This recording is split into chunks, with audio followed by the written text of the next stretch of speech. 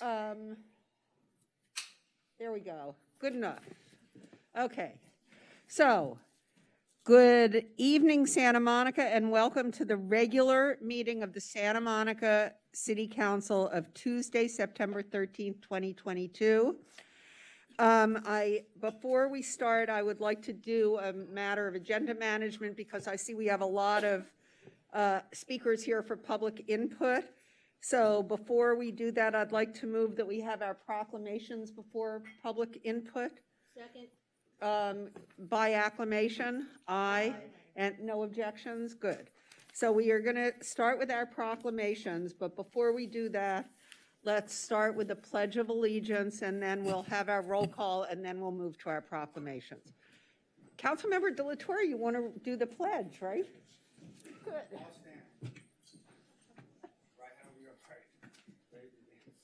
I pledge allegiance to the flag of the United States of America and to the republic for which it stands, one nation, under God, indivisible, with liberty and justice for all. Okay, and let's have the roll call, and then Councilmember Delatorre, you can tell me what you want to tell me. After the roll call, okay? Thank you. Councilmember Parra. Oh. Here. Councilmember Davis. Here. Councilmember Brock. Here. Councilmember De La Torre. Here. Mayor Pro Tem McCowen. Here. And Mayor Himmelrich. Here. And now. So Mayor, the first proclamation Yes, so that we have is 4A. Suicide Prevention Month. I'm sorry, Councilmember Brock, do you have something? I have some, Councilmember Delatorre. in terms of agenda management, just wanted to, Yes. I wanted to ask if we can suspend the rules to include public comment with, and a Housing Commission report with item 7. Can we wait for that, Councilmember? We can wait, Davis? yes, okay.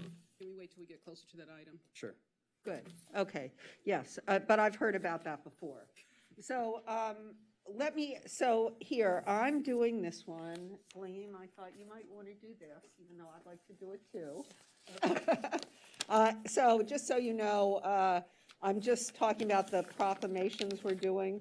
And so I have, as many of you may know, I lost my nephew to suicide in November of 2020. It's been a very hard road for my family. And let me turn that off. And so the first proclamation that we have today is for Suicide Prevention Month. So I will read this proclamation, and the thing that I'm not sure of is who's accepting this proclamation, Denise? Good, why don't you guys, I saw it, but it didn't, there were cover sheets on the envelopes, but they didn't say who, they just said get somebody to do X or Y. So I'm going to read, but you guys should come up and hear this, and maybe I can do it at the mic. But I do appreciate your being here. Thank you so much. So, whereas September is known globally as Suicide Prevention Month, and September 4th through September 10th is known, oh, thank you. That's helpful. It is known nationally as Suicide Prevention Week. The goal is to speak openly about the importance of mental health and the impacts of suicide, to recognize suicide as a preventable public health issue, address the disparity in access to mental health care for the underserved and underrepresented groups, help remove surrounding stigma, and raise the visibility of mental health and suicide prevention resources in our community. And suicidal thoughts can affect anyone regardless of their age, gender, race, orientation, income, or other characteristics. And in the United States, suicide is the 12th leading cause of death, with almost 46,000 deaths by suicide each year. In California, suicide is the 14th leading cause of death overall. And this is important, guys. And the third leading cause of death for people ages 10 to 24 years old. So let me just tell you who's up here with us. So we have Santa Monica High School Student Wellness Group. So if you guys could step forward, this is Jacob Gonzalez, Jasmine Gonzalez, and Julie Lotan. NAMI West, Los Angeles, and I actually, Naomi Sultan is a friend of ours, so she works for NAMI. Aaron Rafferty Ryan and Lauren Reynaldo, please step forward. And American Foundation for Suicide Prevention, Bridget McCarthy and Louisa Roque, I'm sorry. Would any of you like to say anything before we actually, okay, go ahead. Somebody. Speak now. Go ahead. I would like to gratefully accept this proclamation on behalf of the American Foundation for Suicide Prevention and all those that suffer from suicide. As the mayor pointed out, especially young people, I lost my son, Riley Chart, in September 2020, who went to SAMO. That's partly why we've been working with the school. We really need to get as much conversation out there as possible. The more we talk about it, the more we have real conversations, the more lives we will save. So thank you to the city for raising this issue and putting it front and center. Thank you so much. And thank you so much for being here. Does anyone else want to say anything? Then we usually end this by taking a picture with all of us in front and any council members who want to join us. And then we'll give you this proclamation. And I'm sorry there's only one because others may want it, but I can fix that for you later. Just not right now. So here, come on up here. And anybody who wants, especially those who can't be seen. Yeah.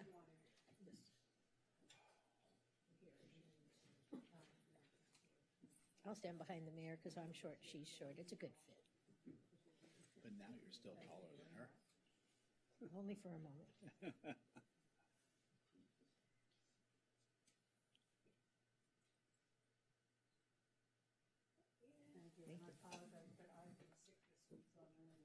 Ma'am?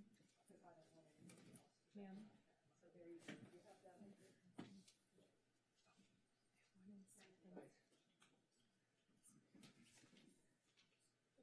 Wait, let me give you the envelope for that, and then we're done, and then Gleam, are you gonna go? Yeah. Hold on, wait, here you go. This is for you.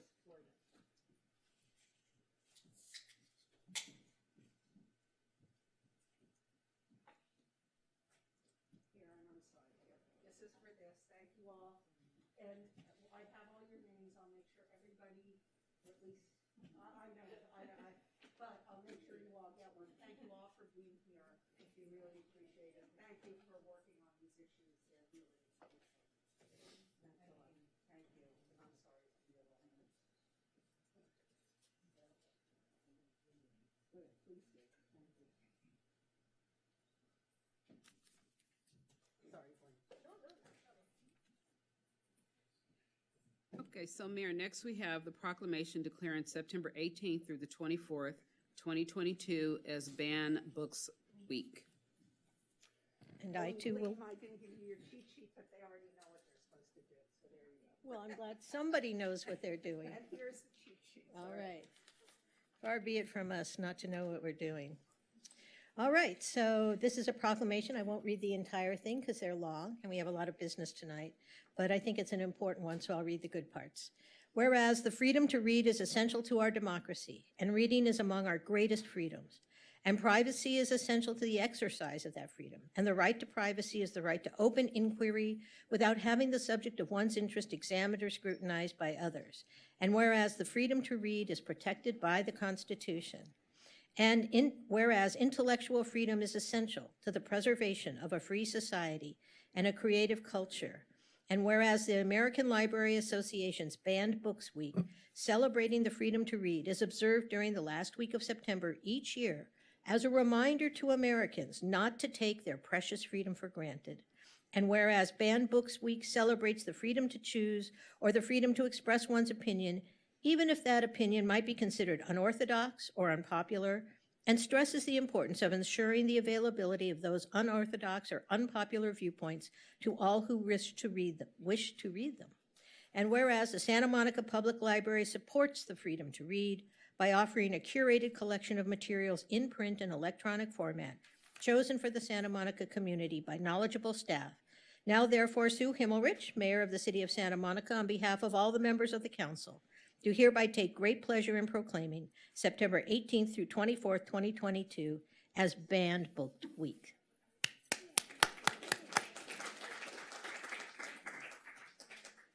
All right, and I think we have some folks here who want to speak on this. Thank you, Council Member. I'm Judith Meister. I'm the chair of the Library Board, and so I accept this on behalf of the Library Board.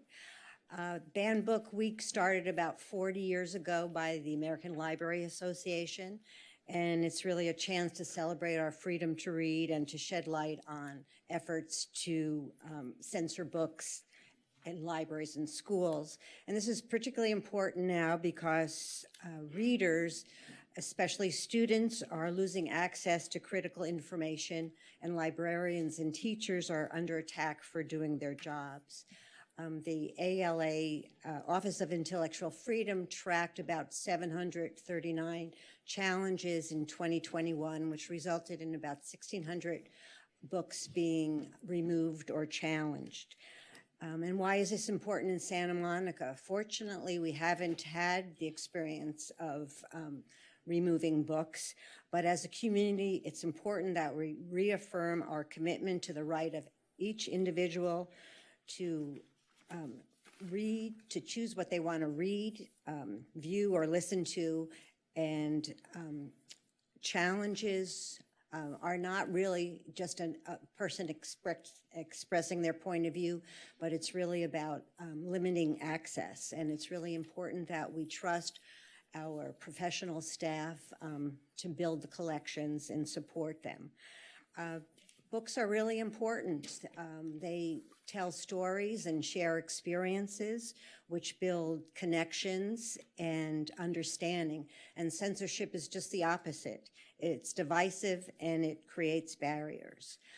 So we are very fortunate in Santa Monica to have a rich collection of materials, and I welcome all of our residents to visit a library next week during Banned Book Week. There are displays and lists of titles which may surprise you about books that you might love that have been banned. And we're also having a program next Wednesday for our youth, our teens. At Pico Branch Library, we'll be showing Perks of Being a Wallflower, which is also a banned book. So I just want to again thank you and welcome everyone and hope to see you at the library. And I just want to take the opportunity for everyone to meet our fabulous librarian, Erica Cayugan.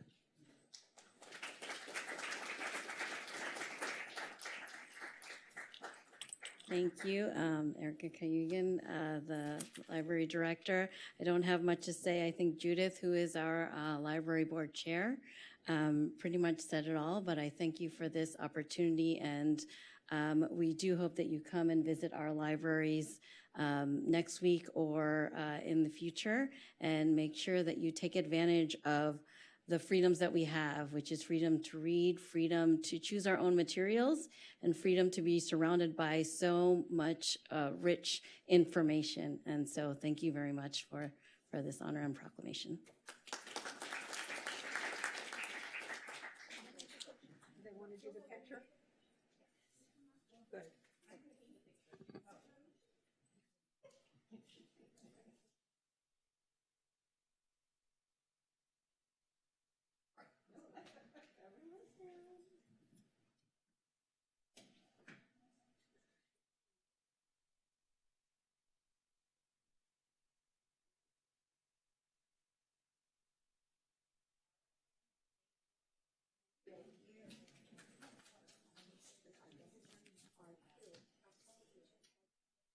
So Mayor, next we have the proclamation declaring September 2022 as Hispanic Heritage Month.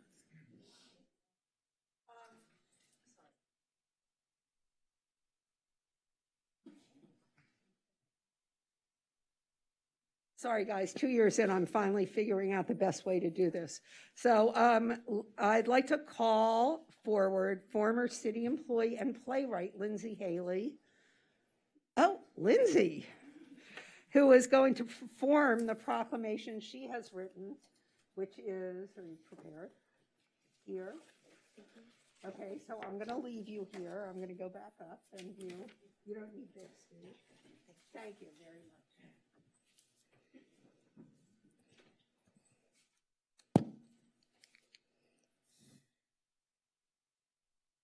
Whereas the city of Santa Monica, inhabited by Mexican people hundreds of years ago on Tongva land, continue to call it home, welcoming Latina, Latino, Latinx persons born in other parts of our country or immigrants from across the Americas as residents and employees, we wish to honor their contributions.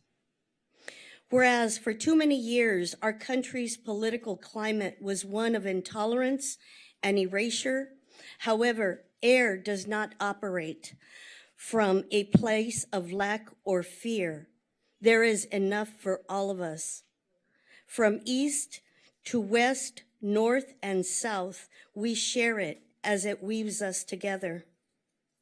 Whereas we walk and work on our continent, America's ancestral land, we stand on the shoulders of our ancestors before us.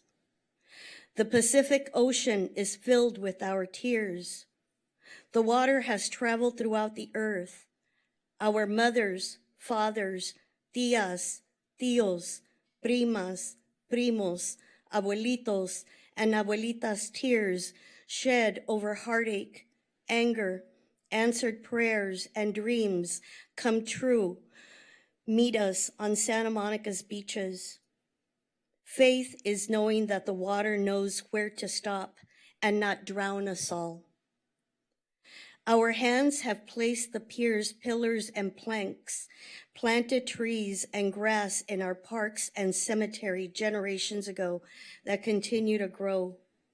Our hands have spread concrete, asphalt, painted traffic lanes to keep us safely in flow, just as in the large water pipes that traverse under us getting water delivered to homes, picked up trash, typed legislation, meeting notes, staff reports, graciously greeted visitors to City Hall, answered calls, and assist in burying our dead. We are also the minds, hearts, and leaders that keep it moving, protecting our streets, serving those in need in our native languages, ensure the healthy development of our youth in various programs, make knowledge available to all through our many libraries, develop arts and cultural programs that serve as a bridge, introduce and pass policies that support our earth and community. Whereas we continue to outlast fear and bigotry as leadership grows, develops, and is within sight, the table is getting bigger. We are the hands that help build this city. And as we reckon with our history, we stand here today to claim our place in Santa Monica's future. Gracias. So don't go anywhere because you all can't see this, but this is a poem that Lindsay wrote that's absolutely beautiful, and I hope that we can put it on our wall. No, I mean it. What an honor. No, it's beautiful. And I really think it's wonderful that you wrote this. Thank you so much. Thank you for asking. And let me finish. Mayor of the City of Santa Monica, on behalf of the members of the City Council, do hereby take pleasure in proclaiming the month of September 2022 as Hispanic Heritage Month. But Lindsay, thank you for this.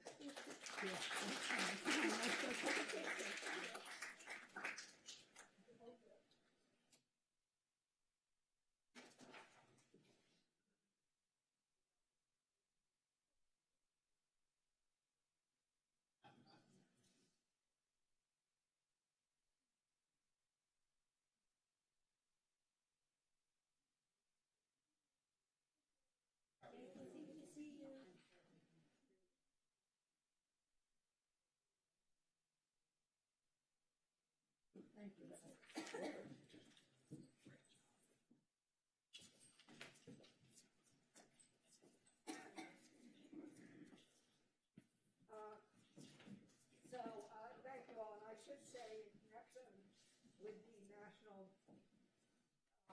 Suicide Prevention, that on October 22nd, 2022, on the promenade at 10 a.m., there will be a march together to fight suicide. So hopefully you will join this group, the American Foundation for Suicide Prevention, on October 22nd, 2022, on the promenade. And that concludes our proclamations. So, You want me to do public input now? I'm sorry, say that again? Are you ready for public input? Yes, we're ready for public input. Okay, so public input, public comment is permitted only on items not on the agenda that is within the subject matter jurisdiction of the city. State law prohibits the city council from taking action on any items not listed on the agenda, including issues raised under this agenda item. And it looks like we have 29 speakers. Thank you. Oh, and I see the list. So I will call 3 names at a time. People will come up and speak. And then after the second person, I'll call the next 3 names, and then you'll line up behind the person who's still there. So our first 3 speakers are Debbie Merrill, Barbara Tenzer, and Kayla Smith. And so please line up over here, and Debbie Merrill, you may take the microphone and speak. And the 3 after that will be Lucian Tudor, Toru Toyokawa, and Luke Kane. But you start, and I'll call the next. Hello. three. You guys wait. Okay, I'm very grateful to be here, and thank you all for accepting us in 1212. I'm here to stand up for 1212. I was a professional figure skater and skater my whole life, and a dancer, and I was hit by a car walking in the street in Santa Monica, and I lost the ability to skate. I used to work for Eber Valenzuela and teach skating for the city. So my rehab was to try to move with a walker.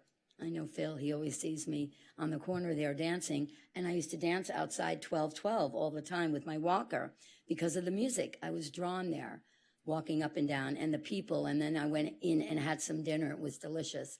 So I kept going week. That's my phone. I'm supposed to be dancing. Sorry about that.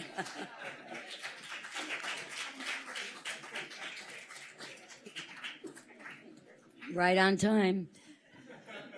Anyway, so I should have asked everybody before you go on, please mute your phones. That was my fault, not yours. I was But just would gonna do it, everybody too, please before I put your came up. phones on vibrate or silent? Thank you. Anyway, so I kept coming back to 1212 with my walker to dance. Eventually, Luciano said to me, he's the head of 1212, wonderful, generous man, said to me, come inside, we have a dance floor now. So I went inside and I said, I really like dancing outside. I like the fresh air, I like the people, I like the music. Music is the constellation of people's lives. It brings us joy, brings us together. Food, music equals life. So I stayed outside and eventually I let go of my walker. And now I'm dancing with just a cane and maybe without a cane, all because of going there and listening to the music. And I'm a senior, I'm physically challenged. So for me, that's a miracle. My doctor, he couldn't believe it. Just going and listening to the music and dancing, I don't need my walker anymore. So thank you all. And Congratulations, thank you for coming out. Okay, now I'm announcing the second bummer of the evening, right? Silence your phones, and we don't allow clapping or other. What we do is this. We call these happy hands, right? Can everybody do this? So instead of clapping, we just do it for noise reasons because we want to avoid disruption. So now, Barbara Tenzer, please. Good evening, council members. I haven't been here for a long time. So I have Tenzer Commercial on the 3rd Street Promenade for 33 years. And I'm assuming that when you hire a fire chief, mayor, and everybody, can you look while we talk? That they're a good fire chief. You had Bill Walker here, you had Wolfgang Nab, and were they a good fire chief while they were here? Can somebody answer me? No, keep talking, please. Well, I'm assuming that you wouldn't hire anybody that's not good. So one of those two people made the decision to have the outdoor dining during the COVID situation. When I met with Chief Alvarez, he's very concerned about it right now. So I'm wondering why he's very concerned about it when the other chiefs actually allowed it to happen. So I think if Lindsay was here, she would be upset because half of these people, or even more than these people, will be losing their jobs. And a lot of them are from the Hispanic community. So I think that we need to take a look at what's going on and extend the ordinance until February of 2023, because it's been going on for 2 years and the fire department has kept us safe all that time. Thank you very much. Thank you, Ms. Tenzer. And now we have Kayla Smith, and I'll call the next three names. I see they're already there, but I'm going to do it anyway because that's the way we do things. Lucian Tudor, Toru Toyokawa, and Luke Kane, please line up behind Ms. Smith. Perfect. I had a video that I wanted to show just in a few seconds. Did you give it to our clerk? Yeah, I just gave it to her. Oh, no, that doesn't. I'm sorry. You would have had to do it. Well, maybe she can show it. Okay. But typically, you're supposed to do submissions the day before. Okay. Thank you. Thank you for making the exception. And I just want to say thank you guys for your time. I'm not sure we have, but. Okay. So I just wanted to thank you guys for your time and consideration to speak on something very important to us, the outdoor dining. Specifically, I wanted to pivot and speak about our petition that we made, specifically showing how much people admire and advocate for the outdoor dining on the 3rd Street Promenade. So I wanted to show a quick clip from it if we do have it available.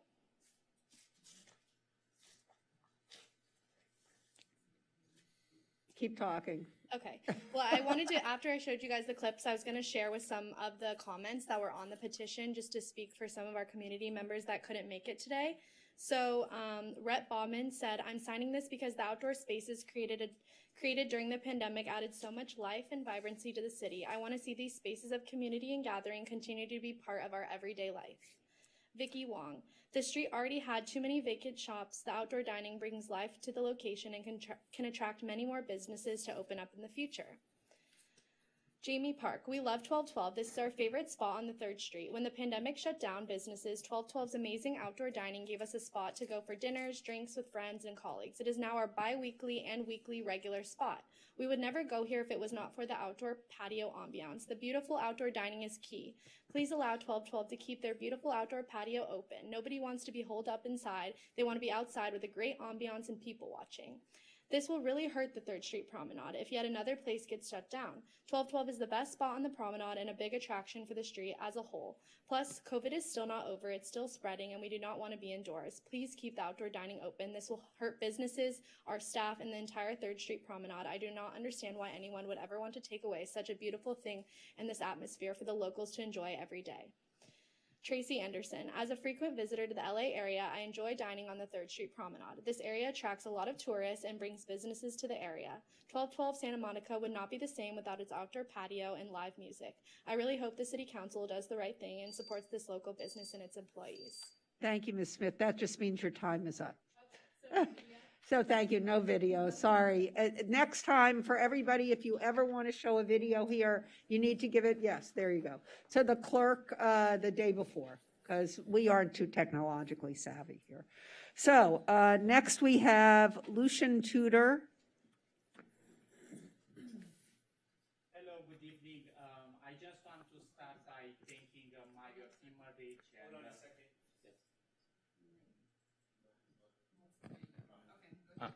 I want to start by thanking all of you for thinking outside of the box in the middle of a pandemic, in the middle of challenging times for all of us. And I want to remind you what good we took from this pandemic. It's the only thing what bring vibrancy, not just for our business and more jobs in this city in challenging time, but also bring a sense of hope and community. I'm an immigrant. I came to this country 5 years ago. Probably a lot of you doesn't really understand what I'm saying right here.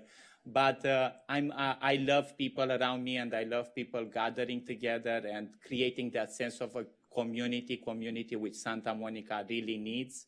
and community which was into our doors in 2019, how they are today in 2020 after a hard pandemic on everyone, mental health and everyone, families and on everything. So thank you very much, and we hope you're gonna sustain the extension of the temporary outdoor permit.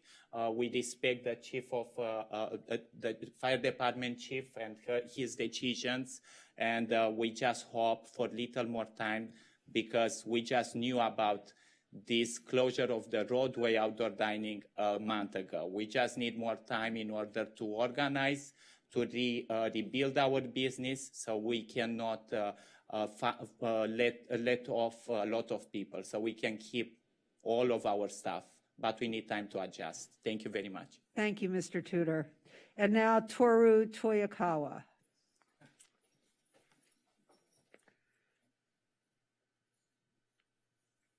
Can I start? Yes. Yeah. Okay, good evening, council members. My name is Toru Toyokawa, CFO at 1212 Santa Monica, and 10 years resident of Santa Monica. My English is as good as Luciano's, so yes. I want to start saying we are the last man standing on the 1200 block. 50% of the promenade is vacant. 3rd Street Promenade is still recovering from COVID-19 shutdowns. Once this outdoor permit is lifted, we will lose 90% of outside dining, and we are not sure if 1212 can survive after losing 90% of the outside dining. Our revenue is expected to go down by 50%, which the sales tax will decrease by 50% as well. And we would be forced to lay off significant numbers of employees. And this could be as high as 60 employees that regularly work in Santa Monica. Still, we are not sure if 1212 can survive even after that. Recession might be around the corner. We may have to shut our doors down eventually without the outside dining. Like Barbara mentioned, if the fire code is the reason to eliminate the outside dining, we propose moving the fountain and the dinosaur to the Palisades Park. Even though without the outside dining, we might still be in violation of the fire code because fire code requires 20 feet clearance on the road. We only have 11 feet on both sides. So we might technically be in violation even if the outside dining to go away. So if the dinosaur to move, then we will have the 20 feet clearance. So it's going to be a win-win situation with the firefighters and also the outside dining. So I want to propose that. And then also we need more time. So please extend it to February of 2023. Thank you very much. And no, there we go. Okay, now, before, Mr. Kane, before you can step up, but let me call the next 3 speakers. That would be Natalie, no last name, Alex Stan, and Julio Smith. I'm not quite sure. I'm guessing it's Julio. So if the 3 of you would line up on the wall, and then we'll keep this thing going. So thank you. Mr. Kane, go for it. First of all, good evening, council. Thank you for having us. I want to thank you as well for creating a temporary solution that really helped us during a hard point during the pandemic. I'll make this short. We're really just asking for 5 months. I'm here for 12/12 tonight, but my family's business is also affected by this change as of October 1st. The implications are unknown for us. We've really been struggling through the pandemic as well. And we really, really need the extension to February in order for us to still be here in the future. So with that being said, I'd love it if you guys extended this TUP. It's really important not only for 12/12, but for many of the other restaurants in the area as well. Thank you so much. Thank you, Mr. Kane. Natalie.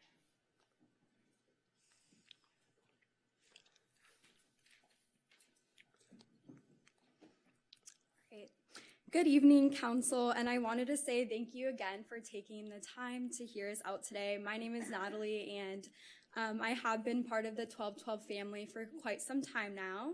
And during my time, I just wanted to let you know that I truly got to know the community and staff on a personal level, and I've learned to understand the important role that this business plays within the Santa Monica community itself. So as a restaurant, we have almost 20,000 customers each month coming in and out. We have over 5,000 reviews across platforms such as Yelp, OpenTable, and Google Business. 1212 Santa Monica continues to hold a 4.5-star rating, and we have customers that come from all over the world, and most of them are recommended to visit our restaurant through word of mouth. So out of all the reviews, there is a commonality that lies. Customers are attracted to our restaurant because of its welcoming energy and energetic atmosphere.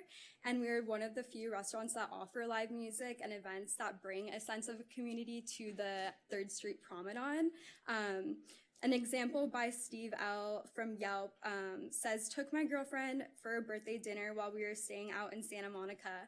Let me tell you, this venue is dripping with ambiance. Outdoor or indoor, the place looks amazing. Heard about this place from Dine LA, and they lived up to the hype. Come here for live music, excellent staff, and food that will leave you breathless. 1212 couldn't have done it without you. We must understand that 1212 Santa Monica outdoor dining plays a vital role on the 3rd Street Promenade. As a city that is a major tourist destination, many guests enjoy being outside in the warm weather while enjoying dining at a restaurant. With the influx of tourists and locals, 1212 creates a lot of valuable revenue for the business and the city itself. We must consider extending the outdoor dining initiative to 2023 or removing the dinosaur fountain before we decide to take away a valuable asset in the community that brings in a lot of revenue. Thank you. Thank you very much. And next we have Alex Stan. Hello, Council. Thank you for this opportunity here. I will share with you a personal story. It's my story. At the beginning of this year, I was a young entrepreneur in Romania.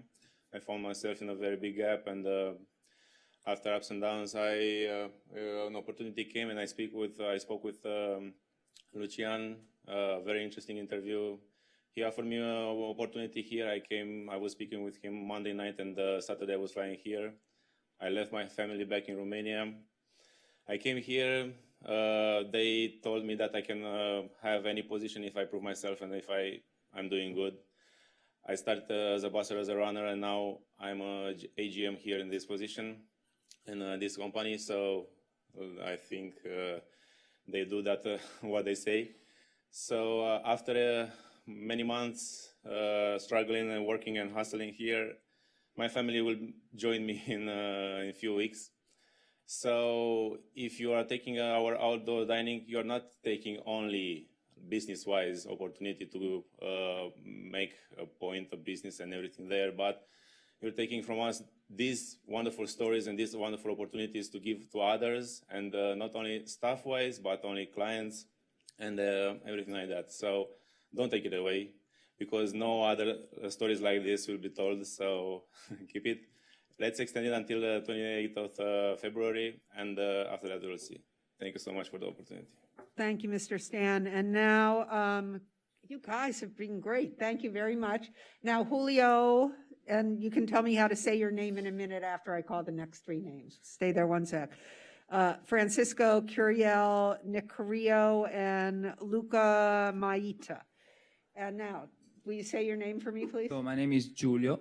Oh, it is Julio. Okay. Yeah. So I was right the first time. Yeah. There you go. You have 2 minutes. Okay. Good evening to everybody of the member of the council. I just wanted to tell my experience. So I work in many restaurants across the world, and this restaurant has stuck out to me in many ways. First, we bring guests from all over Southern California. I touch tables every night, and I speak with people coming from all over the world, and they always saying that they're coming for our outdoor dining experience. Secondly, we bring joy and hope to those that are joining us. We are a restaurant that offer people making minimum wage to 6 figures.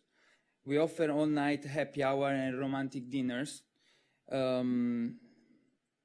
Lastly, we create memories to our guests. So an example is that about a year ago, we had a couple that met on the outdoor dining patio and got married in our private dining room. Overall, we are asking please for an extension to February 28th of the outdoor dining area so we can have more time to think about our decision. Thank you. Thank you for your comments. And now we have Francisco, and thank you all for not clapping.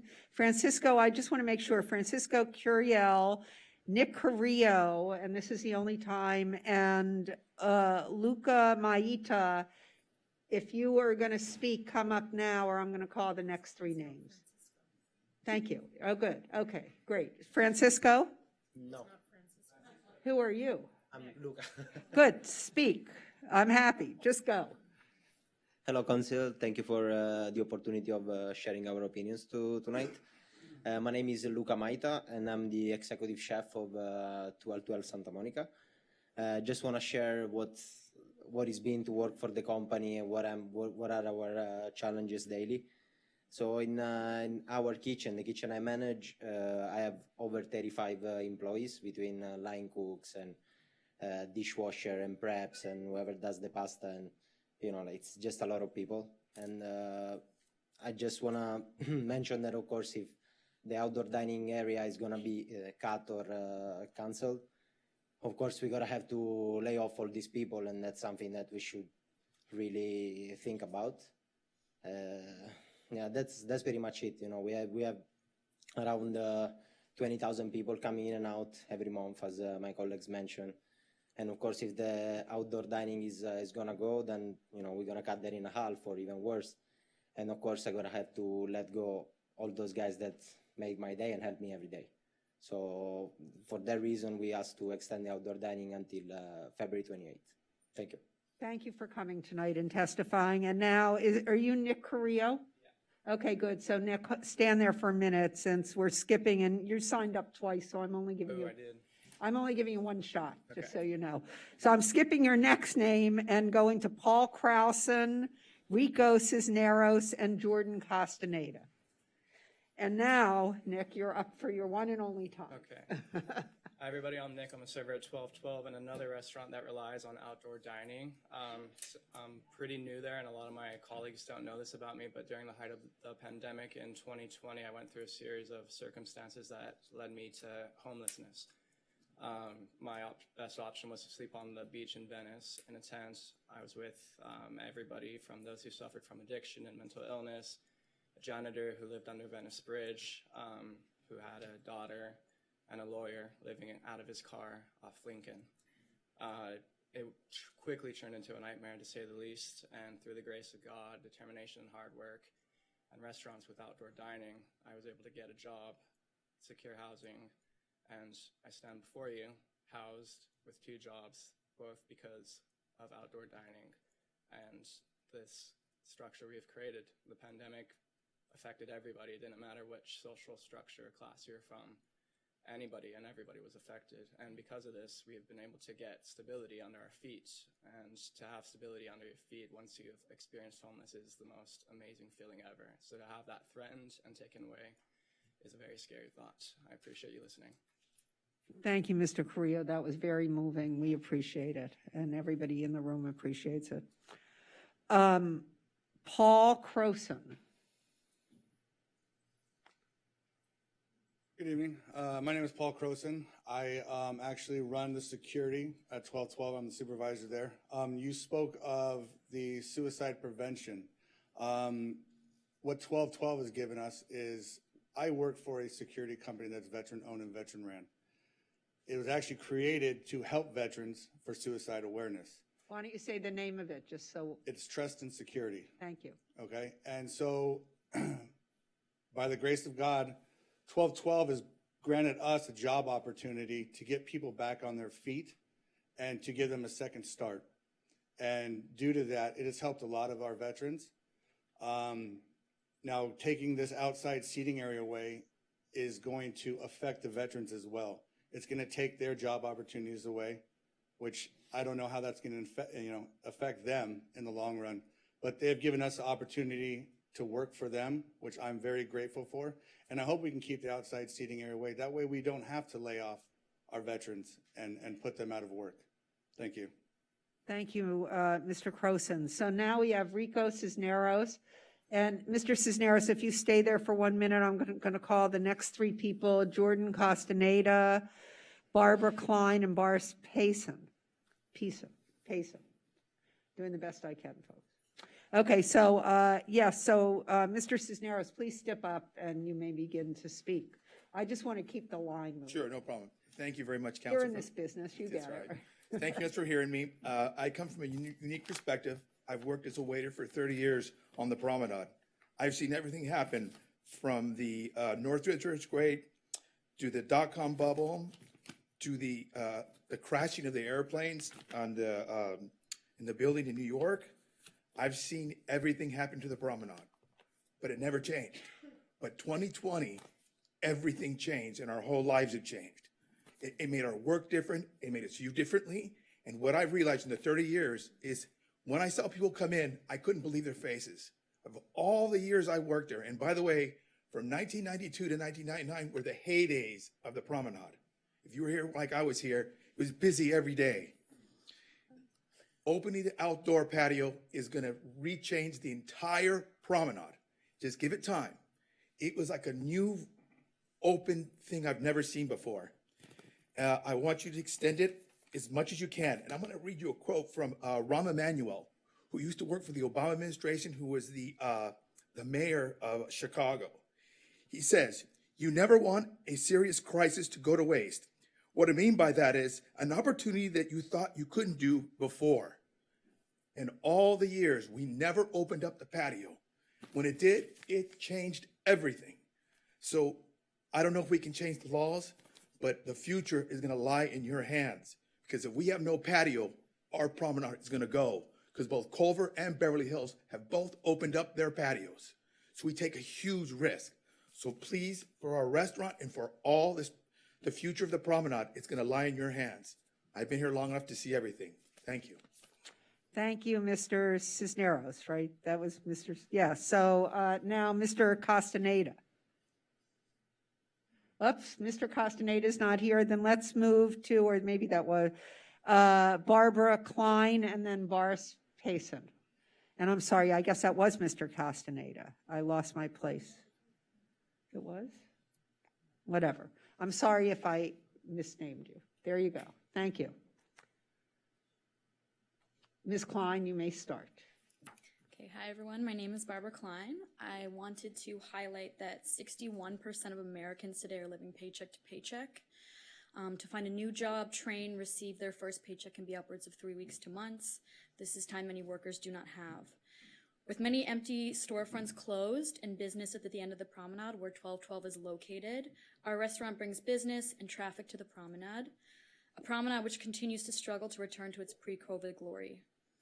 Our closing of our patio would result in the loss of 60 jobs at 1212, including potentially my own, let alone 1,000 other workers who work on promenade patios. This is something very serious that City Council should take and feel compelled to prevent. Thank you. Thank you very much. And now, Mr. Payson, I'm sure I'm massacring your name. You'll tell me what it is in a minute. And then after Mr. Payson, we have Julian Martinez, Jonathan Foster, and Vera, no last name. So now, please. Okay, thank you for listening to us. I just protect 60 people of 3356 Bernard Way. I'm the president of the association. We got lots of problems in that building. We got a Sturt company who take care of us. So they know absolutely nothing, absolutely no repairs, no nothing. 4 years in my bedroom is leaking water from if every rain I got water in my apartment. So we write letter from tenant association to HUT, to Mrs. Chain, no answer. We send letter to Chafa, to Mrs. McDonald's, no answer. We send letter to Mr. Gibson, that first inspector of United States in Culver City. He answered. We talked to him. he say, we send investigation. So we wait for that investigation, but nobody come.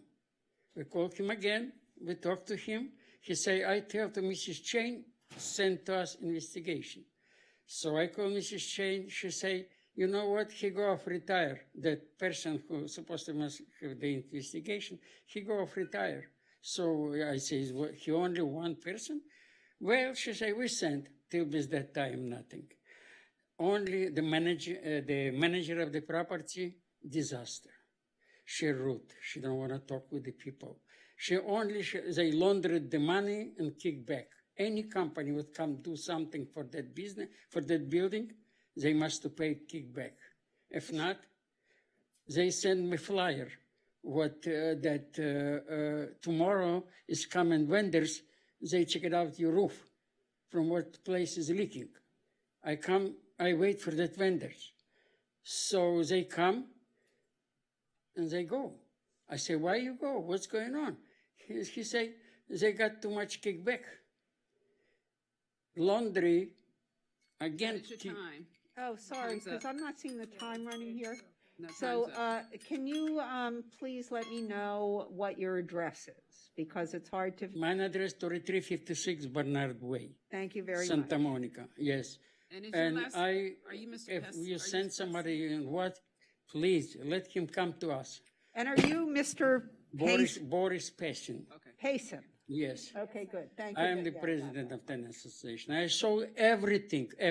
Thank you very much, and now I have your address, so we will follow up. Thank you Yes, for thank you. testifying. Okay, Julian Martinez. How's it going, you guys? City Council, thank you for being so accommodating to all of us that are here right now. I know this is a bigger group than most Tuesdays. First of all, I just want to say thank you for being so accommodating 2 years ago when you granted us outdoor dining when the promenade was basically, shut down. I've been living in Santa Monica for 10 years, and I've been going to the promenade since 2013. And I don't know if you guys have seen the promenade, but I just did. I walked it over here, and it's dead. The Barnes & Noble has been vacant for 3 years. The building across from Cabo has been vacant for 4 years. The building next to us has been vacant for 3 years.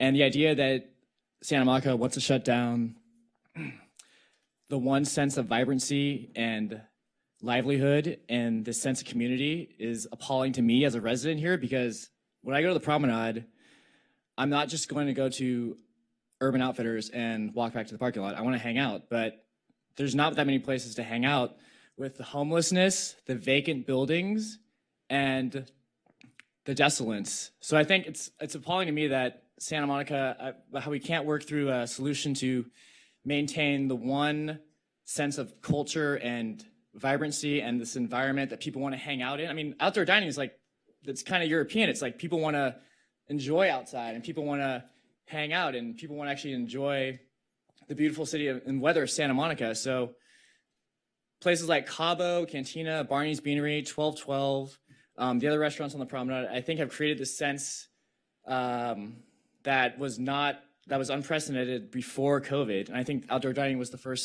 best thing that came out of COVID. So I'm urging you and imploring you to extend outdoor dining until February 28th, at least. Thank you, Mr. Martinez. And now we have Jonathan Foster, and thank you all for not clapping again. You're doing a great job. Hey, hi there, baloney holes, you big baloney holes, baloney government holes, hi. Not enough time, but I'll try to get this in. You remember that word umbrage? It was the umbrage. Then the last time the officer used absconder. Boy, let's talk about my other favorite word, scofflaw. The Santa Monica City Council scofflaw government meeting order switch, which I'm complaining about, is corrupt and scofflaw, where the people speaking in public testimony versus the staff is in two different positions. And we're actually supposed to be able to hear what the staff says and then say something about what the staff said. That's government. And what you're doing is baloney holes government. The other thing I came to talk about was Oscar De La Torre's 13 item from the past meeting when it was in Zoom about the girl that made all the copies and stuff like that, which I thought was pretty irate. I mean, I was so sick. I remember this when I used to live in upstate New York, so I remember when this happened. So it's all, when you brought it up, I was like, oh, that's him? I was like, wow, I was amazed, you know what I mean? So, but there was a report when I did all this there was a report, there was a girl at a copy store on Montana wearing a brown leather coat. And did you know about this? Did the police department tell you about this? I wonder why.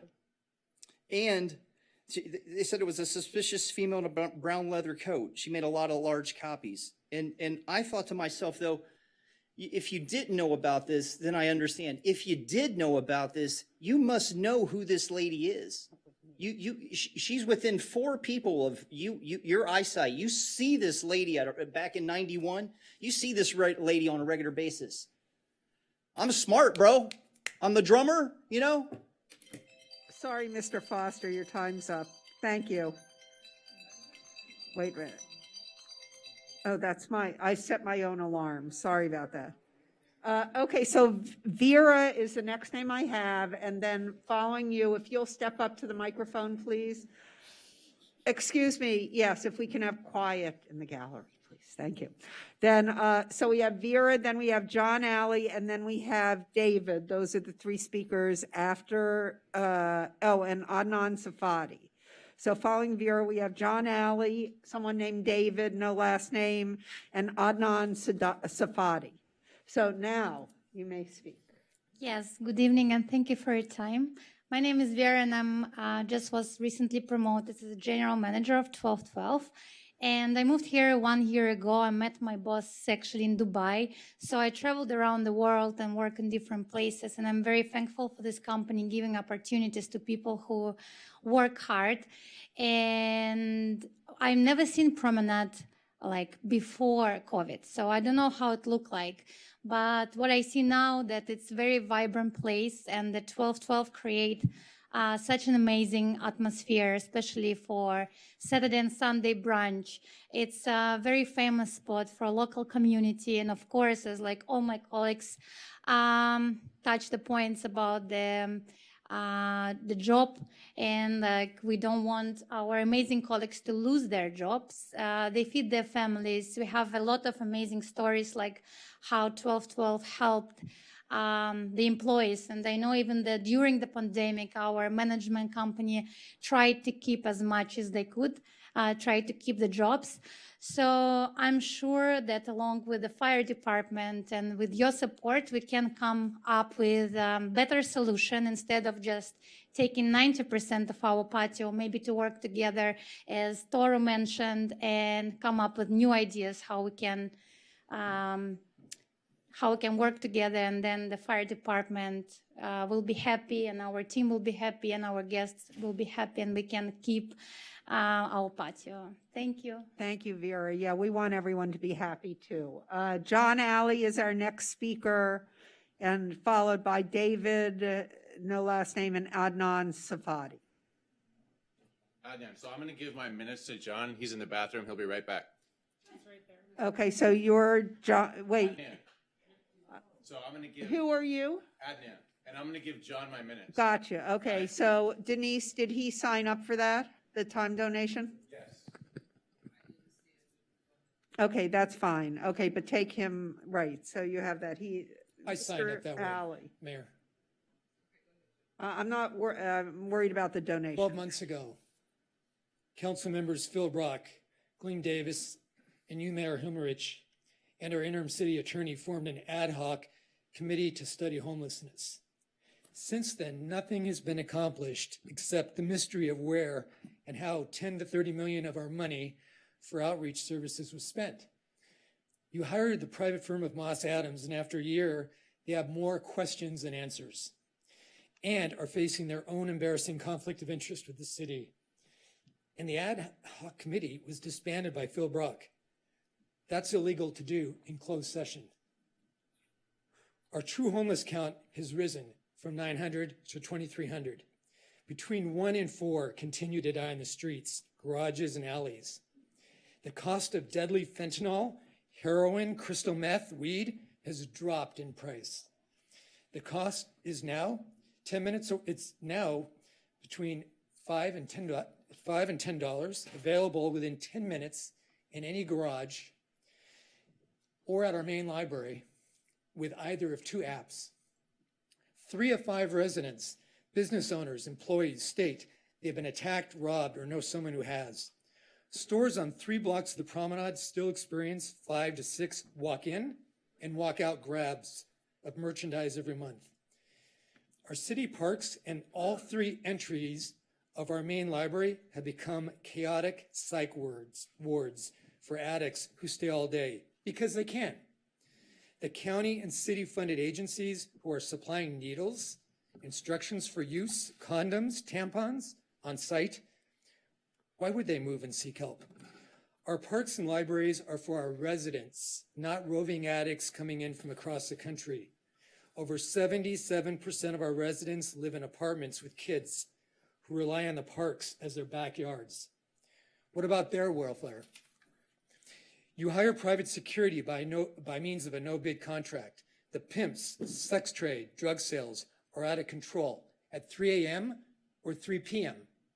You've seen the videos.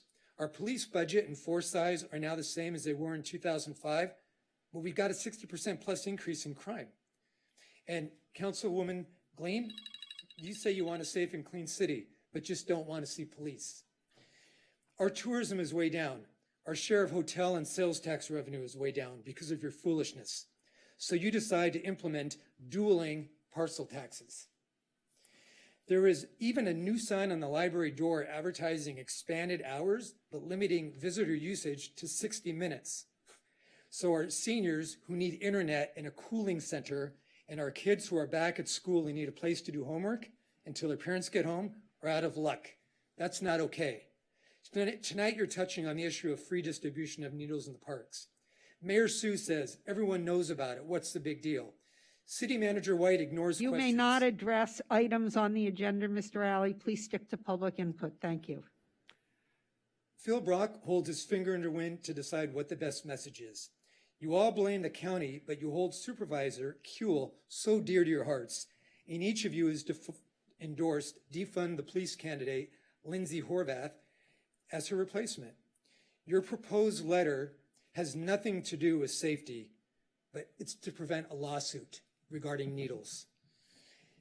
Council, there are more clean needles and used condoms. Mr. Alley, this is a subject on the agenda. You need to address it during our agenda discussion. Please stay away from your false needle argument. Thank you. It's not a false needle item, and I reclaim my time. Yeah, you can reclaim your time and then address that agenda item when we get to that. There are more paraphernalia. Just please. No. You're interrupting me. You need to. You're not supposed to speak to me. Excuse me, Mr. Alley. I am the chair of this meeting, and you may not speak to matters. No, you don't have the floor. I have the floor. You're not supposed to ask questions. I'll turn you off. Would you like to hear what you may speak on? You may only speak on items not on the agenda. Not on the agenda. This is what we're doing now. Let me finish. Well, Don't fine. be so Let's see defensive. how you do, and I'll turn you off if you don't do it. Don't be defensive, Mayor, please. There are more paraphernalia on the floors inside People Concern, Venice Family Clinic, and other city-funded nonprofits than outside, and we've got the photos to prove it. Stay tuned during the coming weeks and months. Whether you're hired for an appointed job or elected, all your jobs and influence are at stake. So before you leave next for closed session, keep in mind that our city is in a civil war for a true culture of our city's rules of law that includes respect and concern for residents, visitors, and constant flow of new sidewalk citizens Mr. Alley, your that time you, is Mayor up. Sue, have invited, not to your home. Mr. Alley, but you are- Mr. Alley, but your you time are- is off. Please but turn you him are off. doorsteps. Thank you. Thank you. Okay, so now we have David. And then we have, thank you. Are you David? Yes. Oh, good. And then following David, we have Christian Ortiz, Carlos Orozco, and Brian Borneman. So please, David, you have 2 minutes. Good evening, Council. Thank you for your time today. My name is Dave Bacoca. I'm one of the managers over at 1212 Santa Monica. I just want to start my speech off by emphasizing the importance of the restaurants and the promenade. The restaurants are the heart of the promenade, and not having the outdoor dining is going to be a detrimental loss of the restaurants that have already been starting economically to come back from the pandemic. Outdoor dining is the only thing that has revived business and even brought more business to the promenade. I've worked in the promenade during the entire pandemic, and having the outdoor dining has allowed us to keep our staff employed and start the process of them recovering from our first restaurant closure. Allowing us to extend the dining for at least until February gives us some more time to come up with some solutions that won't be as detrimental to the employees that are still trying to recoup from the first time that we closed. So thank you for your time today, and let me speak on behalf of the restaurant community, and I hope to see you guys come to our restaurant and dine outside on our patio soon. Thank you. And thank you for your comments. And now we have Christian Ortiz. Are you there? Step on up. You get 2 minutes.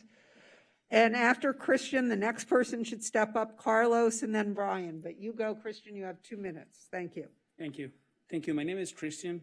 I'm working for 1212. I'm going to share something. I'm here today to support a good cause that only affects me and my family, but all my co-workers here in 1212 Santa Monica. I'm asking the city of Santa Monica to have compassion on all of us in the hospitality industry by taking out outside seating and the restaurant. Will we affect all of us, our colleagues, and every table with the served families we support? Please keep our dining for those customers that feel comfortable eating outdoors. We have all experienced scary moments these past 2 years. Knowing what will happen next, we are grateful to work for a great company and thankful to serve our customers. Please, we're asking for an extension until February 28th. Thank you, Mr. Ortiz. And now Carlos Orozco. Nice job, folks. Hi, my name is Carlos. I work for this company 1212 for 24 years. I never see a promenade like busy like right now. So please stand until February 28th because I want to support my family too, you know, here in Mexico. If you close, how to support? So I'm gonna speak a little bit, but clear. Thank you so much. Thank you, Mr. Orozco. Okay, and now we have Brian Borneman, but before you start speaking, step up though.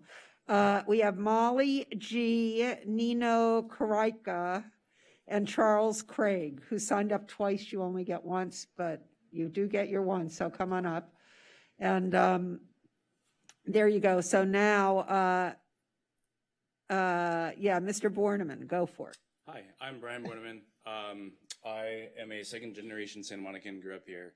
Along with my partner, Lena, we co-own Crudo y Nudo on Main Street.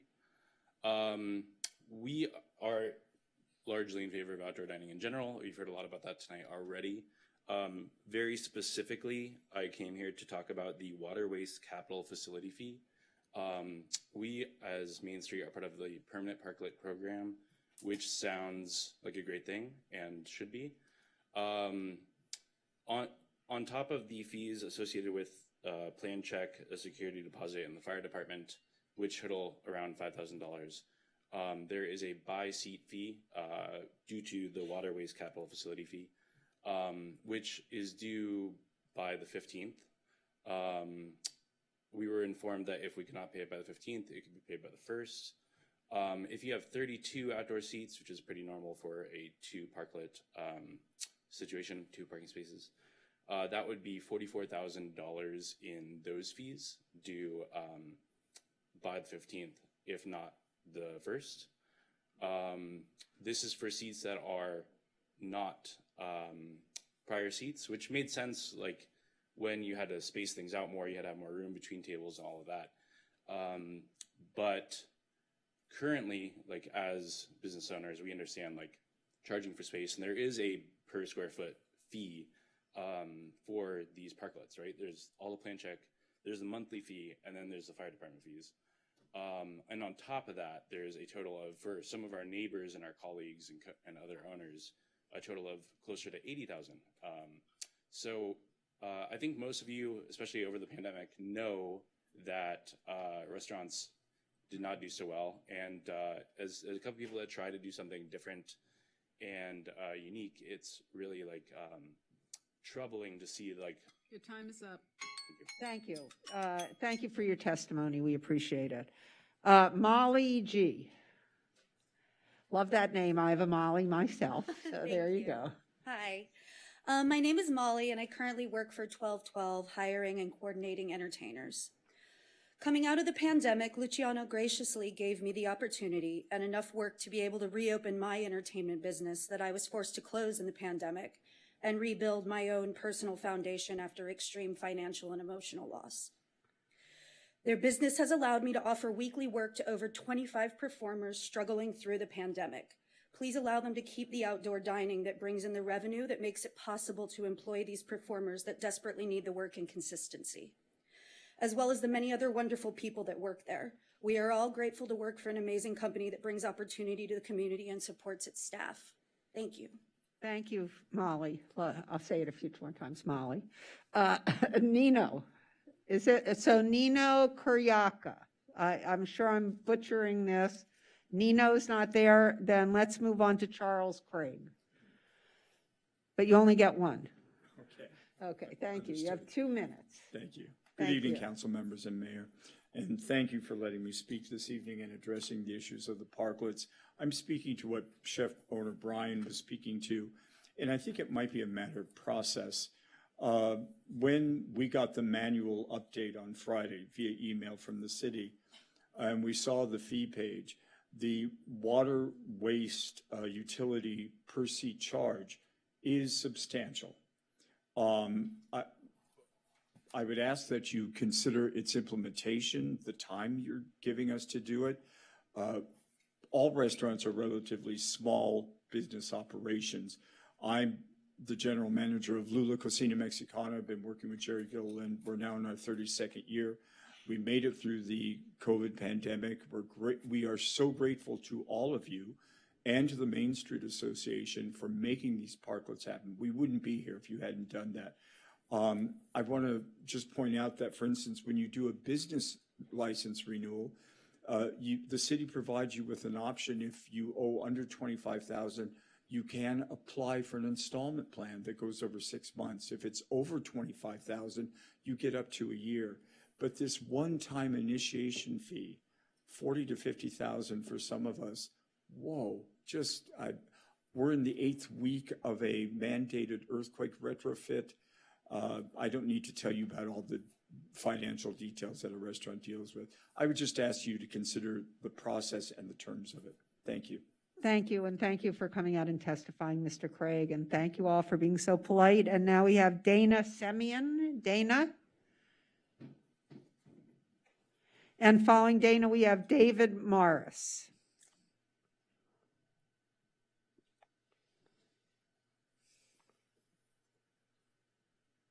Hello, good evening. I am here on behalf of my company, TG3 Entertainment, as well as my husband, Sean Swoops, and we have been holding events at 1212 prior to the pandemic and after the pandemic, and we have enjoyed the outdoor dining tremendously for what we bring. We bring a mature adult group of 35 and over to come and have a good time, eat, listen to music, live music. And back on the 21st of August, my 50th birthday, it was stopped by the fire department because too many people were outside, what they say. But we were enclosed.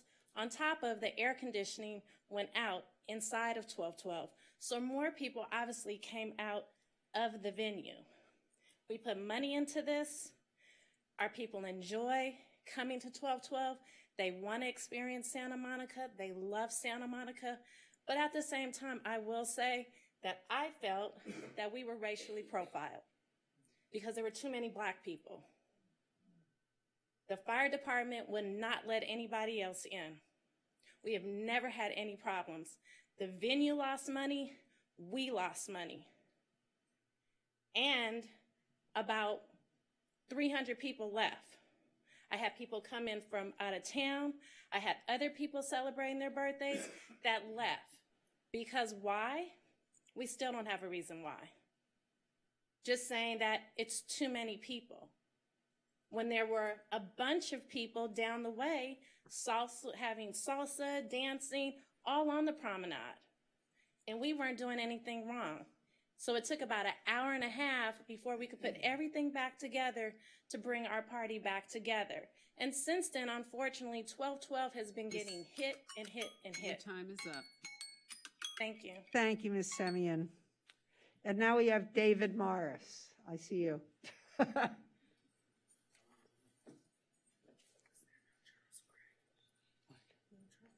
Yeah, he was the guy who agreed with Born. Good evening, council members.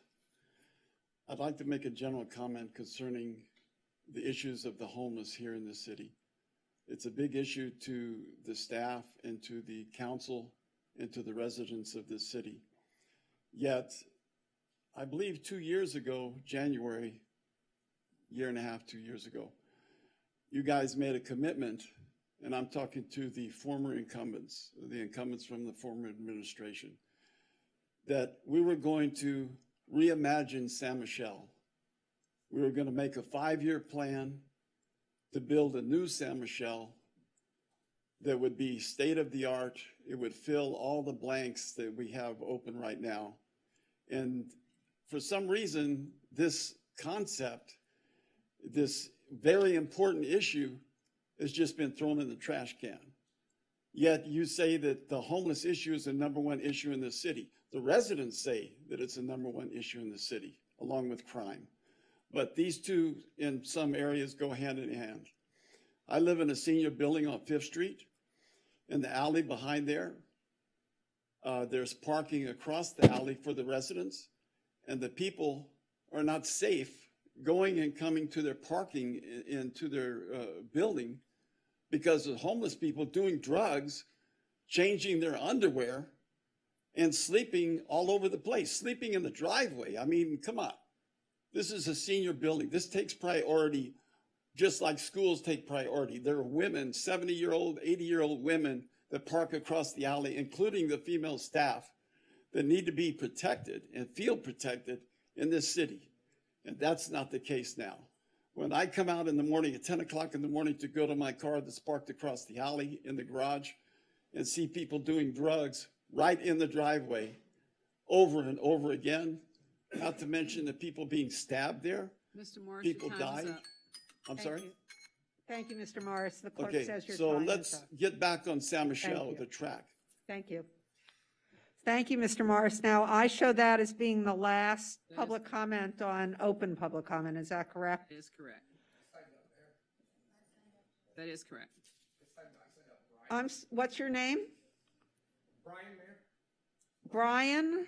What? It should just be Brian. Uh, Maybe under the agenda, I had trouble signing up out there. Is your comment on something on the agenda? No, it's in regards to covenant. Okay. Good. Come speak, please. You have 2 minutes. And Denise, let's remove him from the other thing. Brian, what's your name? Yeah, again, you aren't here, but we'll find you if you want to come up, and you're on this general item and not on any item on the agenda, in other words. Okay, and Andrea, you too? Is that right? Okay, good. Let's go. Thank you, Mayor. Thank Brian, you, council members. right? For me. Yes.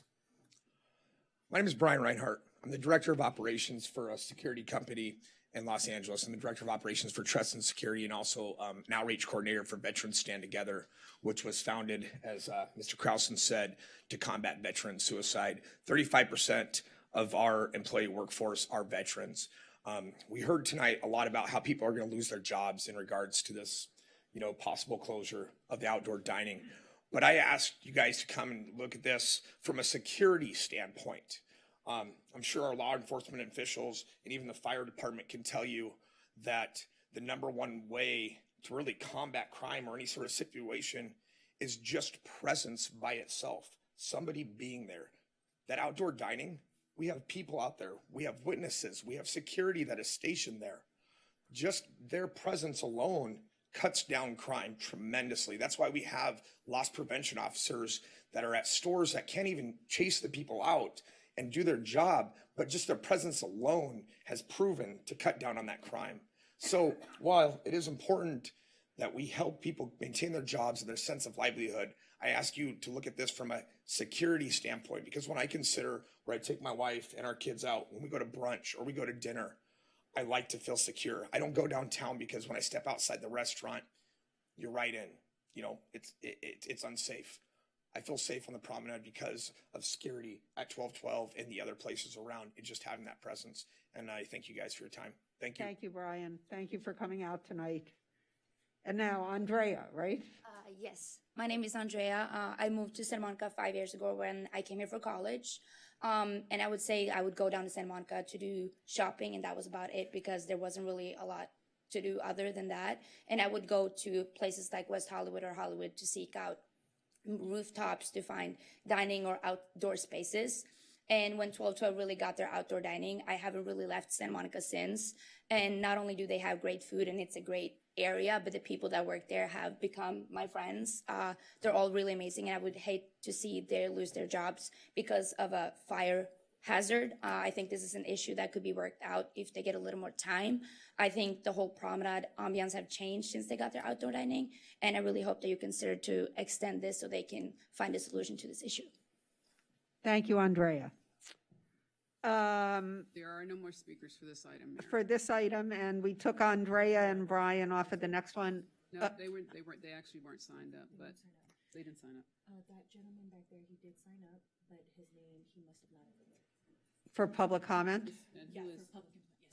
And What's his name? Oh, yeah, he's on the list. Oh, Nino, yes, right. He was on there, actually. Signed up twice. Come on up. Okay, but you only get to speak once for 2 minutes. Come up to the microphone. Thank you, everybody. I just wanted to thank everybody for taking time to listen to some public comments from us. I'm the owner of a very small coffee shop down on the main street, and it's a little more opposite story from others. Wanted to thank for opportunity to build those parklets. It was a rough time for all of us to suffer all these 3 years on different kinds of location. Now we're in a situation when it's time to start paying off, starting from October 1st. And we are a small mom and pop business. It's only me, my wife, and one employee. And we are going through a very difficult time because based on criteria that was put for us, then we have to pay same square footage for us versus other businesses. So that's the reason why I don't feel, we feel pushed a little bit. We need a little more break because now we have a season when tourists are gone, and we're gonna experience a very slow season. And maybe if something is postponed, to start paying later or maybe lower the rent for us, that would be something as an option. Or maybe to check how much is our yearly sales, and based on that, to start charging other businesses whatever we needs to be paid. We are not here to ask for any discounts, but just to make some regulation for people to pay based on their yearly income. Thank you. And also I wanted to support guys from 1212. It's unbelievable. I know what they're going through. You have to understand, I'm also from Europe. This is what's all about Europe. We have a beautiful weather. You have to let them go. This is unacceptable. You as a city, you have to step in, support us, support them. I'm staying behind. We have to open our eyes, keep the jobs, keep society in normal stage. Thank you, sir. You're very welcome. Thank you. Okay, so all of the friendly hands, right? We're done with open agenda items, and now we're moving on to, this was public comment on items not on the agenda. Your item was not on the agenda. Mayor, let me stop you. No, this is for the special agenda item, the city manager's item, and the consent calendar. No, but what I'm saying is that testimony was to matters not on the agenda. So if you all aren't interested in the city manager's report or special agenda, I'm sorry, consent items, you may go. And we have 3 speakers On for these items. special items, is that Denise Barton? Yeah, Brian, Thank you all. Let's give him a minute. That was Brian Borneman. He was in the wrong spot.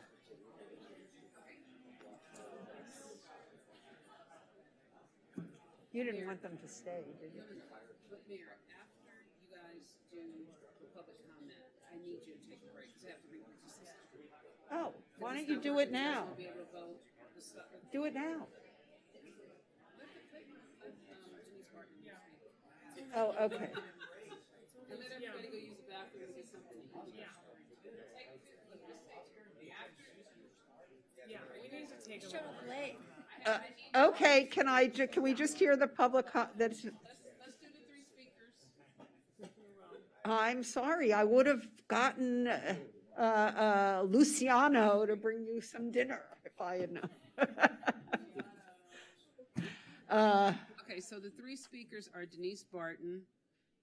It was Brian Borneman, but I don't see. No, he was speaking on the open item, and And Ann Thonawala. Okay, good. So Denise Barton, you're first, and then Ann Thonawala. And then we'll take a short break. Okay, Ann, do you want to come on up?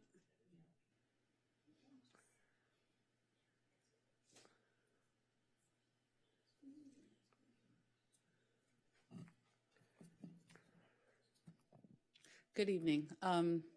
So we don't know what's in your report, City Manager David White, but I do appreciate your communications with me over the past couple of weeks regarding the EUA that's still in play with the city and the fact that the city has a double standard here based on the information that I shared with City Manager yesterday. There's a certain standard for people who work in the city or may be working in the city attorney's office versus the rest of the people who apply for jobs in the city through the Human Resources Department. I don't believe that that's quite legal to have a separate standard of requirements, not based on job skills, but on EUAs. And I understand from the city manager that you're no longer testing people who received waivers for the EUA. So I don't have an answer. The public is dying to know what the purpose is, if not for any other reason than to determine whether or not someone is willing to or not willing to disclose their medical status. It's just that simple. So it's a policy issue,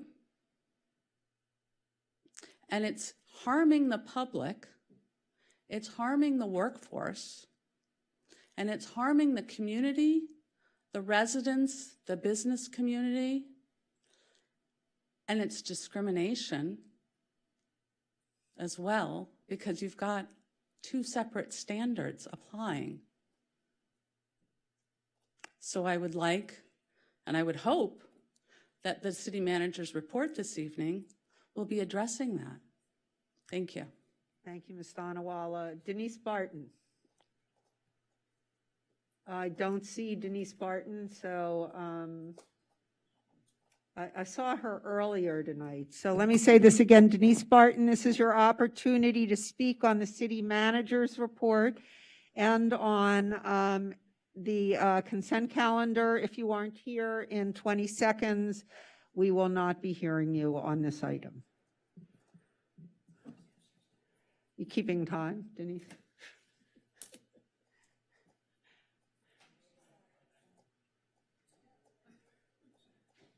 Okay, so that time is forfeited, and now we will take a short break. But before we do, Councilmember De La Torre, do you want to do an agenda item? Yes, I'd like to, Yes. yeah, Well, engage it's in not a really. bit of agenda management.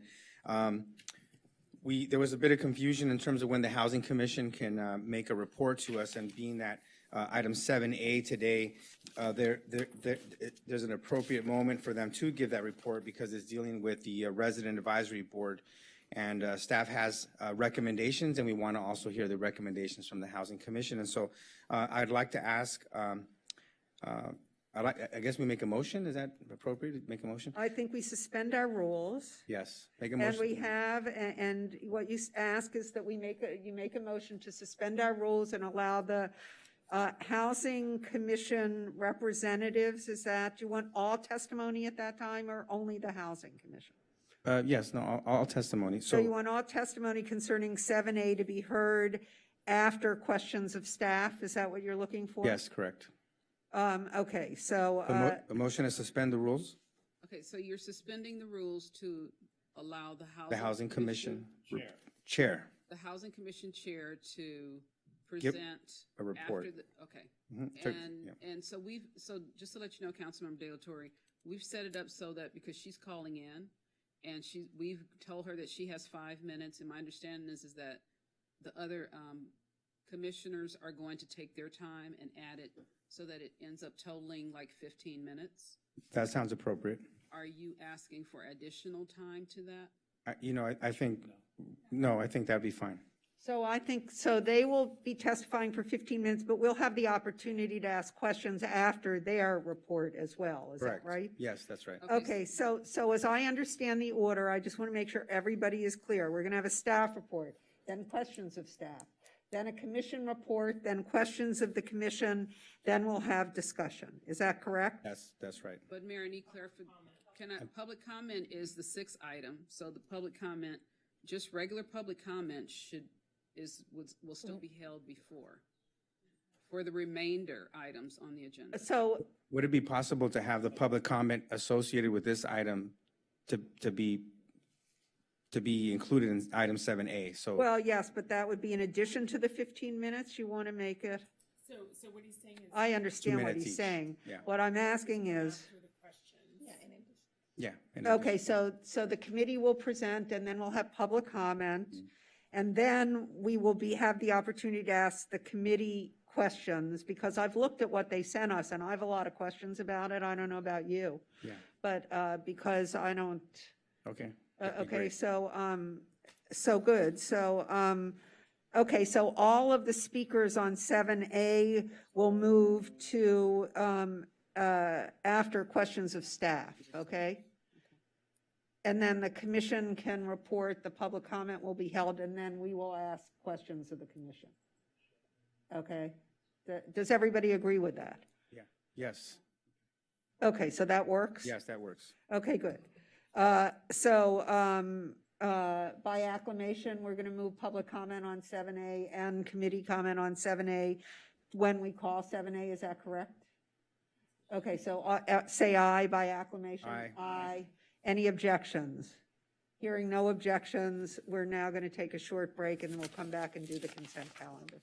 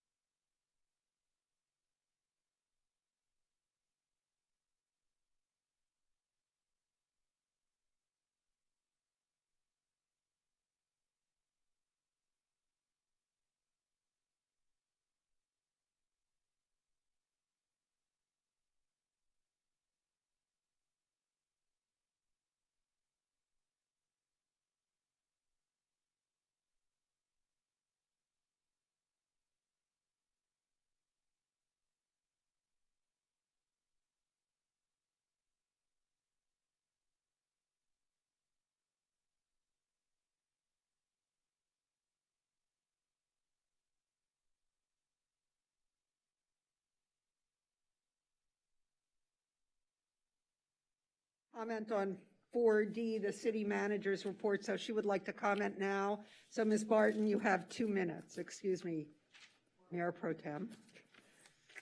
And Ms. Barton, before you, oh, I was going to say, do you want me to put the pictures up now? Please. Good evening. Everyone can see from the pictures on the screen that nothing has changed at the NRDC building to shield the light or bring the raising of the building into compliance with municipal code.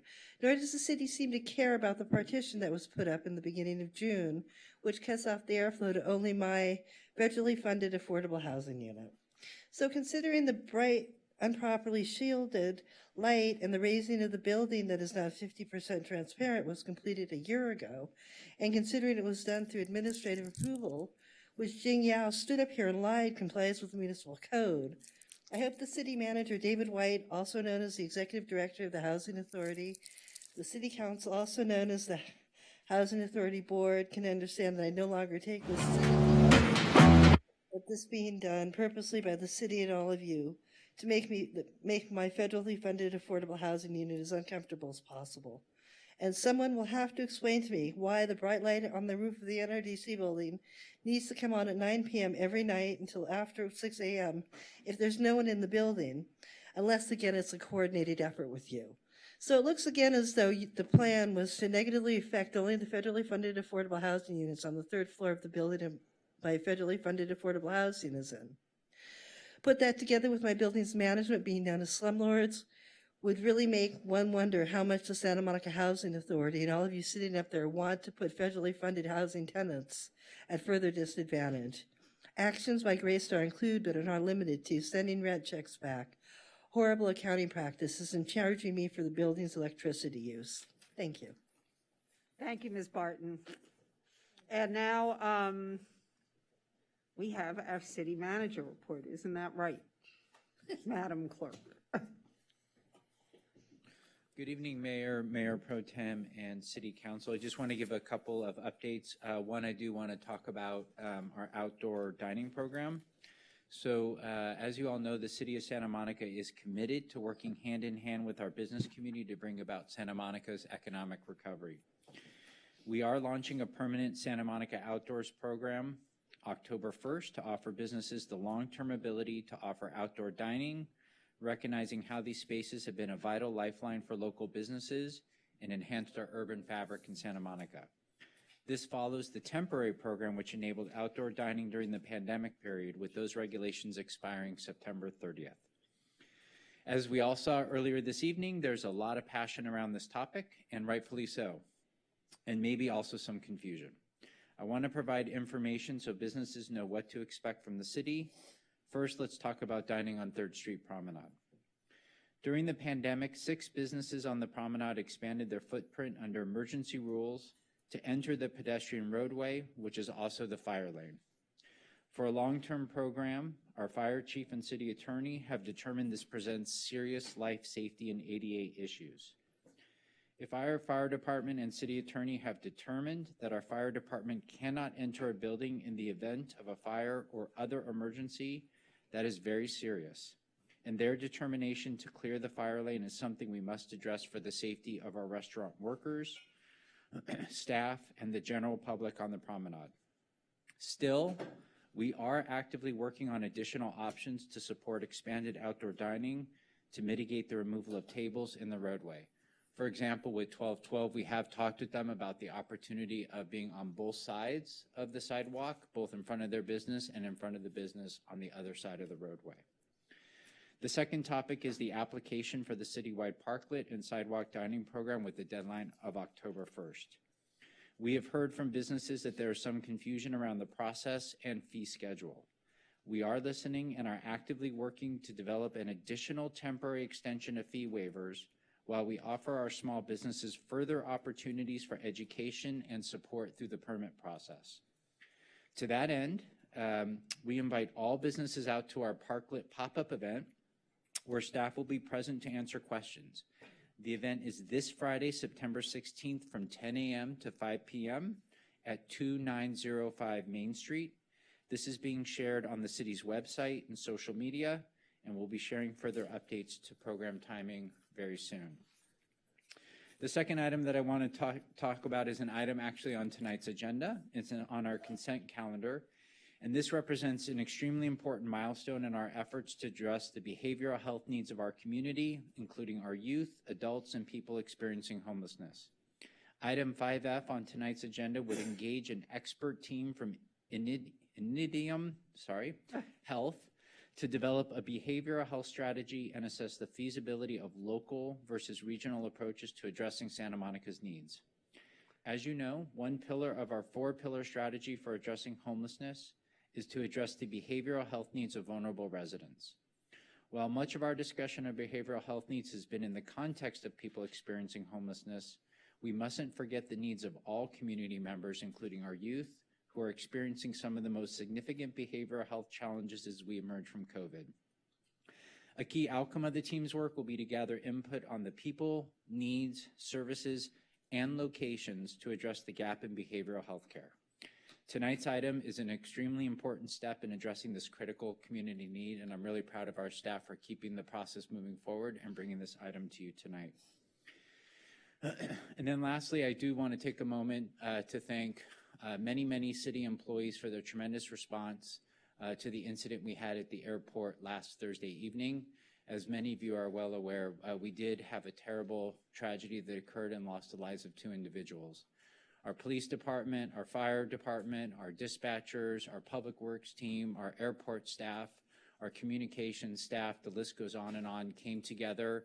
They responded in a strong and united fashion, and were able to keep the neighborhood safe, the community safe, and address the needs of those in need. So I want to thank all of our employees for their tremendous work in handling that incident. And that's my report this evening. Do I turn it over to you, Mayor? Take a minute to applaud the folks who did respond to the airport. Thank you very much. Could we have a moment of silence for the 2 people who lost their lives? Sure.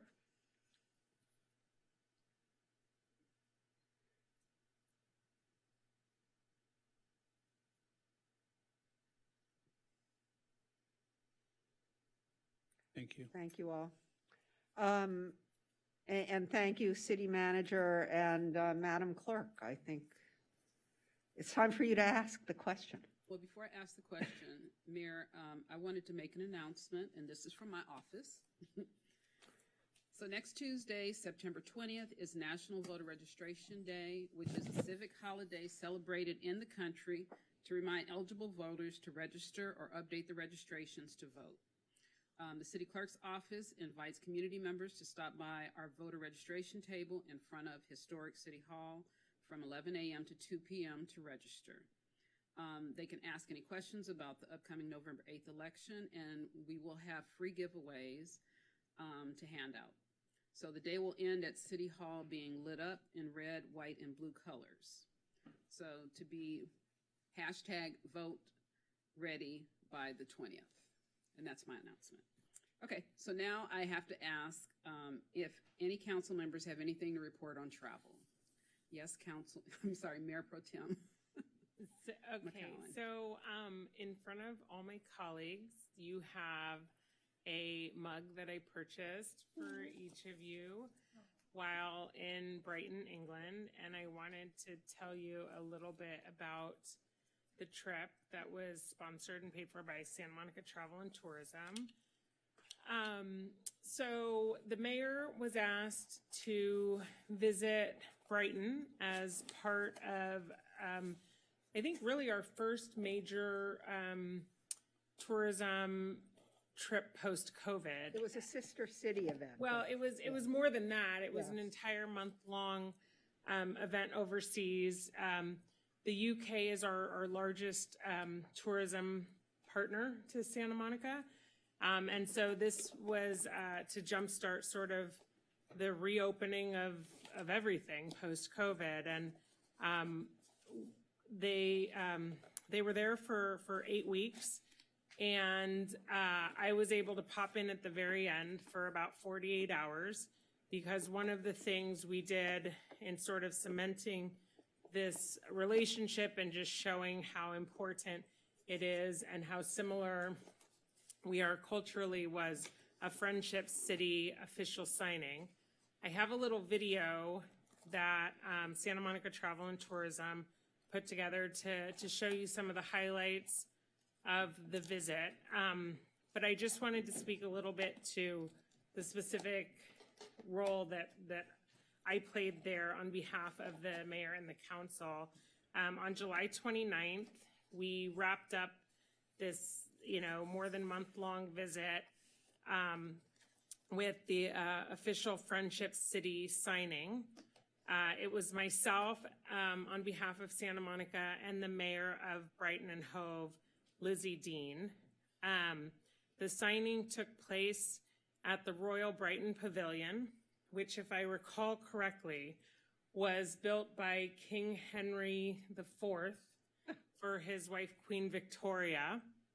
And it was interesting, very interesting, the architecture and design. It's worth seeing and Googling if you have never been before. It was fascinating, actually.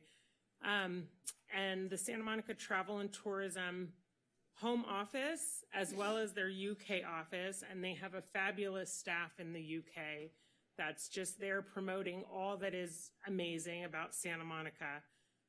The Santa Monica Sister City Association was there, represented by Jeff Jarrow, a longtime Santa Monica resident and friend of everyone up here on council. The Santa Monica Pier Corporation was there, represented by their executive director, Jim Harris, and I was there. I did an interview with BBC Sussex. We did the city signing. We toured the pavilion. Ruben created an amazing temporary mural installation on their pier. There were different networking events. We admired all of Brighton from their I-360, and we had a dinner that was arranged not actually arranged, but the menu was designed by Govan Armstrong and Josiah Citron in partnership with the chef, the executive chef at the Set Restaurant in Brighton. And we had that dinner with Mayor Lizzie Dean and her consort, which is AKA husband, person, partner, life partner person. And you'll see in this little video, Lizzie could be Sue's twin, but also the amazing awesomeness that they wear around town casually when they go to their events. It was really a great 46 hours on the ground, whatever it was, before turning around and coming home. I was honored to represent the city there, and I don't want to speak for Santa Monica Travel and Tourism, but I know everyone's really excited about what can come of this friendship relationship with Brighton in particular, because when you go there, and you'll see in the video, it feels so much like Santa Monica. And I was happy to bring Santa Monica weather to Brighton. There was no rain, there weren't clouds, and for 48 hours, it was really great. So Denise, if you want to play the video from...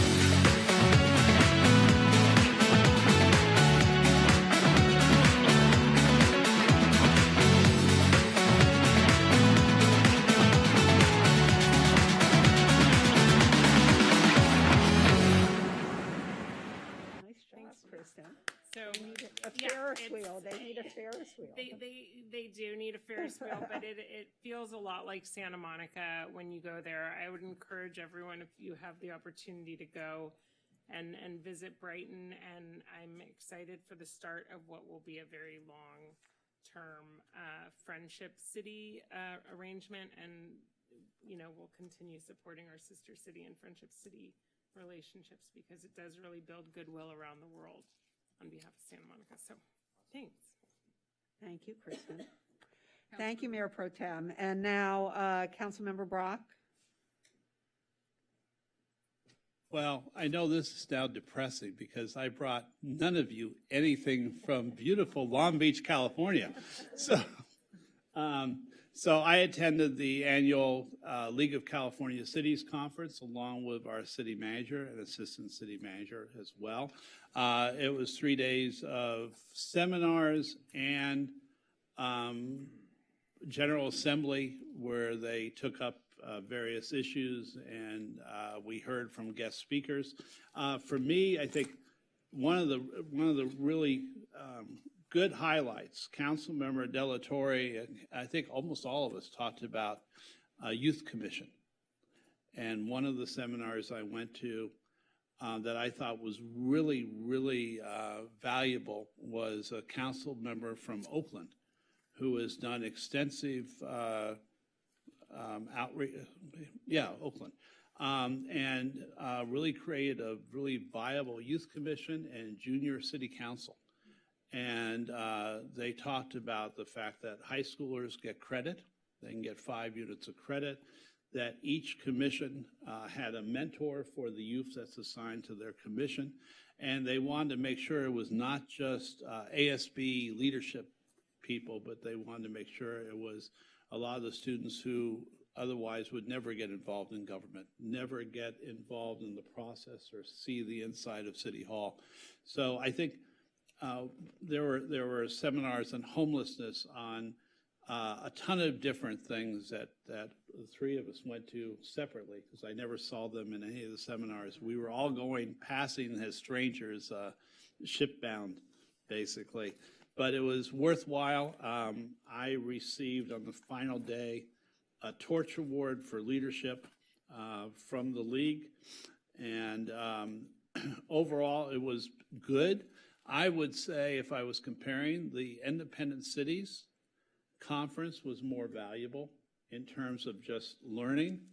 But in terms of communing and talking to other council members and mayors from other cities throughout California, I think that was really the value part for me. So unfortunately, I have no gifts. Sorry about that. But I appreciate the opportunity to be able to go. Thank you very much. Thank you, Councilmember Brock. Any other travel here? I'm not sure Long Beach counts, Phil, sorry. But we'll take it this time. Okay, so seeing no more travel, Madam Clerk, shall we continue? Yes, so we have the consent calendar. All items will be considered and approved in one motion unless removed by a council member for discussion. And there were no public speakers on this. So I am pulling 5E. Is anyone pulling anything else? I want to pull 5A.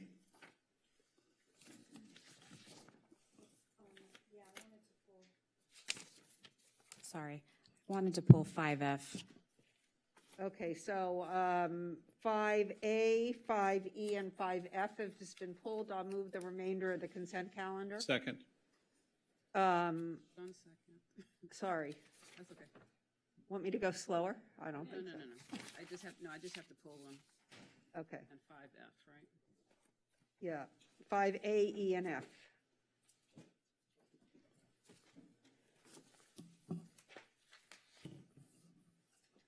Okay, so it was motion by you, Mayor?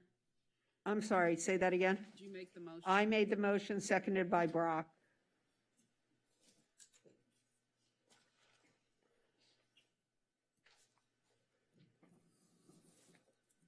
Okay. And we're queued up, guys. Let's have a roll call vote, please. Councilmember De La Torre? Yes. Councilmember Brock? Yes. Mayor Pro Tem McCowen? Yes. Councilmember Negrete? Yes. Councilmember Davis? Yes. Councilmember Para? Yes. And Mayor Himmerich? Yes, so that passes 7-0. And let's start with 5A. Would you like to call that, please? 5A is award Network Operations Center and Application Monitoring Contract. And do you want a staff report? And that was pulled by Councilmember Brock. No, I don't need a staff report. I really just, I read this, I will vote for it, but I wanted to reiterate something that it sparked my memory of something that I said in this chamber over a year ago, that we should be working on citywide internet for our residents, whether as a separate utility or with the amount of low-cost internet aid from the federal government right now. We should be looking at that. I was at the Yosemite conference in March, and a city up north toward Sacramento had just worked on many trenches where they had been able to install internet for their entire city. Every resident was able to get internet if they wanted to at a low cost. And while this covers payment for our large users and our fiber network in many cases, what I'm concerned with is still making sure that our everyday resident have a chance to lower their internet bills and get great internet from our city. I believe that should be a municipal utility, and I believe we should be working fervently toward that goal in our city. And I'll move to approve. I'll second. Can we have a roll call vote, please?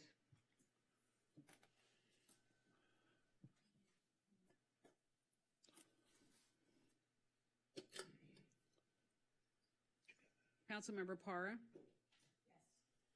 Councilmember Davis? Yes. Councilmember Negrete? Yes. Mayor Pro Tem McCowen? Yes. Councilmember Brock? Yes. Councilmember De La Torre? Yes. And Mayor Himmerich? Yes, so that passes 7-0. Everyone push your buttons. I forgot mine. There we go. Good. So that passes 7-0. And now we have 5E. 5E is approval of amended 2021 through 2022 annual CDBG and Home Action Plan incorporating proposed home investments partnership, American Rescue Home Plan, allocation plan. And Mary, you pulled this item. Yes, and I did pull this item because when I read the staff report and then I read the notices and I actually looked back at the annual plan, and I saw that various groups weighed in on it, but our housing commission did not. Is that correct? That's correct, Mayor. Why is that? So as we developed the home ARP allocation plan, the allocation plan is subject to a unique process and a unique set of regulatory requirements put forth by HUD in September 2021. It requires a heavy amount of consultation with our local continuum of care and a single local public hearing. Given the feedback we heard from our continuum of care on use of funds, staff recommended use of funds for supportive services, specifically homeless prevention services. Yes. And given the nature of those services, we elected to take that public hearing to the Social Services Commission and hold the hearing there, as those services have typically been their purview. But there was also the annual plan in, because this is part, isn't this just an amplification of the annual plan that we did back in April and May? Yeah, so that's a bit of a technicality. The home ARP allocation plan really is a standalone HUD document subject to standalone requirements.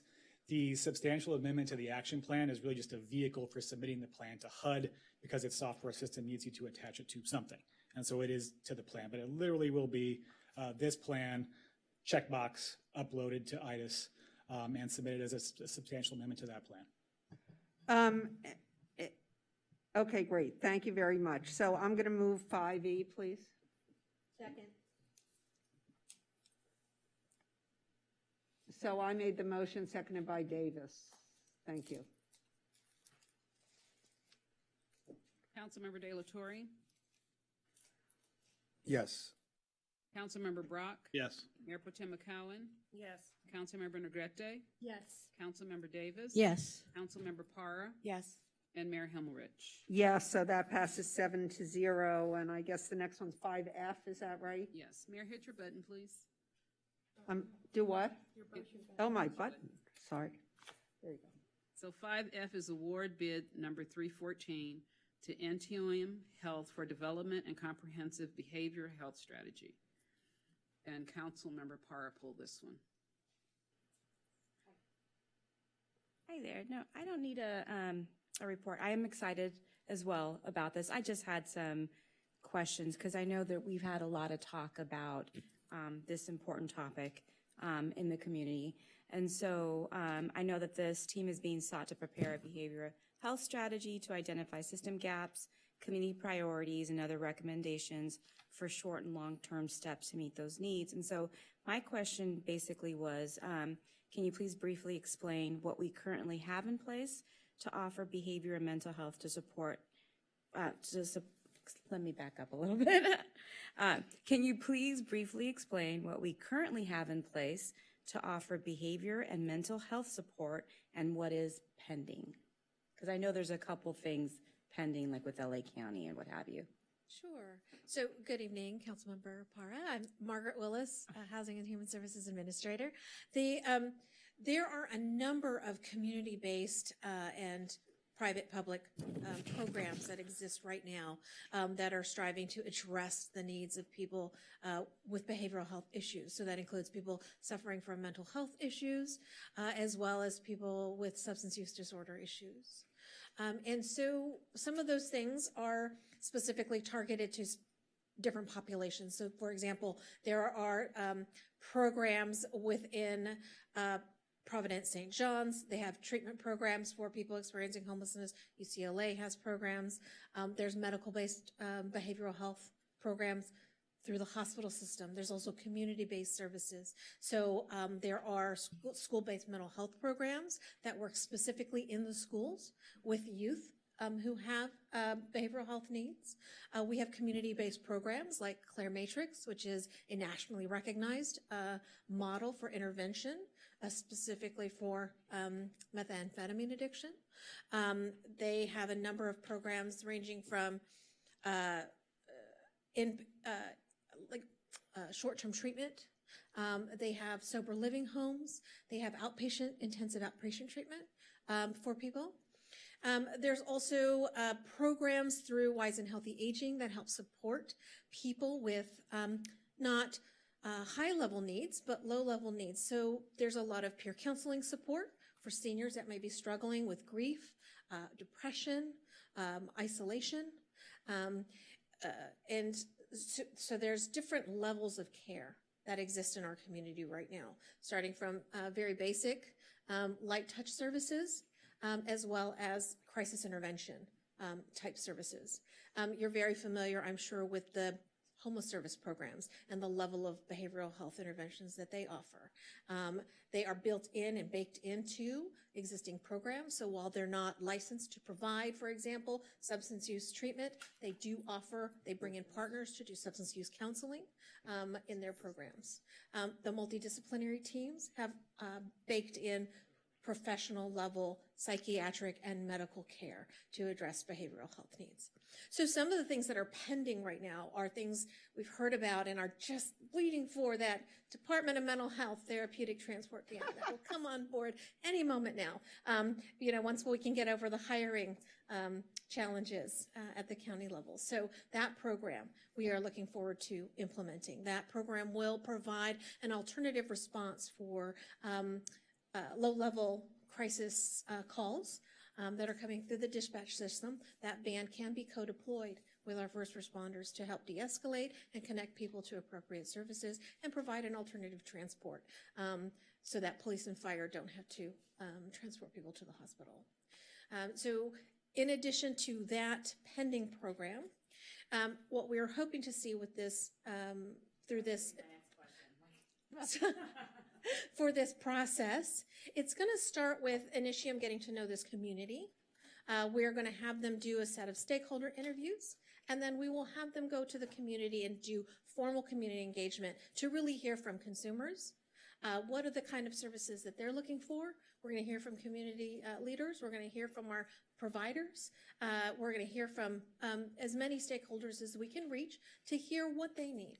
and then start to build out a strategy that will help articulate those needs and start to prioritize them. And then Initium is going to develop a strategy that will help us be the roadmap. Because addressing behavioral health is not a one-time thing. It's not a laundry list that we're just going to check through. It's going to be a long road. And so that will be our map. Part of that long road is going to be the desire we have heard loud and clear for some sort of 24/7 behavioral health center, someplace where people in the community can go at any time to address their needs. And so part of that Initium process is going to be to outline, based on community feedback, what kind of center should it be? Who should it serve? How should it operate? What services should be there? And then they're going to help us look at available sites in the city and tell us which of those sites could house different levels of care. So we may come back from Initium with a super campus, or we may come back with a discrete building on a site to start with. Those are all the things that we are going to explore together with this Initium team. Thank you. Appreciate that.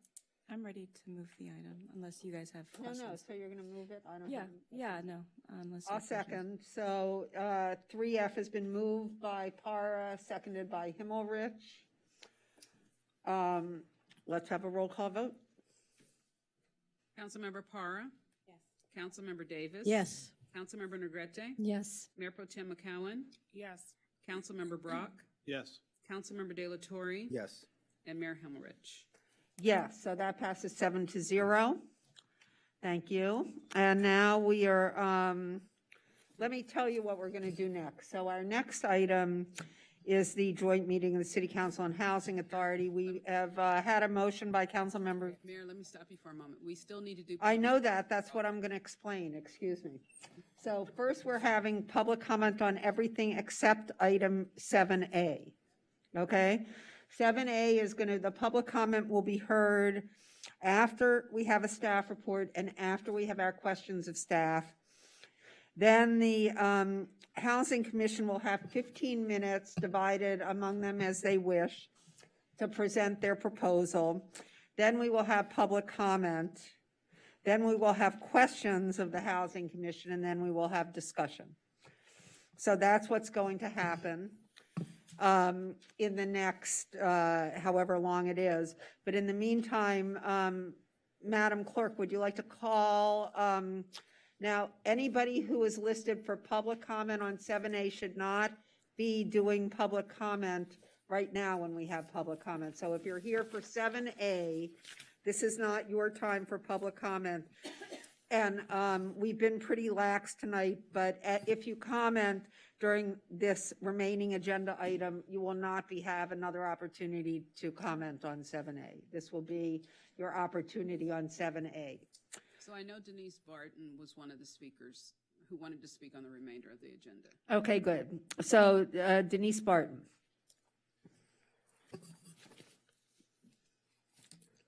And good evening. On item 10H, one does have to wonder, if the police do not move the homeless out of the doorways on the promenade, why would expanding enforcement to other areas of the city have any other results? Also, I have to ask, will this action take police away from the promenade? Or is that the reason you're letting the crime get so bad on the promenade, so the property owners feel they have no other choice but to have other law enforcement officers to keep the promenade safe? Or is that the point of letting crime on the promenade get so bad to transfer the cost of this from the city onto the property owners? So again, I have to ask, if the police do not move the homeless out of doorways of the promenade from 12 a.m. to 7 a.m., then why would expanding enforcement to other areas of the city have any different results? Thank you. Thank you, Ms. Barton. Next we have, now, I'm just going to read the names. Deborah Lynch, Brian, no last name, I think he may have already testified on the first item. David Morris, you may testify if you're testifying other than on 7A. Olga Z, John Alley, Teresa Marasco, Michael Lewis, Ann Thonawala, and Denise McGranahan. So is anyone of those people here to testify on any matter other than 7A? Seeing none, I'm closing. I'm going to run this by you one more time. If you want to comment on any item other than item 7A on our agenda, you may make that public comment now. And if you don't, then you will lose your opportunity when I close public input on everything other than 7A right now. So public input is closed on all but 7A. And now, Madam Clerk, if you could please call the next item. Next, we have a special joint meeting of the City Council and the Housing Authority. Let me announce that as the Housing Authority, you will receive $50 for this meeting. And let me do a roll call for the authority members. Authority Member Parra. Here. Authority Member Davis. Here. Authority Member Negrete. Here. Authority Member Brock. Here. Authority Member De La Torre. Here. Chair Pro Tem McCowen. Here. And Chair Himmelrich. Here. So 7A is Section 8 Resident Advisory Board approaches. Mr. Kemper, are you giving the staff report on this? I am. Who's that? Oh, we usually have somebody else here. Where's the woman? Mr. Kemper, neither of our other housing authority members are here tonight, is that right? That's correct. Thank you.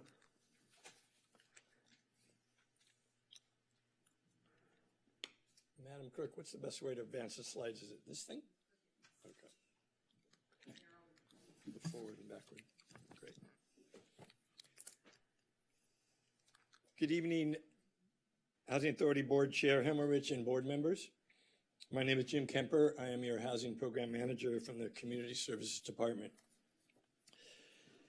At your April 12th, 2022 meeting, you directed staff to return with the discussion of options on alternative ways to facilitate the Resident Advisory Board, known as RAB, input on the Santa Monica Housing Authority Plan.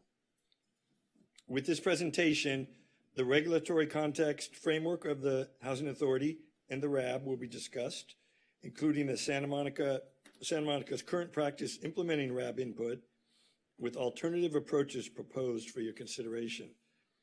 We are seeking your direction on your preferred method for engaging the RAB, some of which could be implemented immediately and others which would require we return to you at a later date.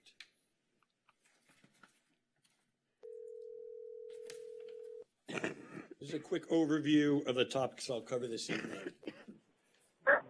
Prior to presenting alternatives, I will take a moment to provide some context regarding the regulatory structure of the Housing Authority in considering approaches.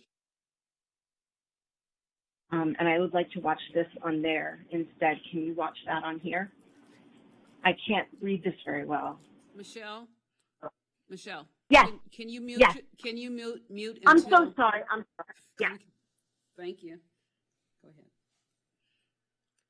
Sorry, go ahead, Jim. Should I continue? Yes, please. Prior to presenting alternatives, I will take a moment to provide some context regarding the regulatory structure of the Housing Authority and considering approaches to resident input on a Housing Authority plan, and to highlight the difference between a housing authority which owns and operates public housing and one which only administers rental housing vouchers. Given the substantial role a housing authority may play in the life of its public housing residents, federal regulations allow tenants to create resident councils for housing authorities that own and operate public housing and serve as the property owner to the tenants who reside in them. Other housing authorities, such as the Santa Monica Housing Authority, do not own or operate public housing and only administer rental housing voucher programs in the broader private housing market. In such instances, housing authorities do not have a role in how such properties are managed, except for ensuring that the federal housing quality standards are met through periodic inspections.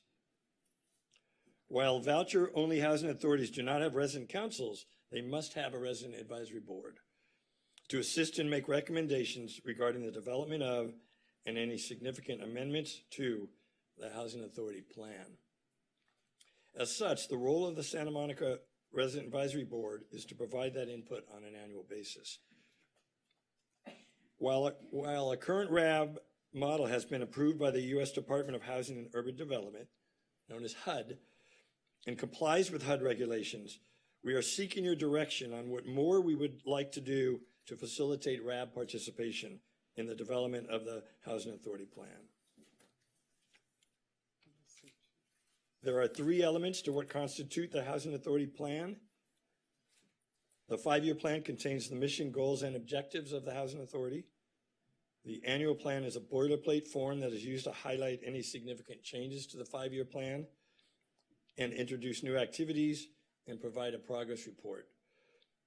The administrative plan is a 700-page manual that contains required federal regulations, as well as areas where the Housing Authority has discretion in establishing policy for the Housing Choice Voucher Program, commonly known as the Section 8 program.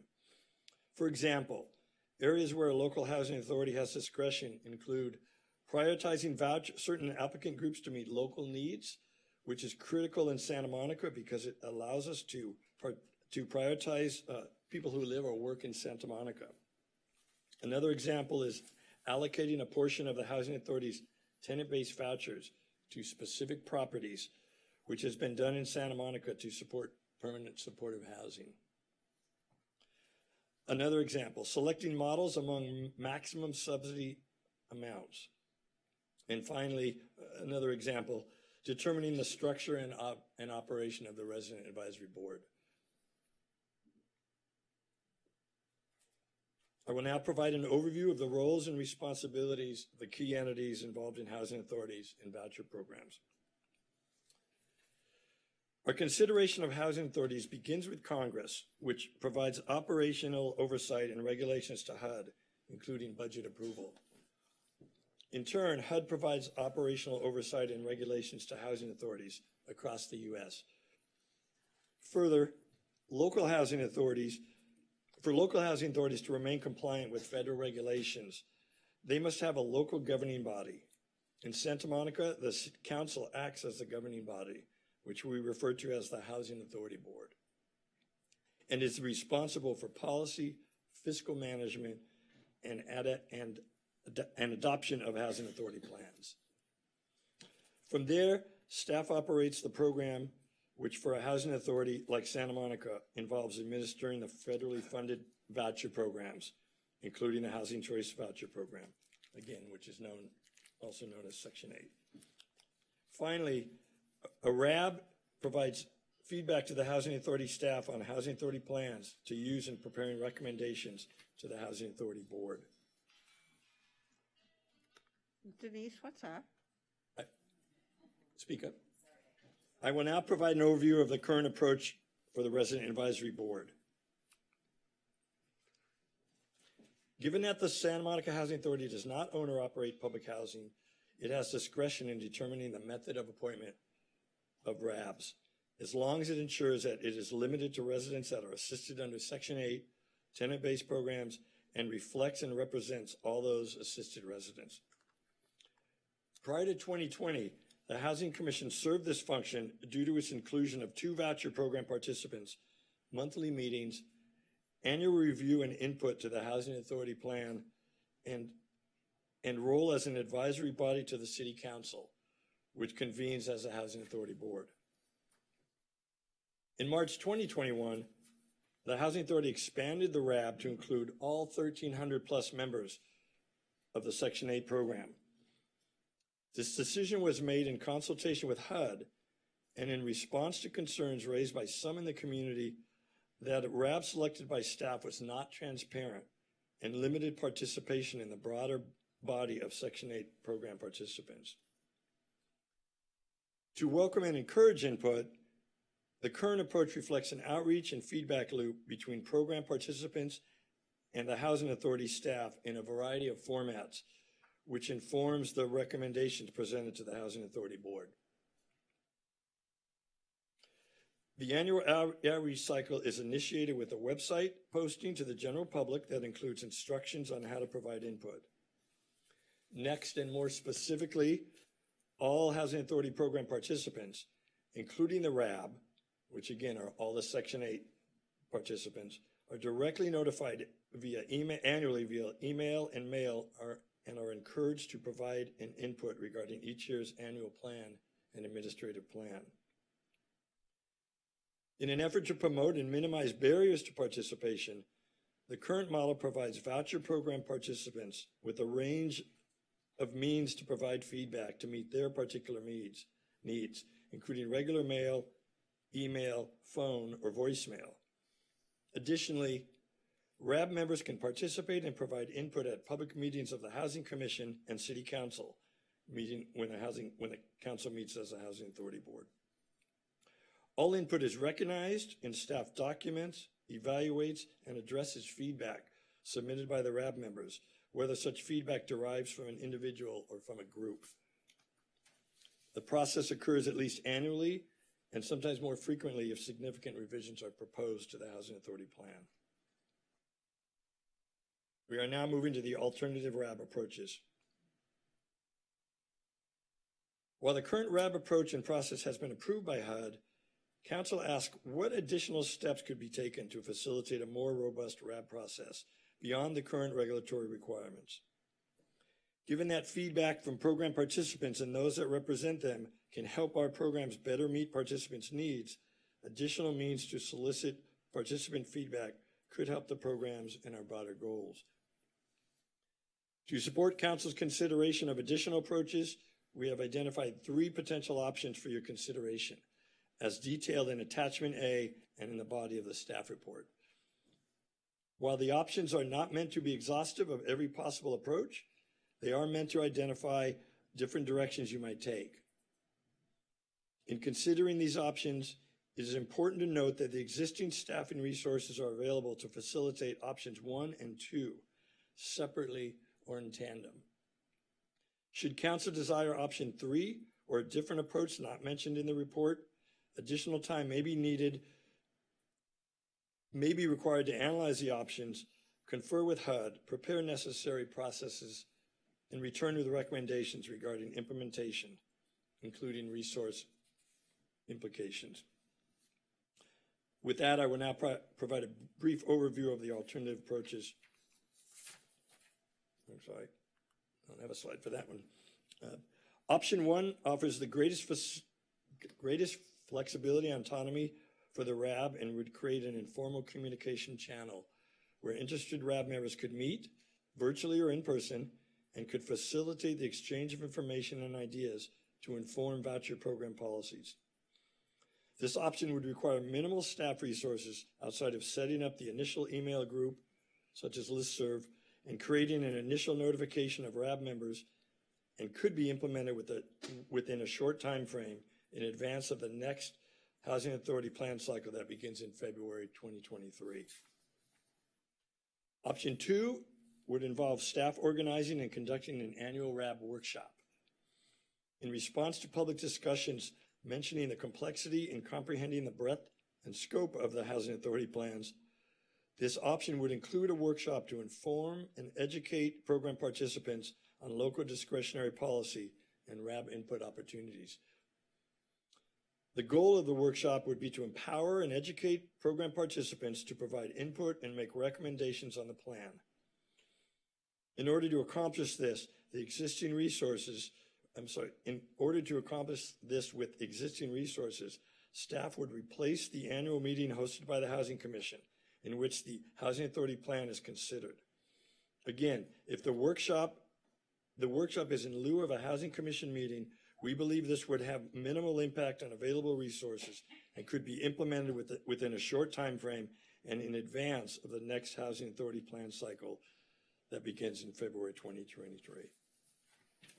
Option 3 would involve a Housing Authority Board appointment of a subset of the 1,300 plus Section 8 participants to a resident advisory board. Based on requests from some participants, staff would then organize and support quarterly RAB meetings.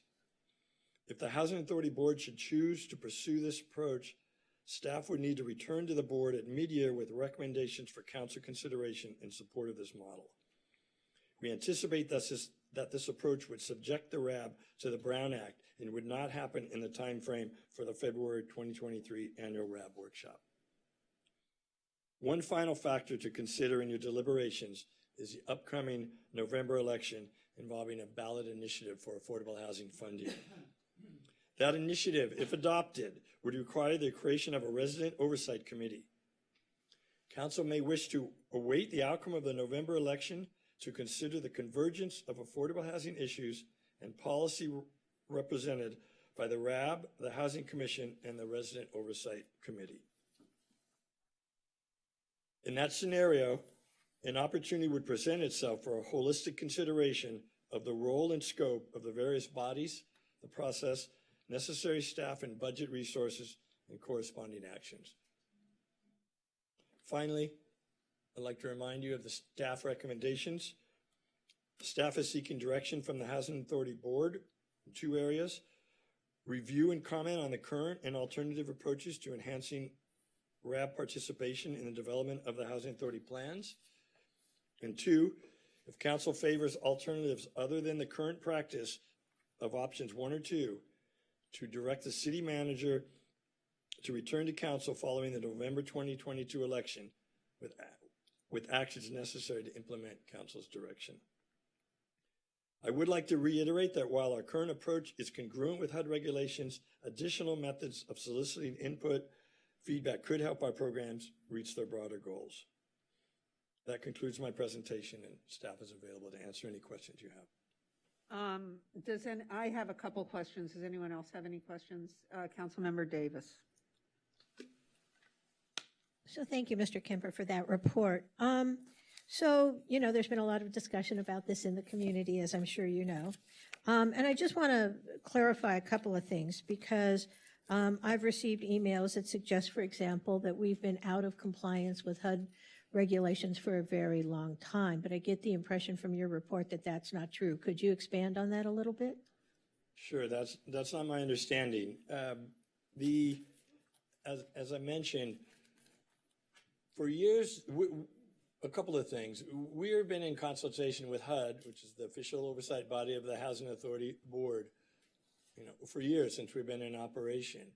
And given the role of the Housing Commission, especially with the fact that it has voucher participants sitting on it, and because it's also an advisory body to the City Council, which is also the Housing Authority Board, and because HUD regulations give voucher-only housing authorities broad discretion to form the RAB in ways, and they understand that we provide we have this direct feedback loop, which is another option. We contact all the voucher holders directly via email, and give them an opportunity and instructions to participate. Again, there is an annual Housing Commission meeting. HUD have said to me as recently as last week, Santa Monica does more than the other housing authorities that they work with. They've said that last week. They've said that several times over the last years. Because a community member did point out a few years ago the specifics in the RAB regulations, which HUD will also tell you in many ways was intended for housing authorities that own public housing because of that kind of omnipresent role. But nonetheless, voucher-only housing authorities still need to provide a forum for public input. But HUD has always been okay and has never raised a concern with the way Santa Monica has proceeded with its participation because we have created various forums and various methods for the participants to provide the feedback. But as recently as 2 years ago, we moved based on one HUD guidance method called personal appeals. The Housing Authority reached out to a number of housing voucher holders, keeping in mind that it had to, if it was going to appoint a RAB, it had to appoint one which is representative of the population in the voucher program. And we created a 7-member RAB that had racial diversity, age diversity, ability or diversity, household composition diversity. But again, the fee, and we went through one cycle with that entity who provided feedback on our 5-year plan, but the feedback from one or more members of the community was They felt that wasn't a transparent process. So we checked in with HUD again, and another one of their guidance recommendations is you can do what some other housing authorities do and just appoint the entire Section 8 population in your program as a housing authority board members. And that kind of by definition is the most inclusive, and the kind of the broadest RAB that you can create. And so that's where we are today. Okay. And, so do you have some estimate? I should have asked this in advance, and I apologize, but it just dawned on me, what the values of vouchers are that Santa Monica residents receive, just generally? I just didn't hear the one word, the what of vouchers? What's the value of them? In other words, do we get $1,000 in vouchers, $10,000 in vouchers? I mean, how does that, do we have some idea? I want to say, I guess what I have in my head is the average monthly assistance we provide to program participants is in the $1,300 range. And how many participants? With the Section 8, it's about 1,350. There was about 250 in what's called the Continuum of Care program. There is another small boutique program we call the home voucher programs, maybe 40 to 50. And we also have the newly created last year, the Emergency Housing Voucher Program, and we have an allocation of 104 vouchers. And that money for those vouchers is coming to us from the federal government, is that correct? That's correct. And in terms of accountability for how that money is spent, how we decide to use it, the entity that is responsible to the federal government for both receiving that money and then deciding how to expend it is this city council. Is that correct? That's correct. The city has a housing authority board, yes. Right. So if there were to be some problem, the feds would come to us and say, you're not spending our money right, or you're not compliant with the program, or whatever it is, and we would be the entity on the hook for that. Correct. That's correct. And in terms of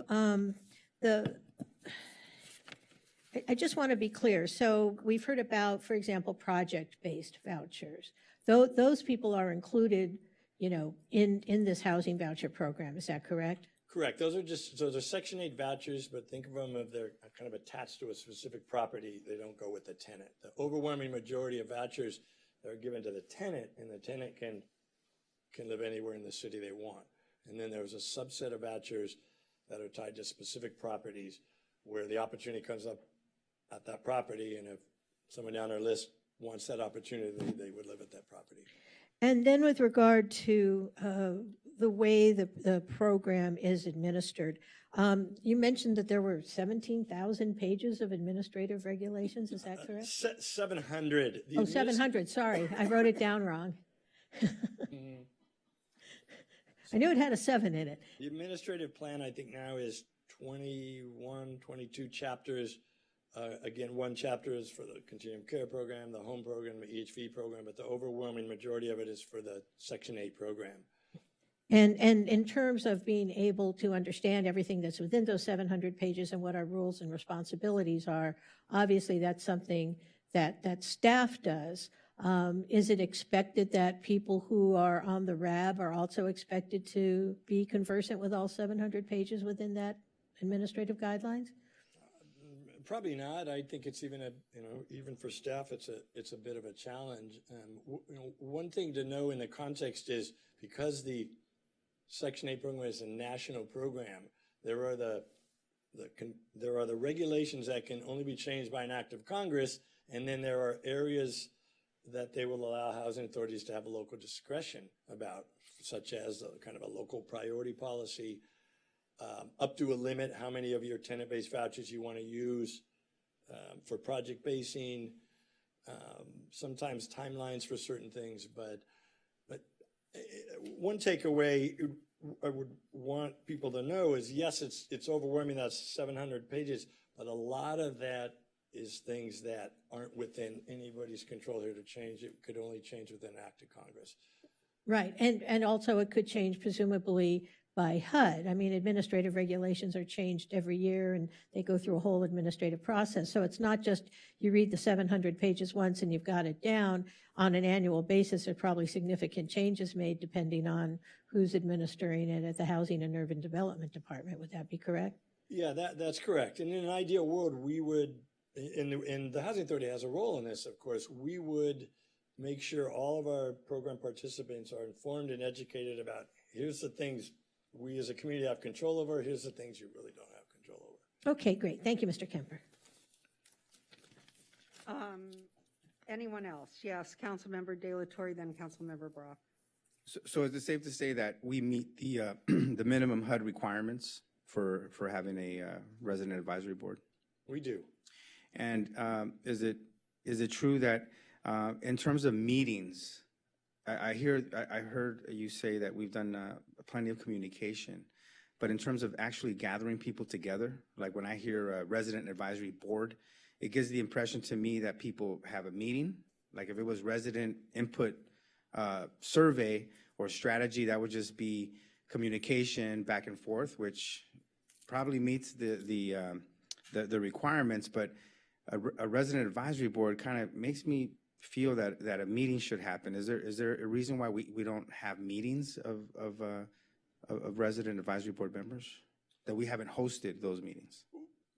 We have the at least one annual meeting is hosted by the Housing Commission, and so we directly contact all 1,600 participants, and we say if you want to provide your input in that public forum, and that's your desire, that's more comfortable, you have that choice. But we also did want to give our voucher participants the ability to provide the direct feedback one-on-one. They may not be comfortable in public, they may not be able to make the night meeting.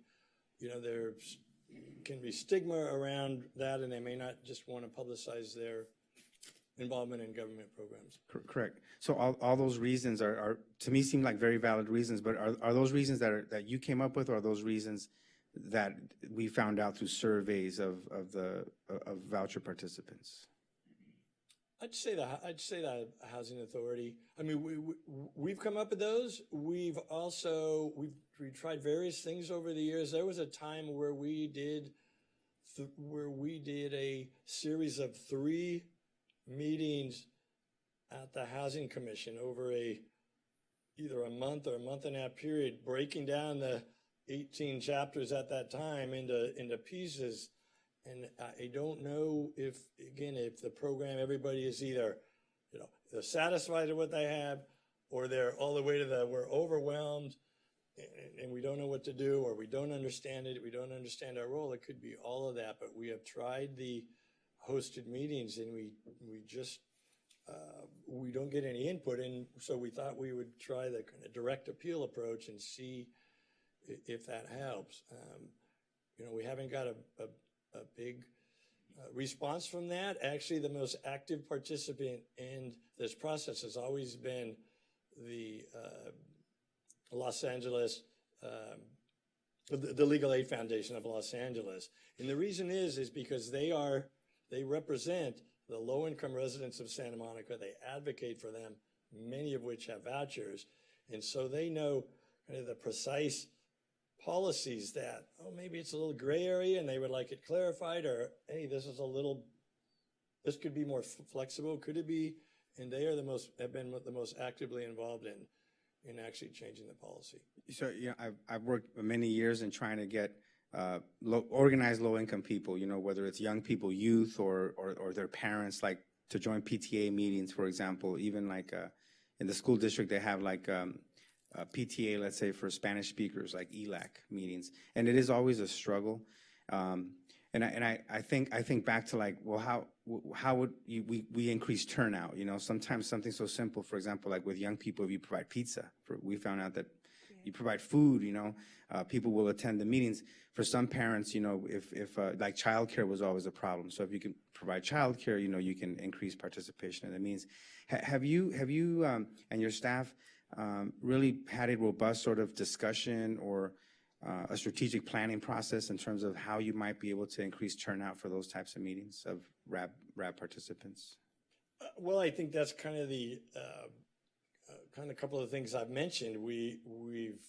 we've gone from housing commission meetings where we've had 3 over a period of 3 months or 6 weeks. We said, okay, let's appoint a RAB of 7 members that include the 2 commissioners. We've tried hey, you're all RAB members, and so we just keep trying. We don't know if it's a meeting thing, if folks are satisfied, dissatisfied. We are definitely open to trying other ways to facilitate participation. That's great. That's great to hear, because I'm excited. I'm excited to hear that, because I think we can definitely do we can do a better job always, right, in terms of how we engage, especially our most vulnerable residents in these. That's kind of what's behind our inherent in our option 2. Option 2, I guess I would describe as where we have done the annual meetings hosted by the Housing Commission, and we're thinking of it as a little more as a workshop rather than, hey, this is a public hearing and invite everybody, encouraged to come. It could be a longer period workshop where it's just exchange of information, question and answer period, informing and educating before we get to okay, do you have specific recommendations about policy you want to change? So that's our most current thinking, that we'd like to try that. Or if council would like us to try that, that's something we could do. Great. Okay, thank you very much. Councilmember Brock? I had one question I'm just curious about, because I have no experience in other cities, really.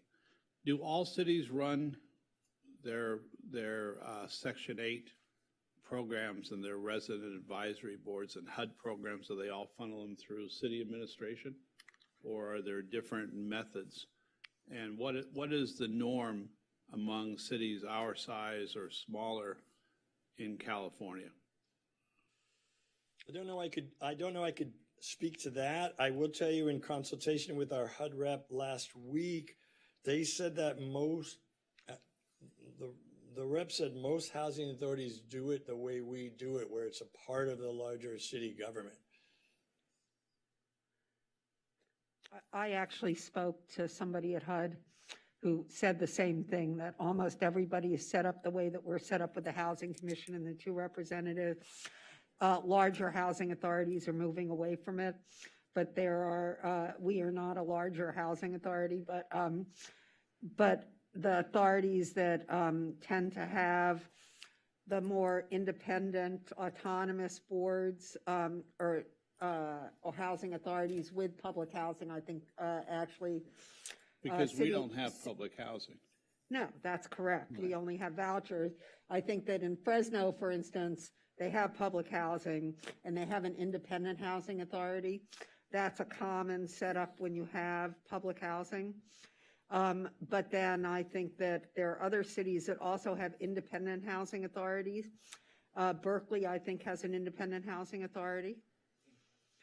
But it's basically administered through the city government. I mean, you get it. It's like how many liver pills Carter has, right? I mean, as many cities as there are ways to do it, and you have to figure out, yeah.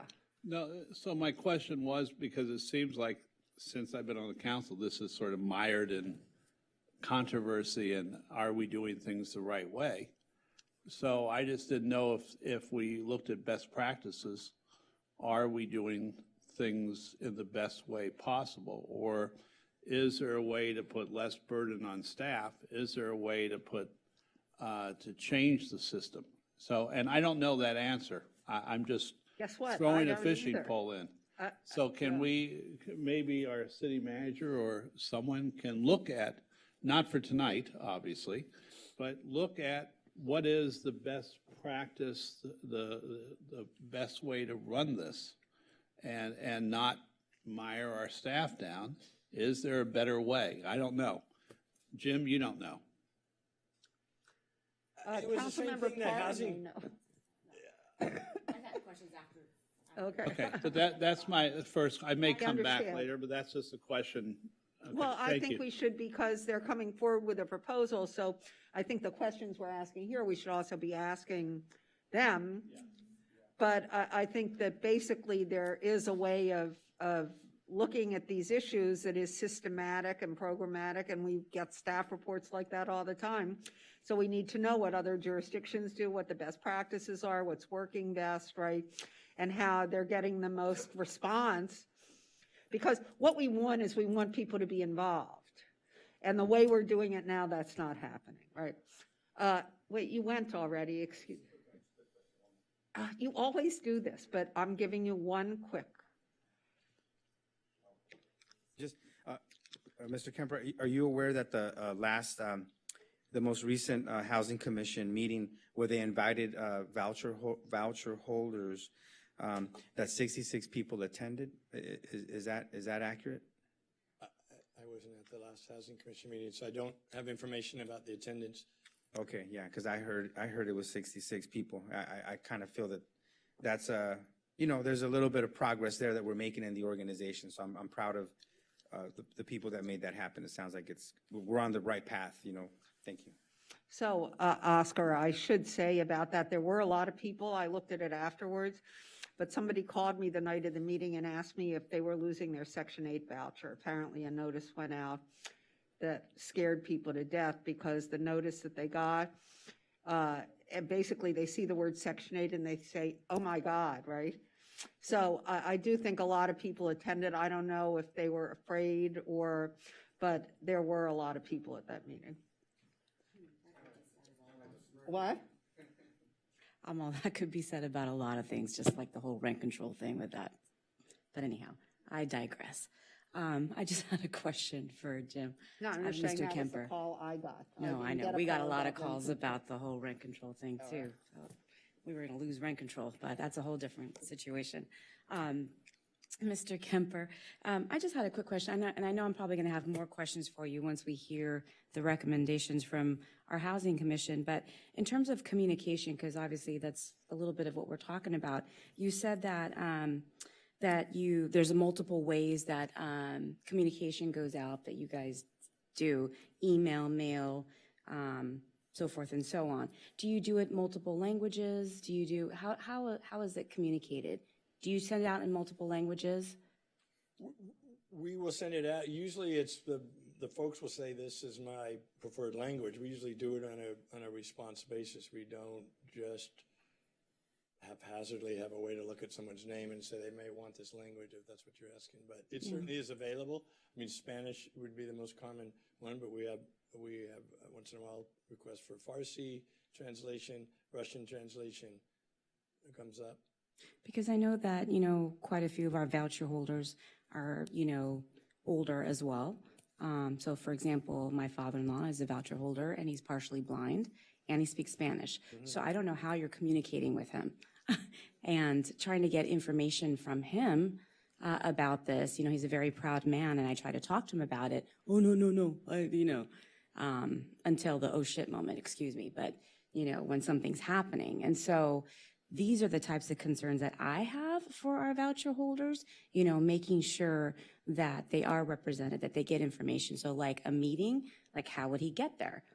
How would he get this information? How is he being represented? How is he at the table to make sure that, that things or policies or anything that would affect him, that he's in the know? If he can't, can't read an email, he can't read his mail, and making sure that there's someone that can read it to him, can get him there, that he's aware of deadlines, that he, if there's an increase, so forth and so on, that he's going to get a phone call, that he knows who's talking to him. So these are things that we really need to take into consideration because, again, I bet you anything that these voucher holders may have some sort of disability, maybe older, maybe, whatever it may be. And so I think that when we look at, talking about this advisory board and this commission, I mean, it makes a whole lot of sense that it's comprised of, voucher holders, everybody, and in my opinion, an autonomous group making those type of decisions. And, so I'm very curious to hear from them and see what type of, or our housing commission to see what recommendations they have. I'm done. Yeah, I'm done. Thank you so much. I do have a couple questions because I looked over the last year so my understanding of what the RABs function ultimately, the initial function or the base function of a RAB is to give us feedback on our annual plan, right? That's the basic function of it. If we wanted to be more expansive, and I think we do, we would make it more of a communication body with other voucher holders, right? But we still need the administrative function of having people look at our plans that we submit to the government, et cetera, right? That's the basic function. And I'm worried because I look back at the meetings and they had the 1-year plan, the 5-year plan, and the housing element. And I'm just worried because I think that the function of the Housing Commission may have diverged from what the RAB is supposed to do. So that's my question to you, because I didn't see any comments from the Housing Commission for the first time in many years about either our 1-year plan, our 5-year plan, nothing about the housing element. We got no feedback at all from them. So I'm wondering if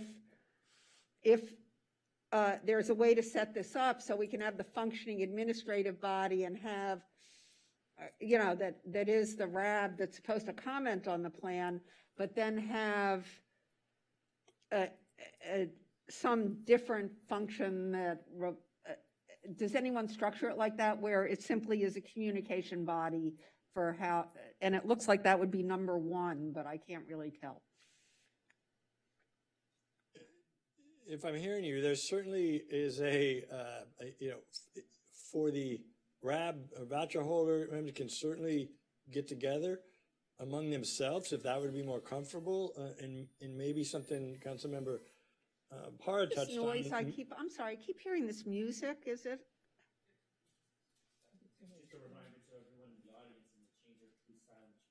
Yeah, please silence your cell phones if they aren't silenced, thank you, and your computers, thanks. Okay, go ahead, I'm sorry. I'm just going to say, I think I'm hearing a few things. There may be a request among, a voucher holder or desire to just get together among themselves. So, and it may address what I think Councilmember Parra touched on. Maybe there's an intimidation factor among, a subset of the group. Maybe they don't want to say, hey, I don't understand this 700-page plan or this 5-year plan, and there is that aspect. Excuse me, I want to ask the audience to please be quiet and not mock people speaking. Thank you very much. Go ahead.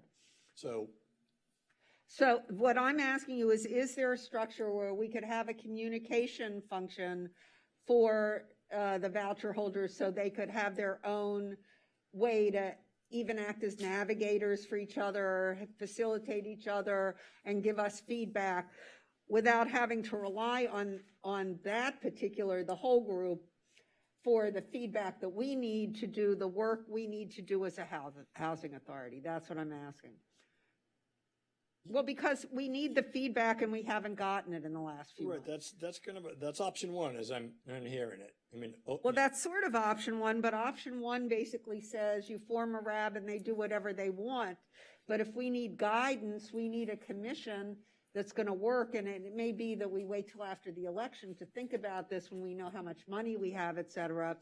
But we do need a group to advise us on housing element, federal housing plans, all of these programs that we need more advice on than we're getting right now. That's what I'm asking. So you could have number 1 and number 3, for instance, something like that. Right.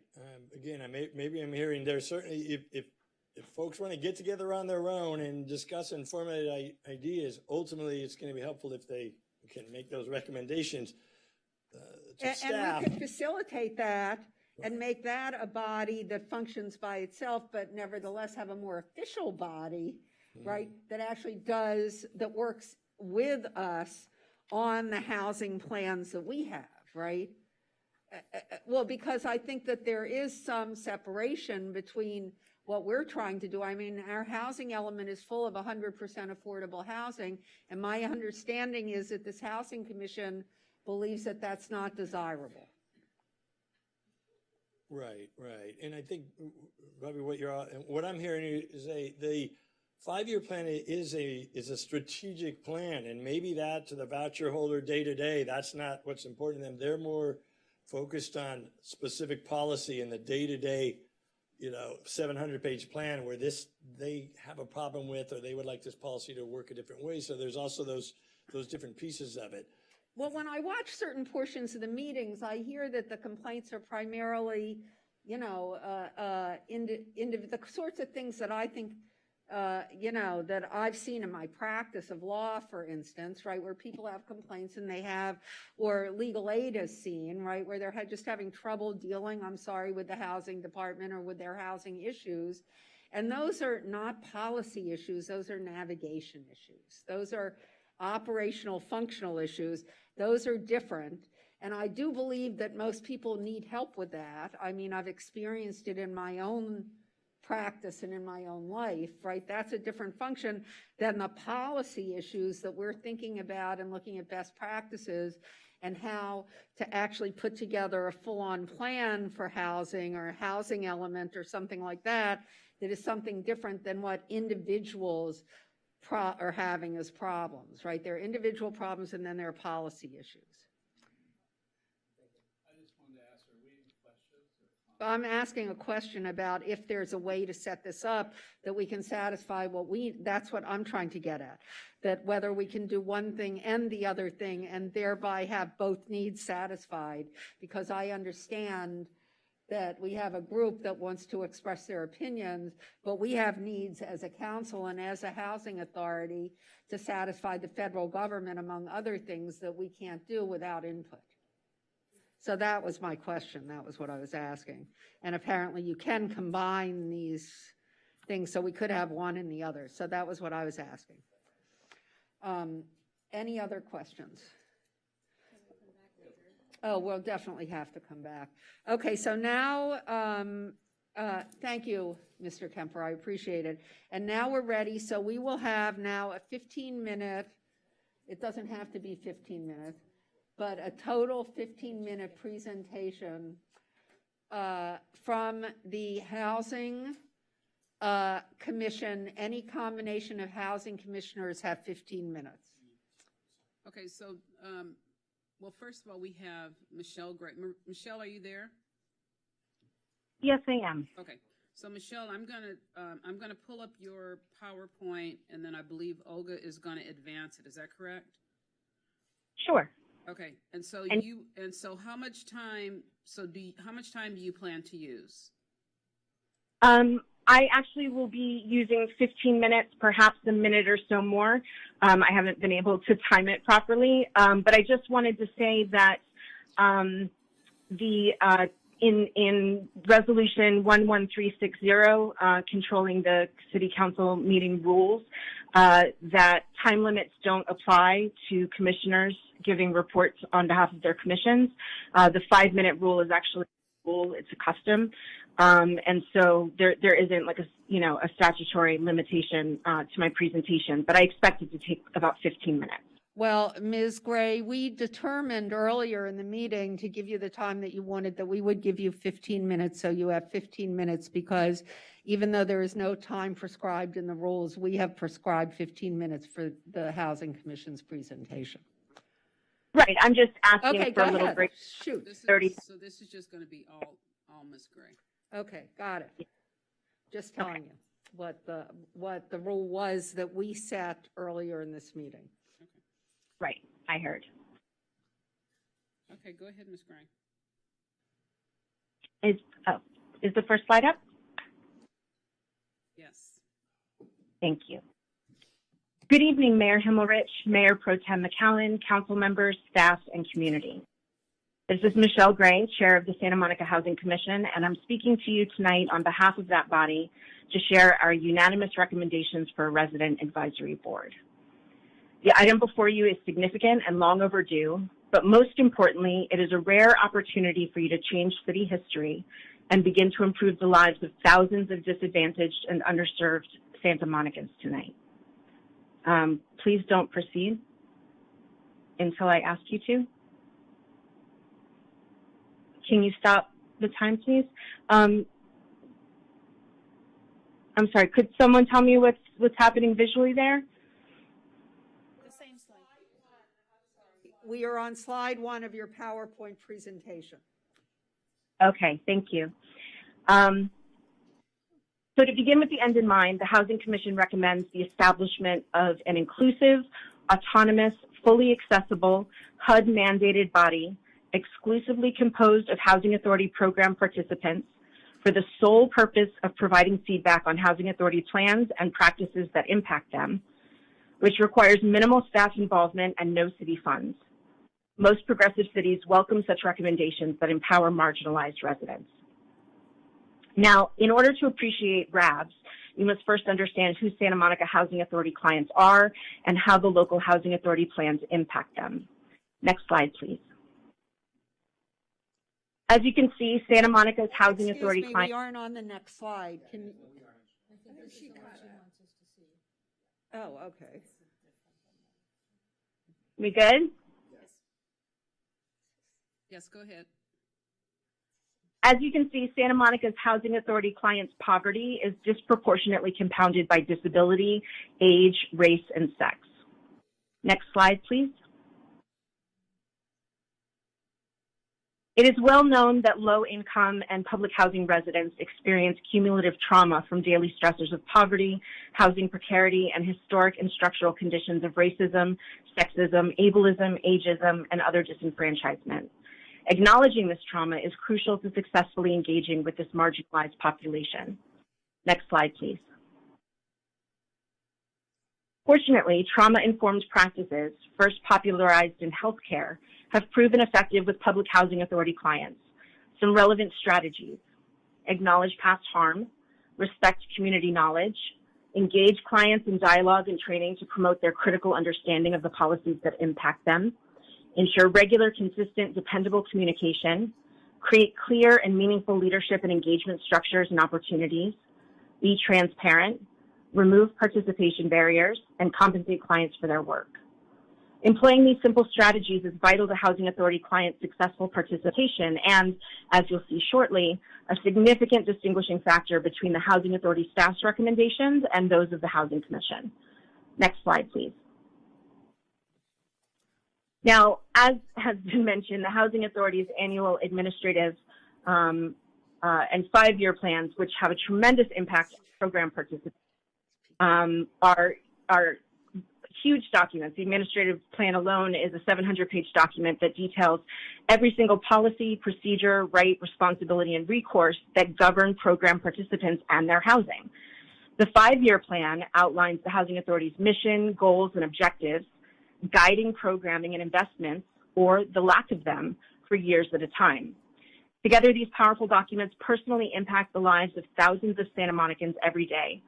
And while parts of them are mandated by government regulations, many are discretionary and can be modified with client input. That's where the Resident Advisory Board comes in. Next slide, please. A Resident Advisory Board, or RAB, is a group of Housing Authority program participants who work together to represent the interests of all clients and assist the annual Housing Authority planning process by giving feedback and suggestions regarding the annual administrative and 5-year plans.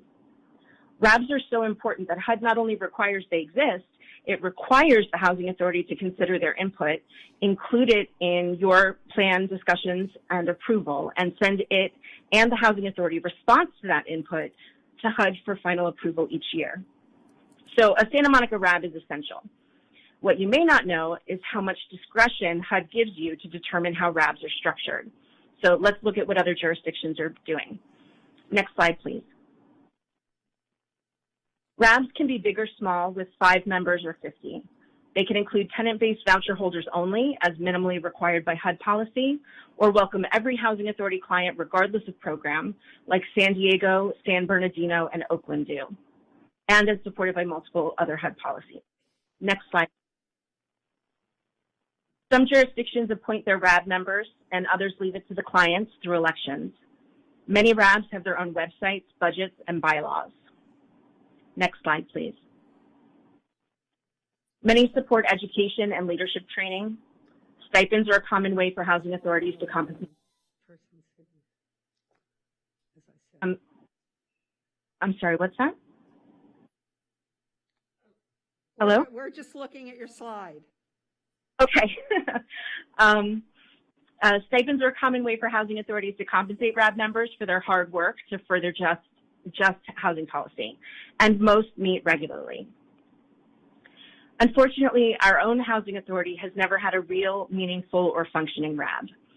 In recent years, some nominal gestures have been enough to satisfy HUD requirements on paper, but the truth is that the Santa Monica Housing Authority has never adequately facilitated clients' self-representation. Next slide, please. This neglect illustrates the Housing Authority's overall disconnect from clients' realities and needs, which continues with the staff report. Problematic elements include both current Housing Authority practices and proposed actions. Currently, the Housing Authority maintains that an official RAB composed of more than 1,300 households, but with zero client participation and no way to meet or communicate with each other, despite great interest, is sufficient to meet federal requirements. They send a single letter each year notifying clients that they can individually give input on plans that they don't know exist, much less understand the import of, with no additional information. The complete plans are online and therefore inaccessible to approximately half of program participants who don't have access to computers or internet. Despite the power imbalance between these vulnerable individuals and Housing Authority staff, the only way for clients to provide input is alone and at their own initiative. Far from protecting privacy, this ensures virtually zero participation and reinforces isolation and disenfranchisement. Finally, the report minimizes the number of discretionary policies and changes and ignores the potential for suggestions initiated by clients, further discouraging their participation. Next slide, please. Looking forward, Housing Authority staff propose that program participants might use a listserv that would be inaccessible to half of clients. 2 of the 3 proffered options remove the Santa Monica Housing Commission from plan review entirely, inappropriately circumventing its jurisdiction. After more than 20 years of disenfranchisement and 3 years of vigorous client advocacy, staff recommends the board wait to act until after November, preventing clients from exercising their right to self-representation even longer. And finally, the report inappropriately uses political speech about a proposed ballot measure to support recommendations that rely on speculation about political outcomes of November's election that have no bearing on this federally mandated and federally funded body. For various reasons, clients must already contend daily with an unresponsive and uncommunicative housing authority. Staff's historical, current, and proposed actions illustrate that the housing authority is unequipped to provide recommendations that address clients' needs. Conversely, this disconnect between housing authority and program participants fully informs the Housing Commission's recommendations to you about how best to proceed with facilitating a Santa Monica Resident Advisory Board. Next slide, please. The following is not exhaustive. I have submitted a complete list of the Housing Commission's recommendations as public comment for this item and ask that they be used as the documentation of our advice. After considerable individual research, including RABs in other jurisdictions, trauma-informed community engagement, and consultation with attorneys from nonprofit Poverty and Race Research Action Council and the National Housing Law Project, as well as extensive input by Santa Monica Housing Authority program participants, other local residents, review of the staff report and recommendations, and much public discussion, the Santa Monica Housing Commission unanimously recommends the following to best support and empower Housing Authority clients to exercise their federal right to self-representation. Next slide, please. Both encompassing and expanding on a resident, we recommend the Housing Authority Board establish an inclusive Client Advisory Board, or CAB, which represents all Housing Authority program participants. The annual administrative and 5-year plans apply to all clients, and therefore representatives of all programs should be allowed to participate in the collective planning process. We advise that the CAB be composed of 7 to 15 Housing Authority clients, with the inclusion of at least 1 member from each major federally funded Housing Authority program. And in keeping with the best trauma-informed practices mentioned earlier, and to acknowledge CAB members' hard work, we advise that each CAB member receive a $50 stipend for each CAB meeting attended. Next slide, please. As you can see, program participants collectively decide for themselves how CAB members are chosen, CAB meeting frequency, content of CAB bylaws, and who will represent the CAB on the Housing Authority Board. These are a bit out of order. If you could please advance 3 slides. We strenuously urge you, the Housing Authority Board, to direct staff to immediately schedule an initial hybrid CAB meeting to occur in the next 4 to 6 weeks and mail notice of this meeting to all 1,600 plus Housing Authority program participant households. In general, all CAB meetings should be public and agendized, and staff should notify all Housing Authority program participants in sufficient advance. Will you please go back 2 slides? In keeping with both advice we've received from nonprofit attorneys and common nationwide practice, we recommend the drafting and adoption of a memorandum of understanding between the CAB and Housing Authority Board to outline all rights and responsibilities of each and to be incorporated into the Housing Authority Board bylaws by reference and the administrative plan in its entirety. Please advance 1 slide. The cost to operate the CAB is minimal. We advise the Housing Authority use federal funds allocated for administrative costs to pay for CAB member stipends, the CAB communications that I will cover shortly, minimal staff time, and possible relevant educational and training opportunities. And that the CAB, once established, proposes an annual budget for approval by the Housing Authority Board. An initial budget may be estimated before the first CAB meeting based on the cost of the Housing Commission recommendations. Please advance 2 slides. Now, I will briefly cover the Housing Commission's recommendations of necessary communications, tools, and support, which are crucial for the CAB's success. These first recommendations are independent of city infrastructure. An independent, multilingual, and fully accessible website with email. Initial basic website creation with a site with a secure chat area. A Zoom account for meetings.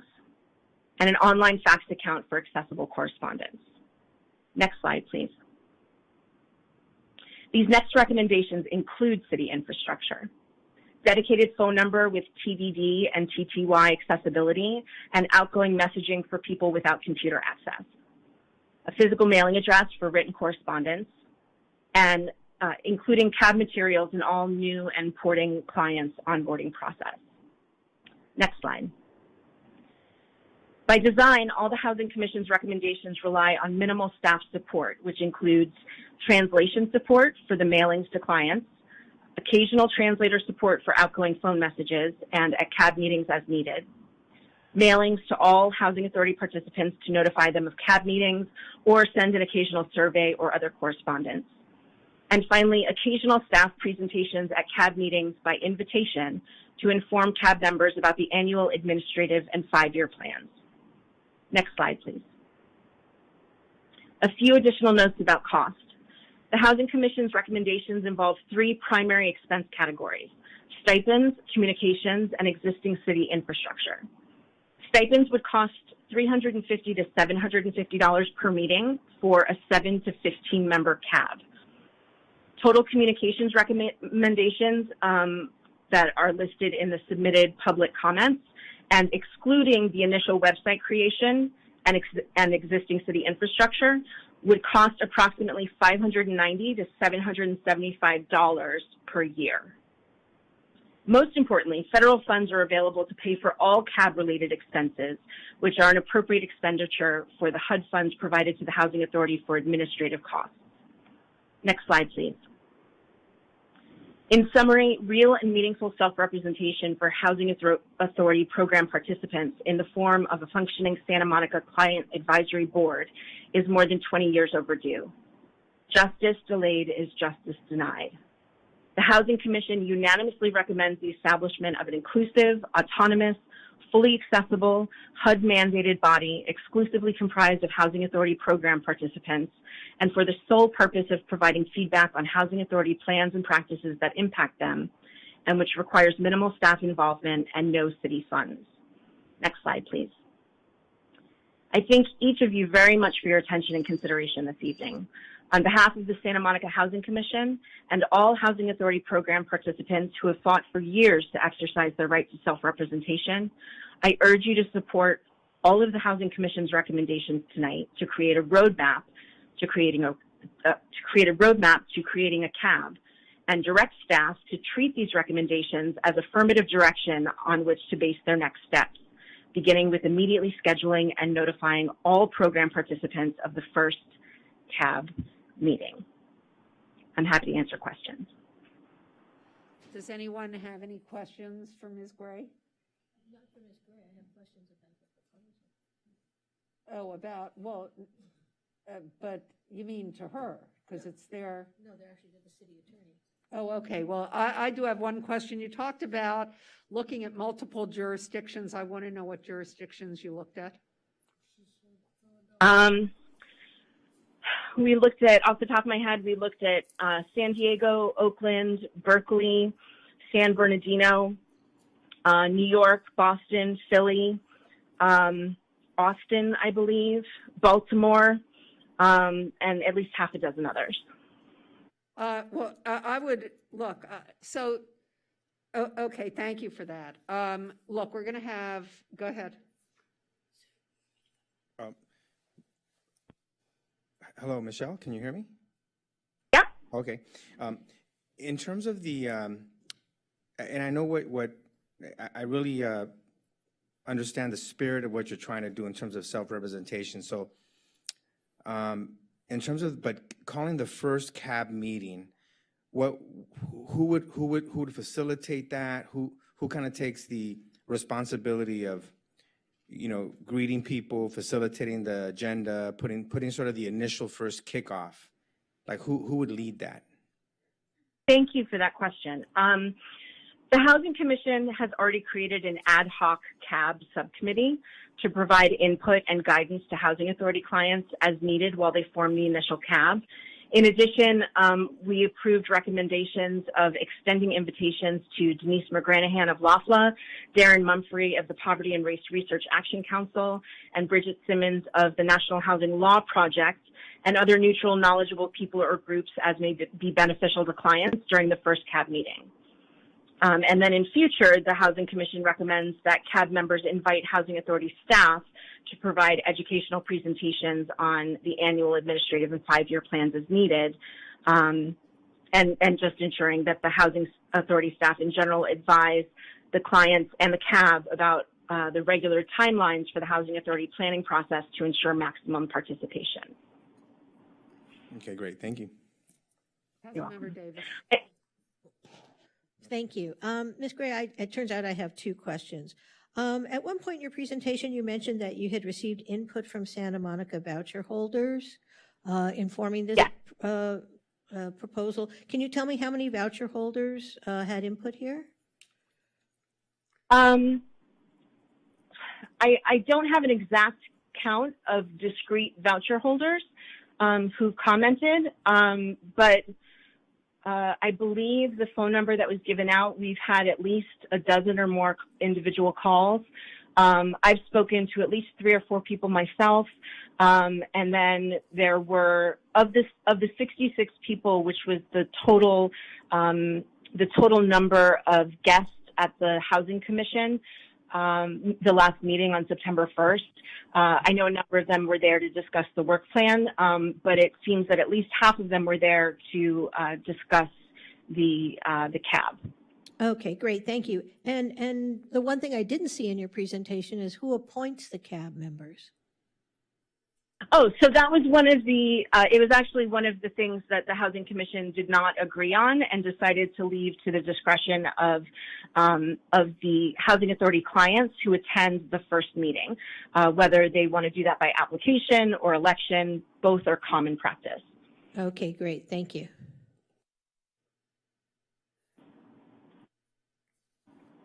Any other questions? Okay, we're ready for public comment then. I'll read 3 names. Please line up on the wall. After the second person has spoken, I'll call the next 3. So we have Denise Barton, Deborah Lynch. Wait, am I on the correct list? Yeah, Deborah Lynch, and Brian, no last name, but I think Brian may have been in the first one. And I'm sorry, so Denise Barton, Deborah Lynch, and David Morris, because I don't believe Brian is here, are our first three speakers. Go ahead, Denise. There's no microphone. Good evening. Let's look at how the Santa Monica Housing Authority, with you, the Housing Authority Board, and the City Manager, the Executive Director of the Housing Authority, has disenfranchised federal housing voucher holders by stifling their voices. Such as it would seem from the 2 decades that federal housing voucher holders were unaware that the Resident Advisory Board was even supposed to exist. In addition to, by the options included in the staff report, and by the actions of the Housing Authority, the City Council, the Housing Authority Board, and the City Manager, the Executive Director of the Housing Authority, do not seem to want federal housing voucher holders to talk to one another.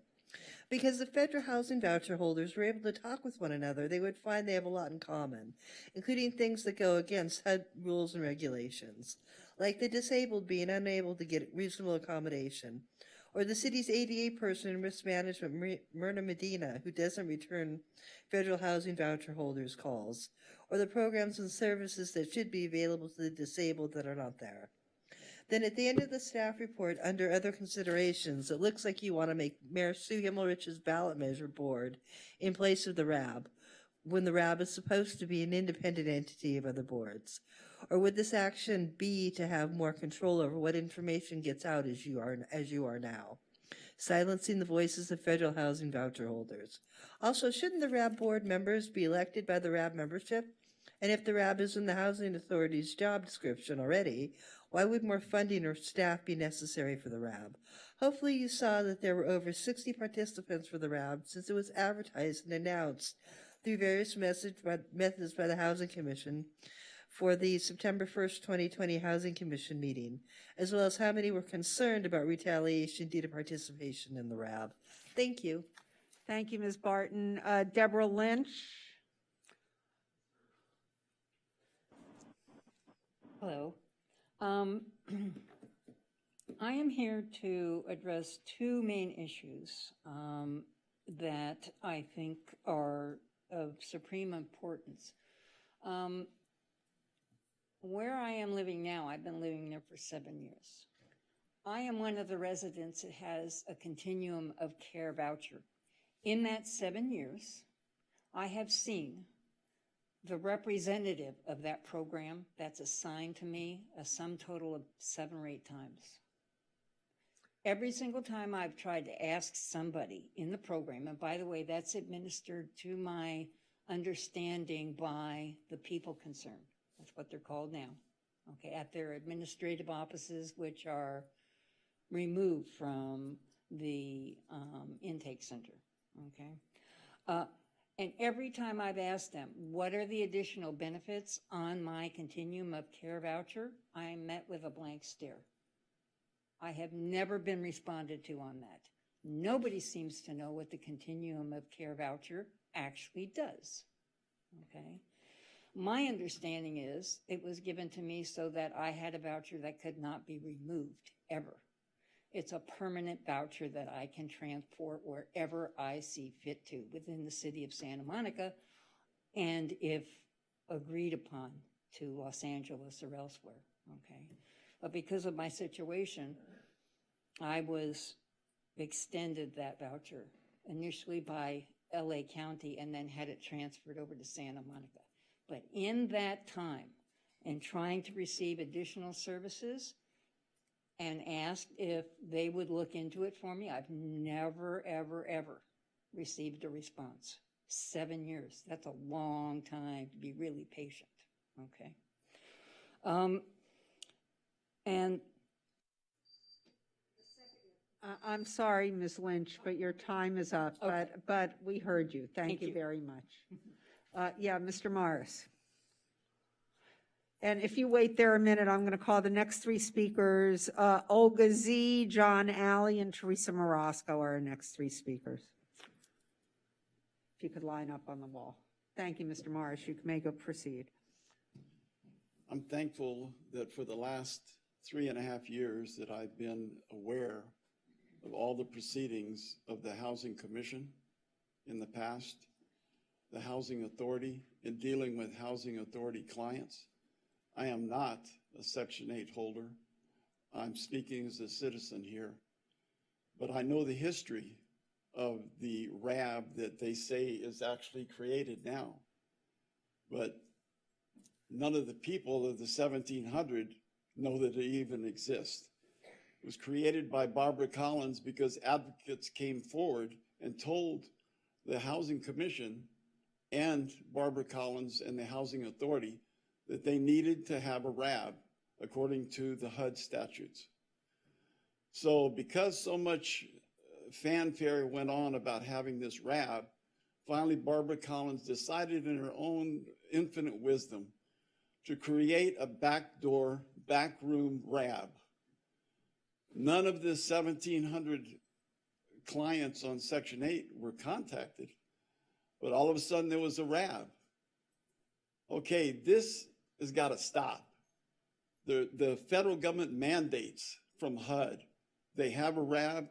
It's created by the residents, for the residents, to help the residents, to help the city, to help the Housing Authority to do what they should do automatically.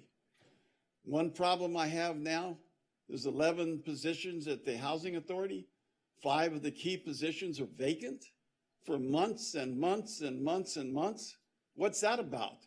You can't go hire people? Come on. This RAB needs to be created as a cab, which takes, I don't like your smirking, Mayor Hemmerich. You didn't like my smirking about his comment? Well, I'm addressing you personally. I hear you. Yeah. And let me tell you something. In this country, if someone wants to make noise in that gallery right there, they have freedom of speech. If you don't like it, have them thrown out and they can sue you personally.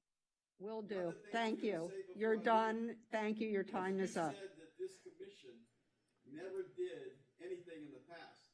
Your husband was the chair for years. That's something you should think about. Thank you, Mr. Morris. Ms. Zaraska. Olga, do you have the 2 minutes from Mr. Alley? Okay.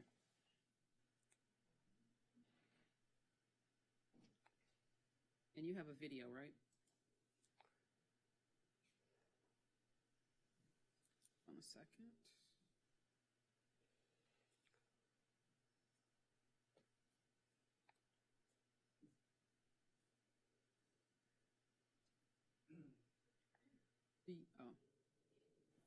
Do you want me to just turn it on, or are you going to pull it over?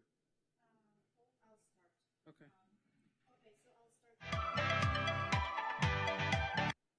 Sorry, so the presentation. I can hear. There you go. I just heard.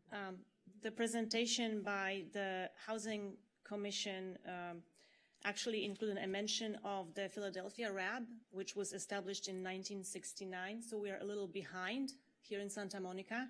And I wanted to play some excerpts from a video about the history of the RAB. You will hear one of the original organizers of the RAB, okay? And I'm going to stop and start a few times.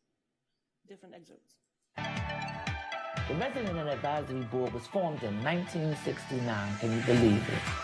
1969, with public housing residents that were sick and tired of being sick and tired. They were very discouraged about their living conditions, the lack of input and policy, the mere lack of just receiving basic information. And these individuals came together, probably not knowing each other, you know, prior to coming together out of their circumstance, and formed an organization that clearly has a reputation that goes across the city, across the state, across the country, and is extremely respected as an organization that fights for the rights of public and assisted housing residents. It was people's had no say-so in their lives. They couldn't say anything. We had to take what they give us, and we got tired of that, and we began to sit down and talk about it and strategize and find out how to reduce things to upgrade our lives. Very exciting time. So what were the major impediments? What are the major stoppers and blockers that were occurring at the time to keep the organization from just taking wings and just floating? Well, the housing authority didn't want the tenants to organize. They were going to evict some people if they begin to organize, but we didn't let that happen. We went on and organized anyway. Fear tactics, but fear tactics in people. Torn from time to time. But what was the condition then? The condition then was bad at the time, but then they began to snap into place after they seen that. Whipped into place or something. After they seen that they couldn't rule us, then they, I guess, joined us.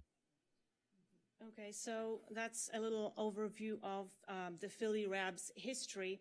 I wanted to speak a little bit to what the truth is about this Rab. So the Rab has been mandatory for decades, okay? The truth is that Santa Monica never had the Rab. Now we have a faux Rab for the past year.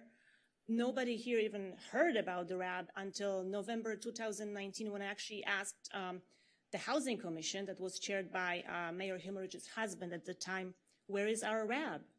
And Ms. Barbara Collins, who was the housing manager at the time, she flat out lied that it was not mandatory for the housing authority to have a Rab. And I contacted my congressperson, and through his office, there was a congressional inquiry to the HUD liaison, who explained it to Ms. Collins that, yes, there needs to be a Rab in the city. And then the rest of the history, actually, of the Rab, Mr. Morris mentioned to you, then Ms. Collins proceeded to create a fake Rab, a secret Rab, where she handpicked a few people, and that Rab had one secret meeting. The other 16 or 1,700 people. Thank you, Ms. Orozco. Was that 4 minutes, Denise? I'm sorry, your time is done. Thank you. So, yes, Ms. Orozco, if you step up, and then I believe Denise Barton already spoke, correct? So then we have Michael Lewis, Ann Thonawala, and Denise McGranahan. Those are the next 3 speakers. Are we ready? Yes, please. Okay. Good evening, members of the Santa Monica Housing Authority Board and Executive Director of the Santa Monica Housing Authority, David White. I am the Vice Chair of the Housing Commission, but I'm speaking tonight on my own behalf as a person of the public and a 27-year Housing Choice Voucher holder. Not long after moving to Santa Monica 8 years ago, I ran into problems with the Santa Monica Housing Authority and my former landlord. As a result of those problems, I began seeking assistance. And it was through that process that I learned that there was not a federally mandated resident advisory board to go to talk about some of the issues that I was experiencing. I could go into great detail about the fact that the City of Santa Monica's Housing Authority has not taken steps to ensure that there is an active, engaged, robust, well-informed resident advisory board, but I and many others have done that over and over, at least for the last 5 years, only to be ignored. Real simple. There has never been a real resident advisory board in the City of Santa Monica. There is not currently a resident advisory board in the City of Santa Monica, or at least one that is responsive to phone calls and emails. Mr. Kemper mentioned that there is regular meetings going on. I never heard of this. I've never received any letters about any meetings whatsoever. I get a letter once a year telling me about the annual and administrative plan, but there is no further information about that. I have never received a letter to go to a housing commission meeting to voice my opinions about the annual administrative plan or the 5-year plan. These are all new, this is all new information to me. Regardless of the justifications and misleading statements in the staff report, the clients of the Santa Monica Housing Authority have never had a real opportunity to meet and organize and respond collectively regarding the annual and administrative plans. The voices of over 1,600 voucher holders in the city have never been allowed to be heard. for over 22 years. Thank you, Ms. Marosco. We have Michael Lewis and then Ann Thonawala. And our last speaker will be Denise McGranahan, who I see waiting. Good evening, Housing Authority Board. First, it is important to emphasize how we define the RAB once again. Because there is an 11-person committee without oversight that is likely to be formed in the likelihood that the November ballot measure passes, and it will be dealing with affordable housing. This will result in 3 housing bodies dealing with affordable housing: the Housing Commission, the RAB, and this new committee. The RAB is federally mandated and has a very narrow scope and jurisdiction. The RAB only deals with the administrative and 5-year plan. No other jurisdiction is given to the RAB. The RAB is only comprised of federally subsidized housing voucher holders. The RAB or CAB cannot be combined with or absorbed by any other committee or city body outside of the federal mandate. It is a standalone autonomous body, and it is federally mandated that the city cannot interfere with it. I urge the board to follow all the Housing Commission recommendations for the RAB and put aside the staff report recommendations.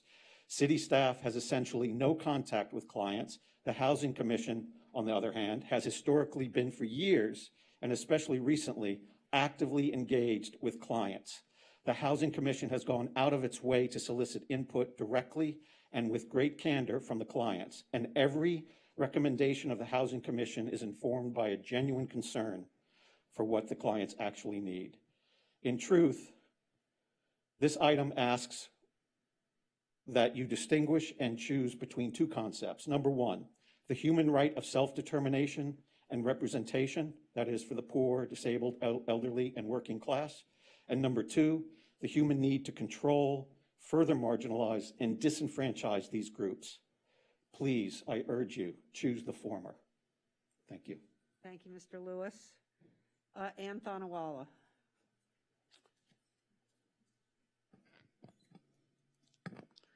Hello.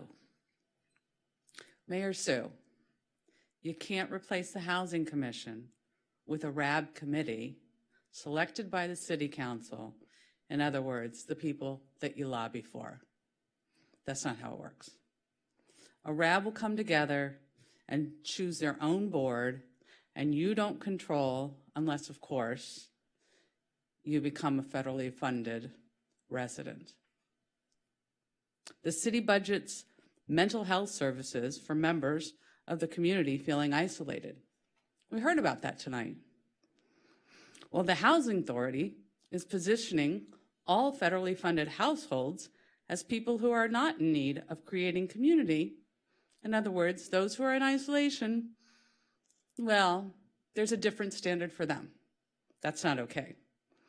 They shouldn't fear, really, the Housing Authority should not be fearing holding these discussions about plans outside of isolation because, why should they fear this unless it's suiting their desire to not create agency for these disenfranchised folks? We're talking about 1,600 households. How many people are we talking about? 4,500? 5,000? Does anybody have that number? Federally funded households deserve agency. The Housing Authority delivered an electioneering campaign for the mayor's measure that had nothing to do with, not one thing, that it has anything to do with the Housing Commission's just request to require the Housing Authority to do a minimal work to launch the RAB for the CAB for all federally funded households, meaning not only Section 8, but households that are recipients of federal funding. Thank you, Ms. Thonawala. Denise McGranahan. Good evening, Mayor Himmelrich and council Thank you members. for coming tonight. It's my pleasure. As people know on this council, I've worked in the Santa Monica Office of the Legal Aid Foundation since 1996. And I've seen the Housing Authority evolve over this time. When I first started working there, the administrative plan was ridiculous, okay? And we worked really hard with the Housing Authority to get that administrative plan into compliance with HUD.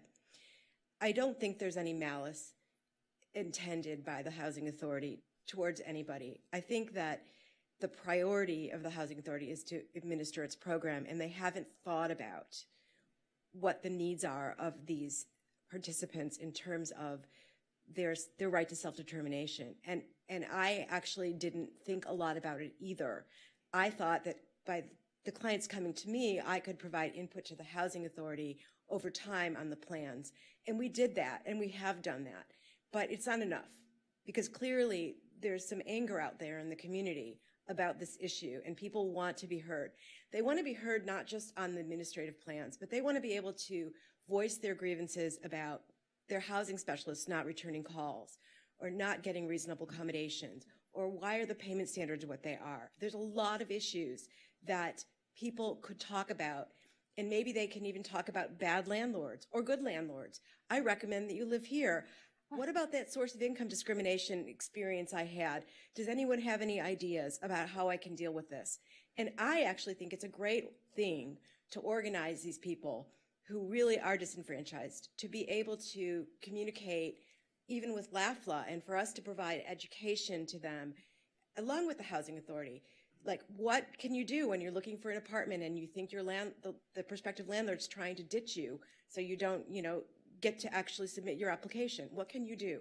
We have that option. And I think we would. Thank you. Thank you, Ms. McGranahan. I appreciate that, and I agree with you. Thank you. So, now, council, we have time for more questions of staff or comments or whatever. And Councilmember Davis, I know you wanted to ask a couple questions. Yeah, I do. Thank you. So I just have a couple of questions. Two are of the city attorney and one is probably of Mr. Kemper, so I'll start with the city attorney questions.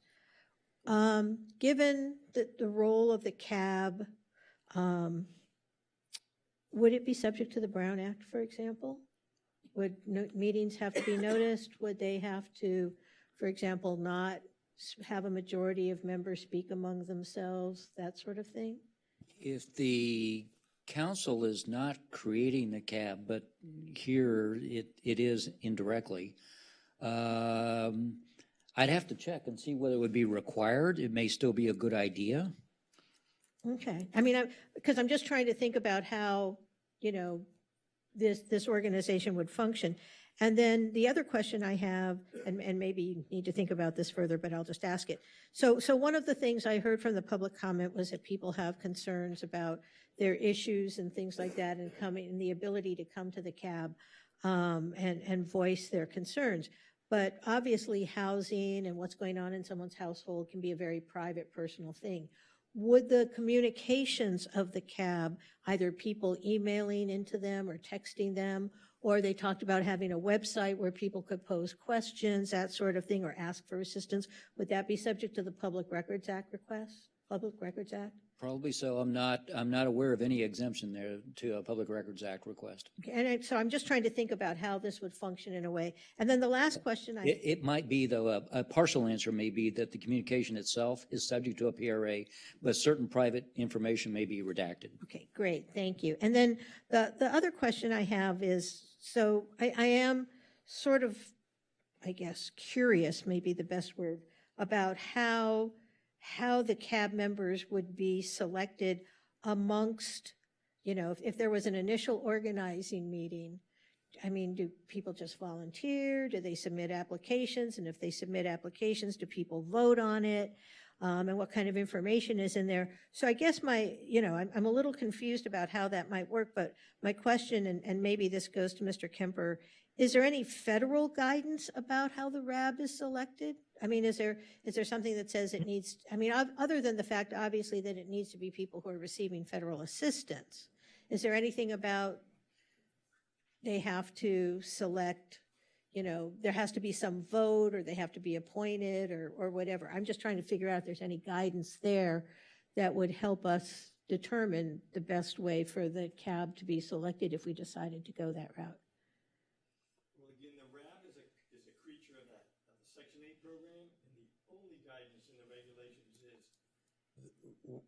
whatever constitutes the RABs, it has to be representative of the Section 8 program participants. You know, for a housing authority like Santa Monica that doesn't own public housing, if you had public housing, and then it's got to be that larger group. But for Santa Monica, I think you can think about it as just got to be representative of the Section 8 population. And when you say representative, I mean, can you be a little more detailed? In other words, is it just they have to be Section 8 voucher holders or other voucher holders? Or does it have to have some predetermined or reflective mix of men, women, race, ethnicity? I'm just trying to figure out, because if we say, okay, go forth and have a meeting and select CAB members, how do we ensure then that the CAB, which is essentially the RAB, we're just calling it the CAB because it's going to be more inclusive, would be diverse? I mean, if you just put it up to an election, you could have a situation where they elected, you know, say it was 7 people, 7 white people, which wouldn't be reflective, or 7 perfectly abled people, which would, I mean, we saw the demographics there. So how do we ensure that the selection process meets that requirement of reflecting the community? Well, to address a couple of items in your question, the threshold requirement for a RAB, at least a RAB, is you have to be a Section 8 program participant. Then the only other guidance is, again, what I mentioned before, it has to be representative of the population. So I think, you know, racial diversity, ethnic diversity, you know, age diversity, household composition, those things are not in the federal regulations, but that's the, you know, those are the kind of issues that are talked about in the guidance, and maybe the city attorney's office. Yeah, he was grabbing the mic. That's always a good sign. Well, I think the answer is that you have to provide the opportunity to be inclusive and diverse, but you cannot impose quotas based upon protected classes. Right, but would we be in trouble, and maybe I'm, you know, it's the lawyer in me spinning out worst case scenario, would we be in trouble if we said, okay, go forth and form a CAB, and by sheer happenstance, not by any nefarious intent or anything, it so happened that all members of the CAB were white, able-bodied men? Would we be in trouble with HUD then? If we said, well, everybody had a chance to participate, but these are the people they elected. The lawyer answer is, of course, it depends. I think if the procedures and the process were inclusive and reached out to all protected classes and so forth, you're probably okay legally. Okay. All right, great. Thank you. So before you go, so in the materials that we received, there seems to be something that looks like a correspondence from NHELP and PRAC. I've seen this document before, but it talks about expanding tenant participation in RABs. And it talks about the fact that with each Section 8 or any kind of voucher there's $25 allocated for administrative costs for the RAB.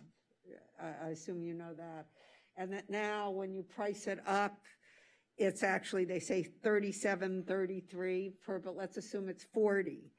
So my question to all of you is this. So I just multiplied that. I think I did it correctly. It's $68,000. So basically we have $68,000, as I see it, from the federal government to create a RAB. No. Okay. I see you saying no. Tell me why. Well, that's not my understanding. I think that portion of funding, type of funding, is tied for public housing, owned and operated by the Housing Authority. For voucher-only programs, you get a specific dollar amount for every voucher that's leased up.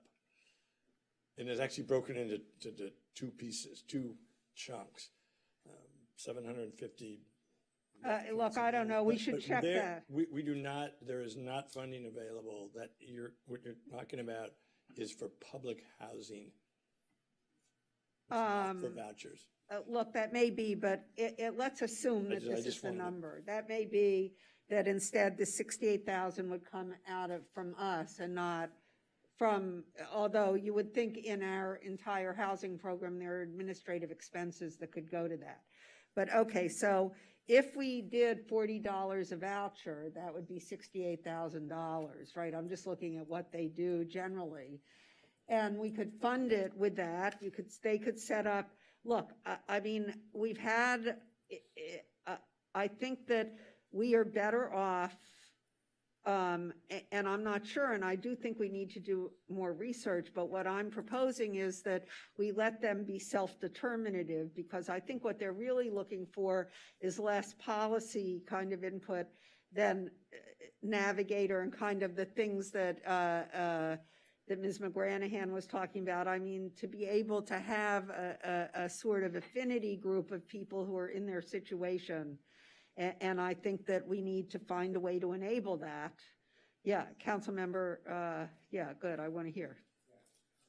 I was reflecting on that question of how we ensure that there's a inclusive a cab that meets all the HUD, criteria, for compliance. Maybe, since I know that there's an ad hoc committee in the Housing Commission, is Michelle still on the call? Michelle, are you still on the call? Yes, I am. Oh, great. Any questions? Well, the question I have is, has the ad hoc committee considered sort of how you can ensure that, in the selection, let's say you have your first meeting, you have a good turnout, you facilitate sort of, hey, the first goal is, I'm kind of assuming how you would do this. Do we want 7 or 15? And once you get over that hoop, then it's like, okay, who wants to nominate themselves? How do you ensure in that process that we don't end up sort of what Councilwoman Davis was talking about, in terms of you can end up with, just one group that isn't really fully representing, the diversity of all the voucher participants? Well, thank you for that question. First, just as a side note, I think maybe one person of the few dozen that have reached out to us has been male. So at least that I don't think will be an issue. The disagreement during the Housing Commission discussion really reflected two major pathways for clients to choose from. And of course, they could come up with a third option. But one option was for applications to be submitted, which would give people an opportunity to elaborate a bit more on why they'd be a good fit for the position, and collect a bit of demographic information about them. The question, the big concern was who would review the applications and choose from among them. And the overwhelming feedback is that, first of all, no one wanted staff to be the ones who chose those people. And most people seemed uncomfortable with the Housing Authority Board choosing those because it was still too close to the staff side of things, which is why we didn't ultimately make that recommendation.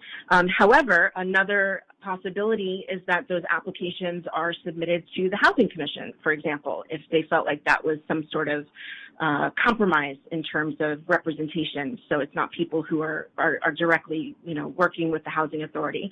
The other option is that they could hold elections, which, may look like anyone who wants to run for those positions goes up and is allowed to speak for 2 to 5 minutes and explain why they should be able to be elected. And since there are 7 to 15 positions, it's very likely that most people who are interested would be elected in that way. The only concern is that while there are lots of opportunities in the future, hopefully, for people to participate and communicate with each other, the CAB has a very particular mandate that is not a sewing circle. The CAB is looking at hundreds and hundreds of pages of very dense technical policy, and it's important that this is impressed upon clients at the first meeting, because while enthusiasm can get you past a lot of lack of knowledge, you really need to have a certain skill set and interest in order to serve on the CAB. And so it's important that people understand exactly what it entails. It is a lot of work, which is one of the reasons we recommend the stipend. But again, to answer your question, we would leave it up to the clients, and we would, explain the different alternatives, and they're welcome to come up with more of their own. In terms of other administrative matters, in terms of like bylaws, there are multiple excellent examples that already exist, and we have them collected. So the clients wouldn't have to start from scratch when they're creating this RAB. They would have lots of existing models to choose from. So I think they'd have a lot of opportunities for direction, in addition to the agreement of some of the people I mentioned and groups who have already said that they'd be happy to come to the first CAB meeting and provide assistance. So I just wanted to say that there was once a suggestion, and I recall this, coming out of one of the commissions that, and this could solve the diversity problem, that when you have your original people who indicate interest, you could also do a lottery. So you pick, right, and then that would probably be the most even-handed way of doing it after people make a commitment to do the work.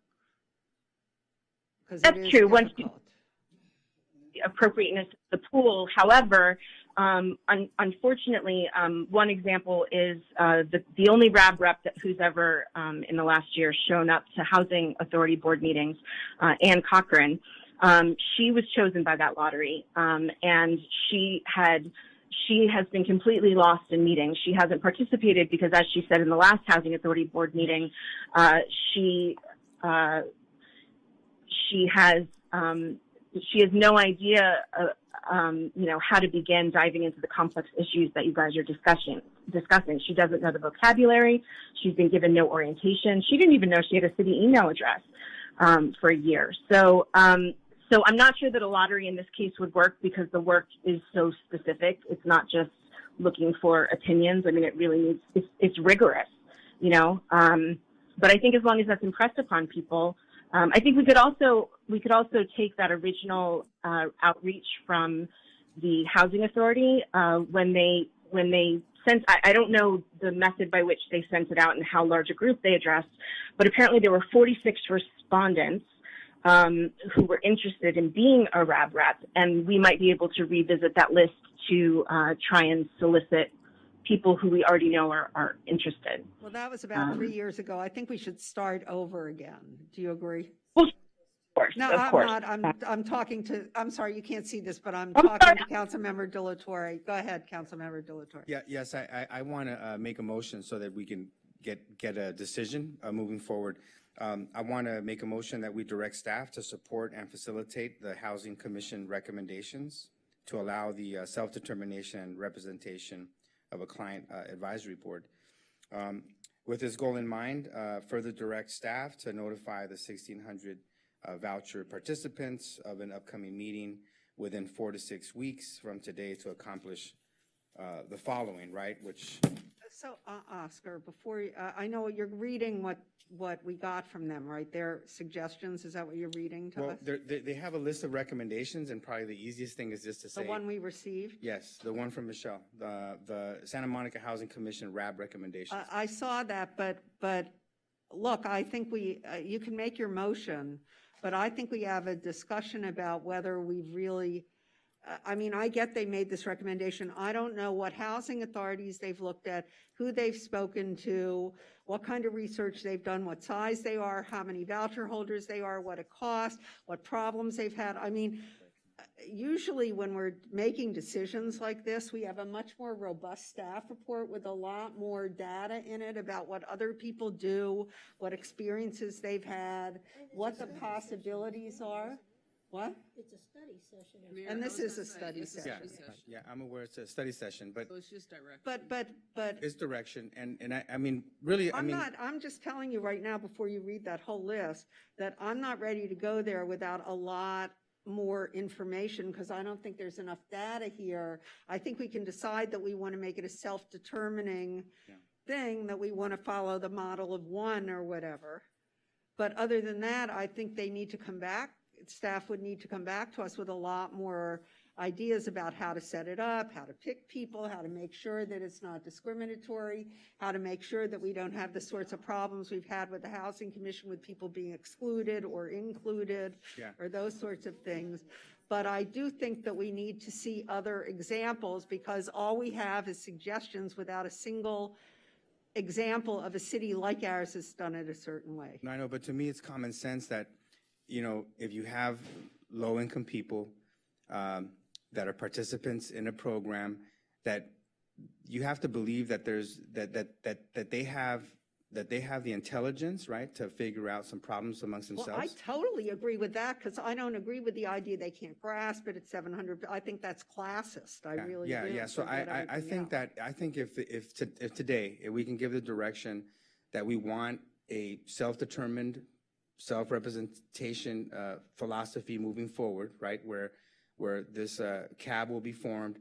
You have a housing commission that has already shown that it's genuinely trying to do that, right, trying to give power to the people, for lack of a better term. See, that's where I might disagree with you. I just have to tell you, because You don't agree with power to the people? No, I agree with power to the people. What I believe is that the Housing Commission has, recused people, shunned people, stopped people from speaking whose views they don't agree with, and I think that that's not a healthy commission. Okay. So one of the things that I think we can do is those types of issues, I think, can be resolved. But what we're trying to do here is determine how do we move forward in establishing a CAB, RAB, right? How do we do that? And the principles that I'm hearing right now that we agree on, despite whatever has gone on in the Housing Commission, is that we want the Housing Commission to really promote this, self-representation, self-determination principle, and to help facilitate that. They have an ad hoc committee that's already working on that. If we direct staff to help inform the 1,600 voucher participants about a meeting where, they're going to be able to elect representatives, people are going to show up. And then at that meeting, they can be well prepared. They can put out the rules, sort of what we do, in other bodies. I think that that's our job as a housing authority to do that. I do not believe that's a Housing Commission's job. They're an advisory group that doesn't have any plenary authority. But I think we could do it. We can do it. All right. Well, however it happens. But this is what we don't know. This is the point. The thing is this. I mean, it seems from what I've heard that it's been almost like 20 plus years that we haven't had a meeting of a RAB or a CAB, that there's been this, sort of, hey, surveys, maybe, input, and that satisfies what HUD wants. But in terms of this vision that's being planted today, it's a different type of vision. I think it's really the Santa Monica way, right? For us to engage our residents, provide the platform for people to get deeper involved in the issues that affect them. And none of us here are voucher participants, right? So the people that have, the most experience should be at the forefront. Like they say, the people closest to the problem should be in the lead. And I just want to accomplish that. So out of today's meeting, what I'd like to do is provide some direction to staff to assure, that these principles that we're talking about, which seems like you and we both agree. I think we agree on the principles, but what we're talking about is how to move forward, right? I mean, this is, and I think we can say 1, 2, or 3, whichever model it is, but I think we probably all agree that it should be a self-determining group. Correct. So how do we accomplish that? You'd have to, everything, the recommendations. First, you contact all of them. You have to contact all of them. That's what they're asking for. You convene them, right? You know how to do this. Yeah. I mean, you convene them, and then you ask them, you survey them, you find out what they're interested in. You have a big group meeting, right, that you run, or or one of us, or the whole board runs, and says. For those people in the audience, it would be appreciated if you show us common courtesy while we try and debate the issue and try and come to a satisfactory solution. Please don't be rude. You don't want us to be rude. Thank you so much. If I may, yes. Mayor, I was conferring for a minute with the city attorney. So I think I think where we can be helpful in terms of facilitating is really on the process side of things. So yes. whatever direction in terms of what you're looking for, we want to receive that tonight. But I think what would be helpful for us sort of now and going forward, just in terms of process and structures, I think whether it's a resolution or an ordinance, we want to bring something formal to you that actually creates a body. I'm a little bit concerned about like just moving forward and creating something that doesn't actually have a council action behind it. Yes. So I think however we land tonight, my hope is that we can get some direction to come back to you with some kind of codified body so that it's clear now and for the future what this is and what the expectations are, both in terms of how council wants it to operate, so staff has clear guidelines about how it would operate and what your expectations are for the body. That's just all I want to offer in terms of a process that I think we need some kind of formal action that we could come to after we receive input this evening. No, and I think that's helpful, and I think that's what Oscar and I are talking about. We're just talking about how to get there, and maybe we should leave that to staff, but at the same time say what we want it to be a self-determined, self-selecting, right, that gives us input on these plans, right, but may not be, look, and shouldn't be, because the Housing Commission is not meant to be the RAB. It was originally conceived, the two members were put on at the suggestion of HUD to make it more look like a RAB. Yeah, but they don't want to be a RAB. They're very clear that they're even trying to step away, right? Well, they want to help form the RAB. We need to hear more about housing policy and less about, just, I think the RAB will handle the Section 8, but we have other policy issues. Can I just ask Michelle really quick We're to in give some input? discussion at this point, so Michelle, Yes. I'm sorry, it's not really appropriate for you to engage in this part of the conversation. But can I ask her a quick question? I can ask a question. I mean, I thought we had moved on from that point. No, just one question in terms of the work that the ad hoc committee did. So, because it seems like that, I just want to know a little bit about what the mayor is talking about in terms of what the process that needs to happen. It seems like you all have done some of that. Michelle, can you tell me if we're right or wrong? Like, what work has already been done that can help us in this and with what we're grappling with right now? Have you already done some of that work? Thank you, Commissioner Delatorre. I apologize for interjecting before. If I were in the room, I would have raised my hand because Michelle, my point is that you would have been out of order, even if you had raised your hand at this point in the debate. I mean, we're in council discussion on the dais at this point. We're no longer engaging the community. It's now our conversation. So we've taken everything that you've said to this point into consideration, and now it's our turn to have our conversation. Councilmember De La Torre, Commissioner De La Torre, is going out of order to give you this opportunity. But to the extent that you're, wanting to, say that this would have been different if you had been here in person, no, it would not have. In all the time that you're talking, she could have already given her.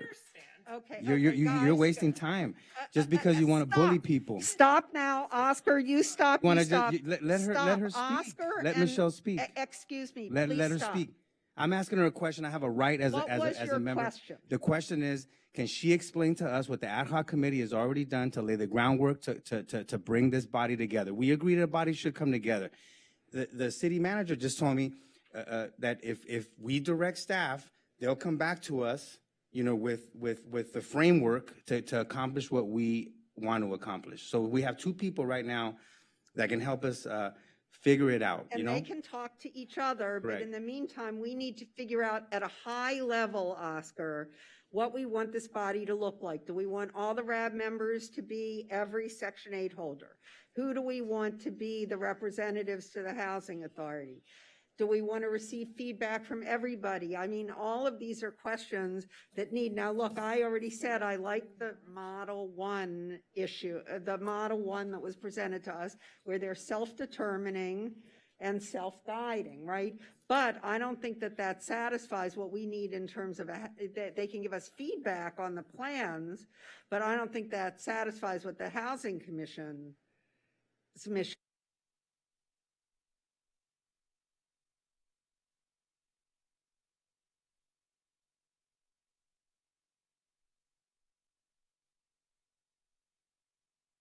other things that they put up there. And they form an organization of holders who set their own, who give us advice and give us feedback and tell us what they would like to see. Isn't that what you envision? Well, it sounds like you're saying exactly what the Housing Commission recommendations are. I'm just Well, thinking, except but that you're it's saying that gotta you don't be- want it to come from the Housing Commission, it should come from us. What I'm saying is we should guide the process because I think that we are the housing authority. It's our responsibility. We need to set up the guidelines that our city manager is talking about. Our city attorney has done this already in Fresno. I mean, they have a housing authority. And I think that we need to take charge of it because we are the housing authority and we were elected to do this. Correct. And I think the city manager has a solution. Good. So if we can let, but I want to let other members of the city council weigh in because I think That's good. Gleam's had her hand up. Okay, Gleam. Well, thank you. I fully support the idea of a self-determinative body, but I think there are a couple of things that we need to give the self-determinative body direction about. And with all due respect to people, I think having a lot of people come into a room and starting out with, well, what are we going to do? You know, how are we going to elect people? How many board members will we have? That is a recipe for confusion and chaos. So I think while I want to have a group that is selected by the voucher holders, I think we need to set the parameters for how that selection is. And I think that is what's an appropriate number of people, how will they be selected in a manner that will meet the HUD guidelines. I 100% agree for- with you about that. Yeah, let me finish with the HUD guidelines so that we, you know, I mean, I want to make sure we don't end up in a situation where we're Hold on. I feel like I'm in this Yes, no, echo chamber I need here. you to step out if you want to engage with each other. Yeah, but we need a quorum. You know, so I do think we need to have a more concrete, just in terms of selecting. Then once they're selected, they're self-determinative. I have no problem with a website, but let me finish. But I do think there are a couple of things that really are important because I do want to emphasize this is tens of millions of dollars we get from the federal government. And it's really important to everyone to understand that the 7 of us up here, are the ones who are responsible for administering that money. And if it's not properly administered, we're the ones who are on the hook and we're accountable to the Fed. So I think it is important for this body to prescribe that the CAB is advisory only. They're not going to be making substantive decisions about how money is distributed or who gets the money or things like that. I think it is important that it be a Brown Act body. I think the Brown Act is supposed to promote transparency, and you don't want a situation where 5 CAB members get in a room and conspire against the other. Not that they would, but, you know, the whole point of the Brown Act. So I think we need to be explicit that it needs to be subject to the Brown Act with duly noticed meetings and that they can't operate behind closed doors. And I also do think that we probably should prescribe, for example, what would and would not, how the Public Records Act would apply. Because as I think our city attorney and our city clerk know, we are now inundated on an almost daily basis with Public Record Acts requests. And I suspect that, you know, this will be one of those bodies where there has been so much controversy around it. We'll start to see a lot around there. So I think we need to give some thought to that. So I think other than sort of setting the parameters for what the first meeting's going to look like and how they're going to select, and then after that, they should be self-determinative. But I'm very concerned that if we just get however many people it is in a room and it's just like, hey, what do you want to do? It's not going to be sufficiently directed and you may not end up coming to decisions. So I think with just some very basic guidelines about number of people on the board and how they're selected, and then these other guidelines about, you know, I don't want to say restrictions, but, you know, being subject to the Brown Act. Guardrails or whatever you want to call them. I think we should create this self-determinative board. And I do think, by the way, and then I'll shut up, is while I think, you know, we're obviously looking forward to getting advice from this board about, you know, the administrative plan and other things, I think there also is a role here for, as you've been calling it, sort of navigation. And as Ms. McGranahan spoke about the opportunity for people to come together and, you know, not necessarily say, okay, here's the agenda this is what we're going to tell the council, but an opportunity, whether it's via a website or whatever, that people can come together and say, hey, I have a problem. Has anyone encountered this problem before? Do you know who I should call about this? Or this is an issue, or I think this is an issue. I think, having that, and that's something I think that once you get the CAB in place, they can sort of figure out the best way to communicate with the voucher holders. But I think not only is it, please advise us on the things that you're legally required to advise us on, and it is advisory only, but also, giving them the opportunity to create a community, I think is also important. So those are my thoughts, that staff can come back with some basic guidelines, and then we can move forward. Councilmember Brock. So I know this is still a meeting of the Housing Authority for the city.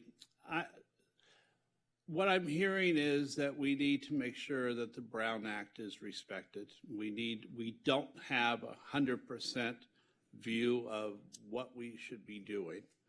But I'm going to make a motion regardless, and I'm going to make my motion. I direct, the Housing Authority directs the city manager to return as soon as possible and support the Housing Commission recommendations and direct them to schedule the very first meeting of the CAB and include all legal descriptions, including Brown Act, et cetera, in this direction. Now, and further, and this is I'm going to try not to be murky, but I'm probably already there. But the staff should come back in all due haste and analyze what we've said tonight and try and come back with their best representations. I rely on our very capable city manager and our staff to do that. And I think that will solve this for the moment. And they can come back mid-October, late October, with recommendations that we can then look at and have a more substantial discussion about what we can actually put in place and approve, and the things that Mayor Himmelrich and Councilmember Davis and others have talked about tonight. We can revisit that once the staff have an opportunity to put something together. Because I'm not as familiar with what the Housing Commission does or doesn't do. But I will tell you, I was extremely impressed tonight by the chair of the Housing Commission. I have never seen, and I've been on commissions for 18 years, I've seldom seen a PowerPoint, a presentation that I thought was, guys, if you could stay, we don't really need that. Hold on a couple of minutes, please. Thank you so much. So, very simply, I don't want to thwart their work right now, because if I was them, then I would just give up and say we tried. So I think they made a really substantial, well thought out presentation. Now, maybe not everything will work.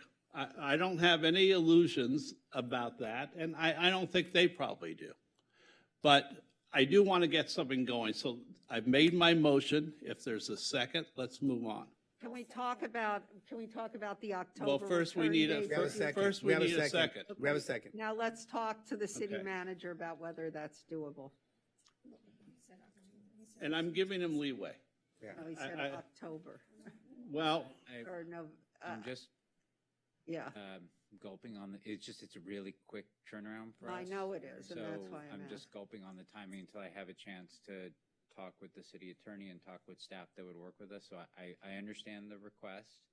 I'm just walking a fine line about understanding the request and overpromising something because I just haven't had a chance to connect with staff. So we should say as soon as possible Yes, and that would not be by appreciated. X date. Yes. Okay. Does that work for you? yeah, look, staff knows that residents are very interested right now.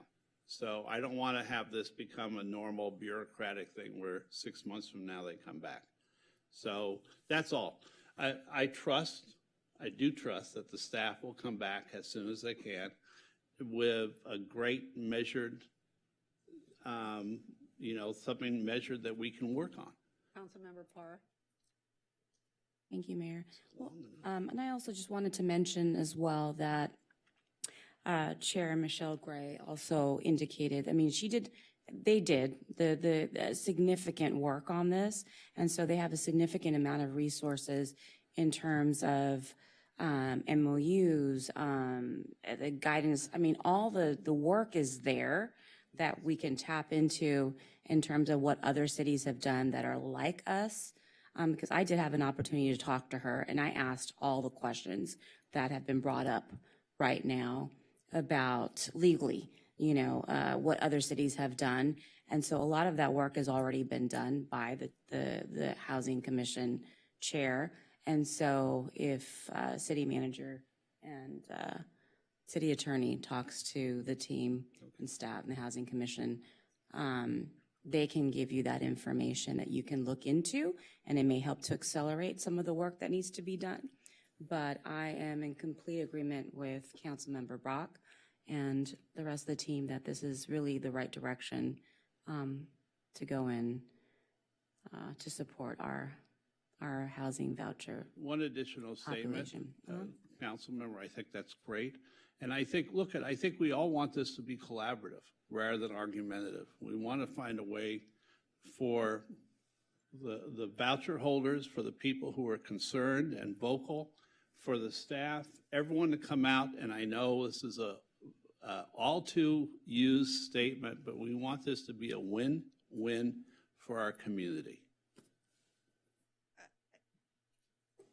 Okay, so with that said, let's take a roll call vote. Oh, wait, we don't have money. Yeah, we can do a voice vote. By acclamation? Aye. Aye. Okay, so that passes.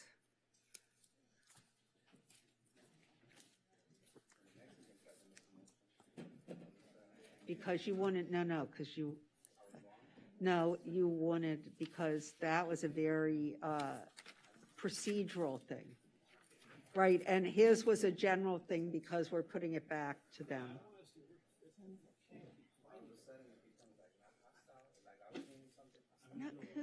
No, I don't know why you think that. I didn't think it. No, it was a different, because it wasn't the same motion, because you were reading the entire proposal. Mayor, are you ready to move on to the next item? Okay. So Mayor, we have adjourned the special joint meeting? Yes.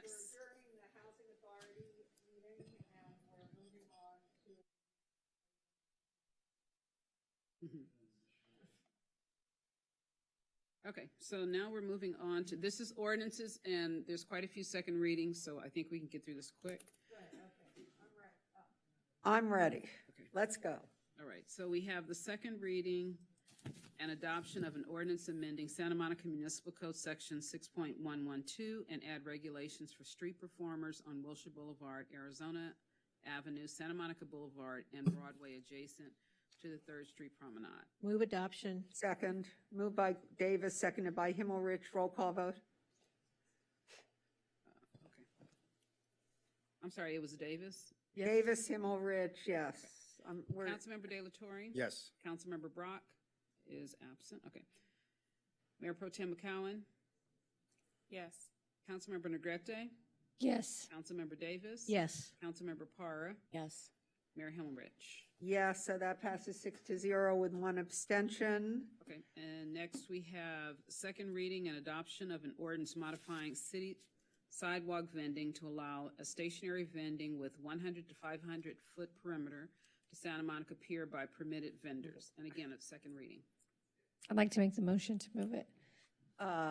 Moved by Negrete, I'll second, seconded by Himmelrich, just because I don't want to wait. Let's have a roll call vote. Councilmember Parra? Yes. Councilmember Davis? Yes. Councilmember Negrete? Yes. Mayor Pro Tem McCowen? Yes. Is Councilmember Brock back? No. Nope. Councilmember De La Torre? Yes. And Mayor Himmelrich? Yes, so that's 6-0. Okay. Next, we have a second reading and adoption of an ordinance modifying Santa Monica Municipal Code, Section 3.22, and adding Section 3.23 to allow shared mobility services to be provided under a contract agreement with the city. Again, another second reading. Move adoption. Second. Let's have a roll call vote. Councilmember De La Torre. Yes. Councilmember Brock. Mayor Pro Tem McCowen. Councilmember Negrete. Yes. Councilmember Davis. Yes. Councilmember Parra.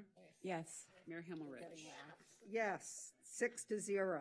Next, we have second reading and adoption of ordinance amending the city's tenant protection laws. I'll move it. Second. Moved by Himmelrich, seconded by Davis. Let's have a roll call vote. Councilmember Parra. Yes. Councilmember Davis. Yes. Councilmember Negrete. Yes. Mayor Pro Tem McCowen. Yes. Councilmember De La Torre. Yes. And Mayor Himmelrich. Yes, that passes 6-0. Okay, and the next one we have is second reading and adoption of an ordinance adding section 4.27.080 to the Santa Monica Municipal Code to provide temporary eviction protection for residential residents in rent control units. Move adoption. Second. Moved by Davis, seconded by Himmelrich. You can have the next one. Councilmember De La Roll call Torre. vote. Yes. Mayor Pro Tem McCowen.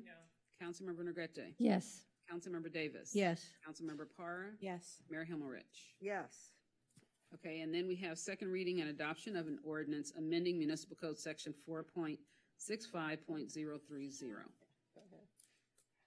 So moved. Is there a second?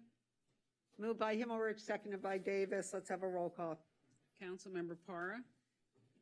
Yes. Councilmember Davis. Yes. Councilmember Negrete. Yes. Mayor Pro Tem McCowen. Yes. Did Councilmember Brock come back? Yep. Yes. Councilmember De La Torre. Yes. And Mayor Himmelrich. Yes, that passes 7-0. Okay. And I think we have 10G. one more. Hold on, we have one more. Two Okay, more. second reading and adoption of an ordinance modifying Municipal Code 4.12.105 Oh, yeah. concerning amplified sound on Ocean View Park. And this is the second reading. So moved. Is there a second? Second. Seconded by Negrete. Moved by Himmelrich, seconded by Negrete. Let's have and afterwards, we're going to have direction by Councilmember Davis, but first, let's do a roll call vote. Councilmember De La Torre. Yes. Councilmember Brock. Yes. Mayor Pro Tem McCowen. Yes. Councilmember De La Torre. I'm sorry, Councilmember. I was like, I'm gets to sorry. vote twice. Councilmember Negrete. Yes. Councilmember Davis. Yes. Councilmember Parra. Yes. Mayor Himmelrich. Yes, so that passes 7-0. And was And there- Mayor, whoops, excuse me, and Madam wait, we Clerk. have direction. I'd like to move that we give direction to staff with regards to this item we just adopted, 10G, that, and I know they will do this anyway, but I want to make it explicit that we keep track of the number of complaints and/or issues that we get regarding both enforcement of this ordinance as well as concerns about, areas it's being applied to and that sort of thing. I've heard some concerns from the community, twofold. One is they're not sure that it's going to be enforced or it's enforceable, and two, also, whether or not this might be something that might apply in other areas of the city. And I think if we're thinking at some point down the road about applying it to other areas of the city, we should see how it works in this area of the city first. So I'm sure it's something staff would keep track of anyway, but I want to give explicit direction that we keep track of both complaints and enforcement actions with regard to this particular statute. The only clarification I just want to make sure is because the complaints tend to come in multiple channels, and so I'd probably want to keep that to what occurs through either code enforcement or through 911, which is more easily trackable versus, myself, other staff just get. Sure, no, that's fine. What comes through code, you're right. I mean, if somebody sends me an email, I'm not going to get it together to send it to someone else to keep track of it. But yes, what comes through 911 or code enforcement or where we send the police out, for example, that sort of thing. So I'd like to make that as a direction, a motion for direction. Is there a second? I don't know. I seconded. I think we can just do it by voice vote. Voice vote, all in favor? Aye. Any objections? None. Okay. 10H.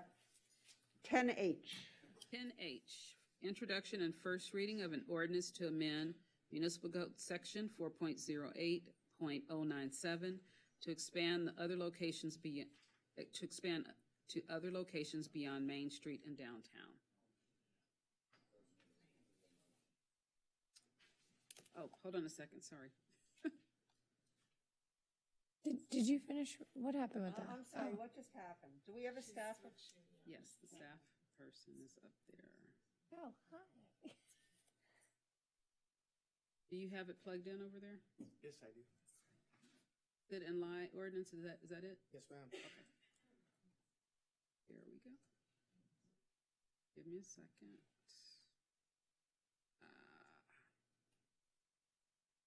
Mouse doesn't do what I needed to do. Sorry. Okay. There you go.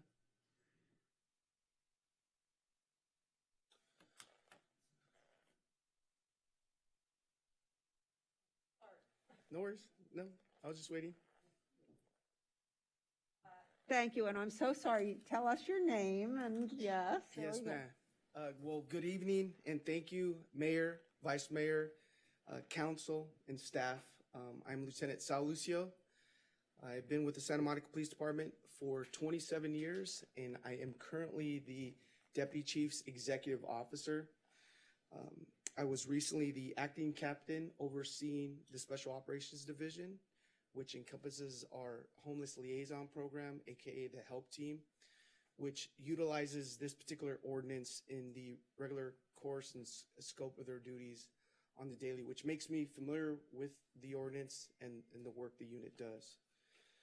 I want to begin this request for consideration by noting that I'm here on behalf of the Chief of Police and the men and women of the Santa Monica Police Department due to the growing number of complaints and community concerns with the number of individuals who have been sitting or lying in the doorways of businesses as well as other business areas in the city during the late night hours and early morning hours where in most cases no one is present on the premises to protect the property.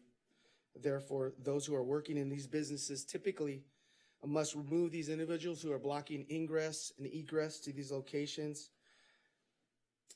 And oftentimes these contacts occur in the early morning hours or sometimes late at night. Unfortunately, at times this has developed into either a standoff or a confrontation in this situation, and the business owners and workers have been assaulted or injured. In addition to incidental crimes or crimes of opportunity such as break-ins, vandalism, and arson, to name a few. Further, the doorways themselves at many of these businesses may give the illusion of shelter and security, but they are often dark places or poorly lit, which are actually not safe places to sit, lie, or sleep, and otherwise are not suitable for human habitation. Because amongst other things, there are no available restrooms, sanitary facilities, therefore creating a public health and public safety concern. Also, with some great respect and appreciation, the Santa Monica Police Department also recognizes that the city government deploys a very comprehensive and collaborative approach to meet community needs by focusing on public safety, public health, hospitality, and maintenance, sanitation, and custodial services, all that work in partnership with Downtown Santa Monica, Inc., the Santa Monica Chamber of Commerce, and the Santa Monica Travel and Tourism Group, all with the intention of making the city of Santa Monica a safe and welcoming place, as well as ensuring that the city offers a high quality of life for residents, workers, and visitors. So as a result, we are asking for this ordinance to be expanded to cover the growing business areas throughout the city to serve as a tool to address the mentioned concerns.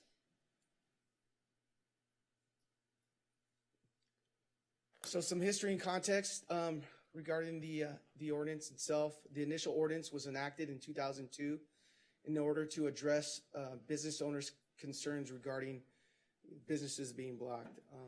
And so it's been 20 years in existence. The ordinance as it stands currently covers the downtown area and Main Street. And almost goes without saying, the last, 20 years, we've seen significant business growth in the city. We're an international tourist destination and a highly visited place that's very accessible by the I-10 freeway, by the Metro Light Rail, by public and private transportation. And so as a result, the transit corridors we're noticing throughout the city are becoming densely populated with vehicular and pedestrian traffic. So we have a significant amount of density and an increase as well as the local and regional unhoused population. So we're asking for the ordinance to be expanded to include other parts of the city. So no person shall sit, lie in any entrance to a building in the downtown area, Main Street, so expanding to Broadway east to the city limits, Colorado east to the city limits, Pico, as well as Santa Monica, Wilshire, and then on Lincoln, south on Lincoln to the city limits between the hours of 11 p.m. and 7 a.m. So overnight, and this is an important tool for us because typically there's no one at the business there, and the ordinance allows us to have a tool in place to address these issues and make contact with individuals that may be at these locations. The ordinance as it stands and currently going forward contains some compassion and understanding as seen in item D. The prohibition contained in this section shall not apply to any person sitting or lying down in the entrance to a building due to a medical emergency. So in closing, the Santa Monica Police Department will continue its progressive approach, which is problem solving through outreach and engagement and referral to social services. An approach that is not enforcement first, but is about connecting individuals to services, working with all of our city partners from the City Attorney's Office, Santa Monica Fire, the city's Community Service Division, and the LA County Department of Mental Health, all with the intent of developing long-term solutions by changing behavior through advocacy, mental health, and enforcement when necessary. So thank you for your time and consideration, and available for any questions, if any.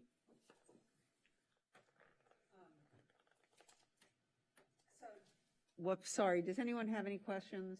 Because I have one, I just asked the city attorney, but Councilmember Brock and then Councilmember Negretti, and then I'll go. Now, this change in the ordinance doesn't require the 30-day notice by businesses. They don't have to post anything, and they don't have to keep resubmitting notices? No, this is, it requires that they have it posted at the location that, so the ordinance that is. they have to post and contact, and they have to submit every 30 days? You're referring to the trespassing. Yeah, that's different. That's different, correct. So they just have to have a sign posted at their business front and back? Correct. Okay.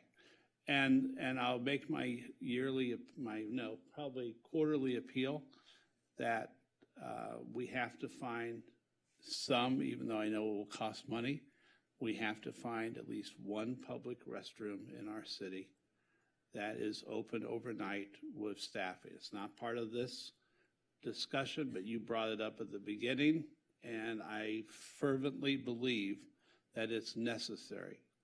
And thank you. Councilmember Negretti. I just wanted to make that point be known, because as somebody who has to, post every 30 days, you just clarified so that businesses understand that now they can put a copy of this new ordinance, right? Correct? That's correct. On your business. Yeah, and there's probably Posted at that location. a specific space for it or whatever, somewhere where it's visible. Sue? Thank you. Councilmember Brock? And I would ask that, I'm totally in favor of this, but I would ask that we do significant outreach to businesses on those streets and maybe even have a supply of the laminated sheets or whatever needs to be done so they can put them up, so we make it very accessible and easy for businesses to post as well. Because I know one store I pass by on 19th and Santa Monica, and almost every time I pass by, there's someone sleeping in the doorway or there's someone sleeping in front of the windows. And I'm sure that business owner will probably post that, but let's make it really easy for businesses to post it if they wish to. Thank you. We have a standard sign that we hand out. Yeah, there is. I bought it, I bought one at the, yeah, so, Okay. but any other, because I have a question about, and I just asked the city attorney this, but I want to ask it again to make it clear we've thought about it. So this applies only to entrances to buildings, right? And to basically private entrances, is that right? And some public, but yes, only that very limited area. Yes, but so, because I'm asking, because it means includes entryways, doorways, vestibules, and areas located under cantilevers. So we have these buildings that have cantilevers that like go out to the end of the sidewalk. I mean, we're really talking about entrances here. I mean, this is not meant to be vague, right? This is supposed Correct. to be the entrances. Ingress, egress. Yes, great, thank you very much. That was my question. And that gives me a follow-up. Is this, if that's okay? So I have a friend who owned a print shop on Wilshire, close to the east city limits. They said not only do they have people in front of the building every night, but every morning they had someone in the parking lot on the back porch door. So are you saying that rear door, rear entry to their building would not be covered? It was two doors east of like Great West. No, I was what just used to be asking about Great Western doors. Savings. What I was thinking about was not, so it sounds like that both doors, yeah? Yes. All exterior. I was asking about cantilevers, which are like those things that stick out that may not necessarily even have a door under them. Got it. I understand. what If you're the building's on a covered street, then it's all the exterior entrances to that building. saying. Front and rear. Right. That's all I was asking, because I remember they Councilmember used to Negretti. complain all the time. And just to be clear, this is so you don't have to be there, physically make the phone call, right? This is now, if a police officer is driving by, they don't have to have the owner of the business be present or make a phone call. You can enforce it without. Okay. I'll move.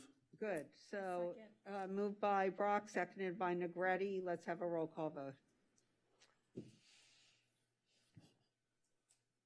Councilmember Para? Yes. Councilmember Davis? Yes. Councilmember Negretti? Yes. Mayor Pro Tem McCollum? Yes. Councilmember Brock? Yes. Councilmember De La Torre? Yes. And Mayor Himmelrich? Yes, so that passes 7-0. Next, we have appointment to one unscheduled vacancy on the Thank Arts. you. On the Arts Commission for a term ending, it's 6/30/23, not 22. Do we have any nominations? Catherine Benjamin. Kathleen, sorry. What time is it? Are there any other nominations? By acclamation, Kathleen? Good, yes. Any objections? No. So, Okay, so next we have 16B, and this recommendation to accept Eve Bronchon's resignation from the Personnel Board and authorize the city clerk to publish the vacancy. so I move that we accept her resignation with regrets and thanks for really quite a long period of service. By acclamation. Was there a second? Oh. Moved by Himmelrich, seconded by Davis. By acclamation, aye. Aye. Any objections? No. Okay, next. Next, we have request of council members Brock and McCowan that council direct staff to explore establishing a large format digital signage pilot program at Santa Monica Place that supports placemaking and stimulates economic recovery efforts in the downtown. The pilot program should include 1, public art component, 2, community messaging and promotion of Santa Monica, and 3, be supported by a revenue sharing content opportunity to support community programs and services. Councilmember Brock? So I was approached by Santa Monica Place. Let me start over. There we go. I was approached by Santa Monica Place about this. If you're in Hollywood and other places, there are large digital signs on the sides of buildings. They are proposing that they add some of these giant, I guess, TV screens, for lack of a better word, that would not only be advertising, but also would advertise city-supported programs and art and theater and everything else that happens in Santa Monica as part of the rotation. There would be one on 4th Street, I think, as you get off the light rail by Bloomingdale's, another one on 2nd Street. So it would be, it adds public art, it would have community messaging and promotion of Santa Monica, and it would also have revenue sharing content to support community programs and services. I looked into this. I think it would be a good program for the city of Santa Monica and good for Base Ridge. It will also give that impression that we are an active, safe, clean community that really is looking forward. So that's my report. So, Councilmember McCowan bailed just well, before I'll follow up on this because actually I think most of us have talked to Mace Ridge about this, and my concern was simply that that it not be directing light into residential windows or Yeah. you know, anything or noise into residential windows. They assured me it wouldn't. I feel better that staff is coming back with it, and we'll see what it's going to look like before it does. So I'm in support of this. Yes, Councilmember Davis.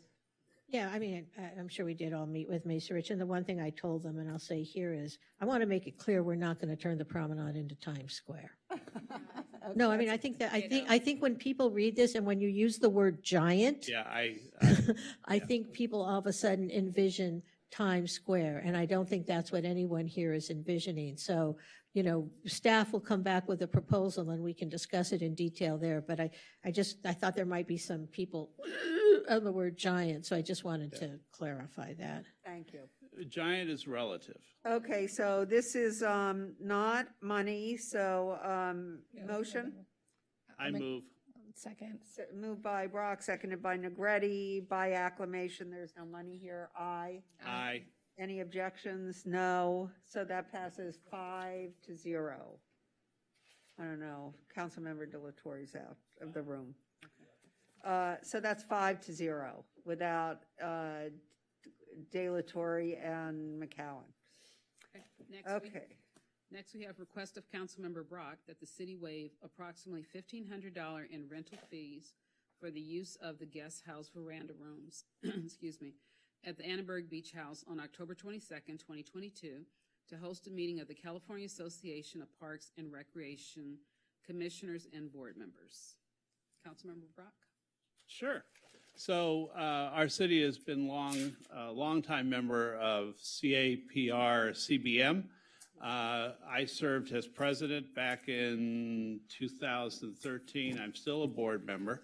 Our Recreation and Parks Commission one year won California Commission of the Year, and at least 2 or 3 of our parks projects over the years have won awards from CAPR.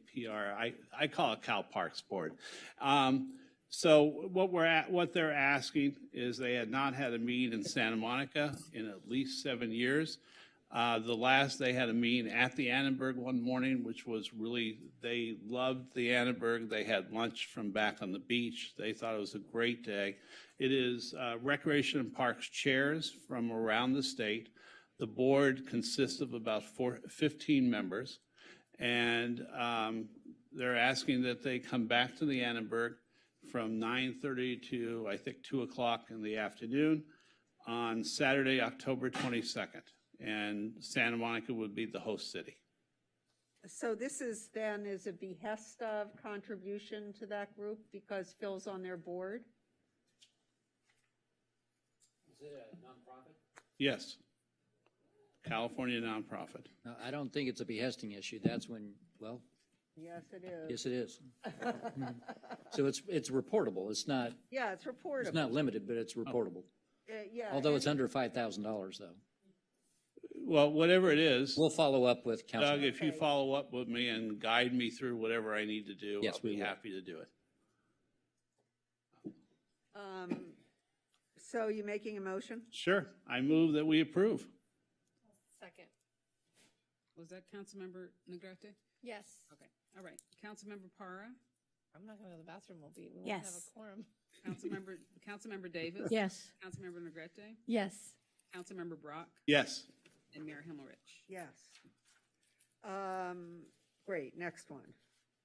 Request of council members Negrete and Brock that the city council endorse and authorize the city manager to transmit the attached letter requesting the Los Angeles County Board of Supervisors support and assist the city of Santa Monica in relocating the harm reduction syringe services program from its parks and open spaces for the service to a service-rich environment that aligns with the city's four-pillar strategy to address homelessness. The city manager is also being asked to transmit this letter to candidates for the Los Angeles County Board of Supervisors, Senator Bob Hertzberg and Councilmember Lindsay Horvath. I didn't write it. Okay. I don't think I need to read the letter, right? No. I just want to be clear that the purpose of this is to relocate, hopefully, where the harm reduction program is happening out of our parks, which currently is being operated at a park that's across the street from a school where kids are playing. And oftentimes the remnants of the needles are left in the park. And so we're just asking that we find a better place that's more service-rich, that would actually be more beneficial to the folks that it's serving. So the letter that's been written is to hopefully move that forward. Did you have more comments to make on it? You brought this to our attention in May, I believe, May or June. Something like that. It was a few months ago, Yeah. which seems like dog years, yes. And you were adamant that day that this was a program that should not be happening in our parks, even though it is beneficial to many drug users. However, having it in Reed Park next to our children's playground was not appropriate. Now, I think many people believe the program is a good program, but the staff talked to Los Angeles County representatives over the last 3 months, and it's administered through a grant by a service nonprofit, and they haven't been willing to examine other locations. We think in the city there's probably 7 or 8 good locations. I think several people talked to some of the people that were receiving clean needles, and they said they would go where the clean needles were, that it wasn't that people had to come, that they had to come to them because it was drawing more people to Reed Park and other parks in the city. And there was a concern with the two children's playgrounds right there that there was the danger of someone stepping on a used needle. And we've seen that in the news over the years. So that's my part of it, and I requested this item with Councilmember Negrete from staff because we didn't feel we were getting proper attention from our county supervisors and their staff. So this is simply to urge them to work with our city manager, our service providers, to see if we can find good locations in the city. And I think we've identified 3 or 4. that could be helpful. We want people to get help. We want to make sure they don't endanger other people. I just wanted to add that it hasn't been clear, we haven't received reports back that say that the location that it's at currently is maximizing, it's not servicing the amount of people, or we don't know, because we don't have any numbers yet on how many people it's servicing. So we don't even know that this location is getting the most recipients in need. There's probably other locations where those people are going to get other services, and so they would actually reach more people that would need these needles. So not having it in the parks, especially at the time that it was happening, it's about time, place, and manner, when kids are playing, when kids are getting out of school. It just didn't seem like the appropriate place to happen, but there's probably better places to have it where it would actually reach more recipients that would benefit from it. Yes, I want to thank both Councilwoman Negrete and Councilmember Brock for bringing this item forward. And everything that you stated is right on. You know, I think the other message that we want to send to our children is that, you know, drug use is bad. We don't want to enable the type of behavior that endangers, you know, their lives and the lives of others. And that message needs to be loud and clear. And we are, I haven't seen the government do this yet, but I wish they would, is put out some type of report. I'm seeing little leaks here and there in terms of the types of drugs. I don't even call them drugs anymore. People say drug use, like crystal meth and fentanyl. Those are poisons, and it's killing our children. It's making them mentally ill. I think there's a strong correlation between drug use and mental illness. If you're not mentally ill and you start doing these substances, you will end up mentally ill, and that's something that we need to let people know. Because I haven't heard enough of it. There should be congressional studies, and in the state, there should be, in the state capitol, there should be studies coming out, bringing that revelation forward, because what we're seeing in the streets with 24-year-olds, 25-year-olds, young men and young women, totally, you know, out of their mind, you know, and addicted to these substances. And so it's something that we definitely need to keep on combating and messaging. And I think it's the appropriate pathway that we're taking here, is to say that we need to have a strategy that tries to get people to get into rehabs, you know, tries to get services to people, you know, just passing out and, you know, giving out needles, even though I think there's some research, you know, and also some well intentions in that alone is not going to help solve the problem. Like, we need to do more than that. And I think that's what this item is doing, is to do more for people that are having these needs and that are struggling in our streets with addiction. And I appreciate that both of you brought this item forward. I'm just going to end this to say that I have two people in my family that are addicted to drugs, both methamphetamine, and have been and probably will die on the streets being addicted. And I can tell you from firsthand experience that oftentimes making it easier and more available without the necessary resources to back it is more harmful. So if we can get people where they're making multiple touch points and they're not just getting a needle, but there's a more robust approach to getting these people the next level of help that they need, I think then we're going to start to see a difference. Well, and let me just say, Oscar, that I just saw a message from our fire chief about fentanyl. Mm-hmm. So we are starting to get that messaging out. We're really trying hard, I believe, in the city. We all know the scourge that these drugs are. So, Councilmember Brock. I move that we approve this. Okay, and I think we can do this. There's no money, since all I have to do is sign the letter. By acclamation, aye. Aye. Any objections? Okay.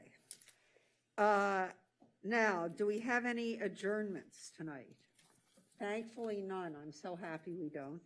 And our next meeting is Tuesday, September 27th at 5:30 p.m. We will see you there. Good evening, Santa. Good evening, Santa Monica.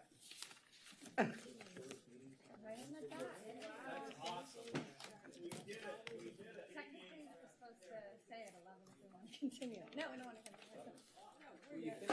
We did it. I don't know why, it's just,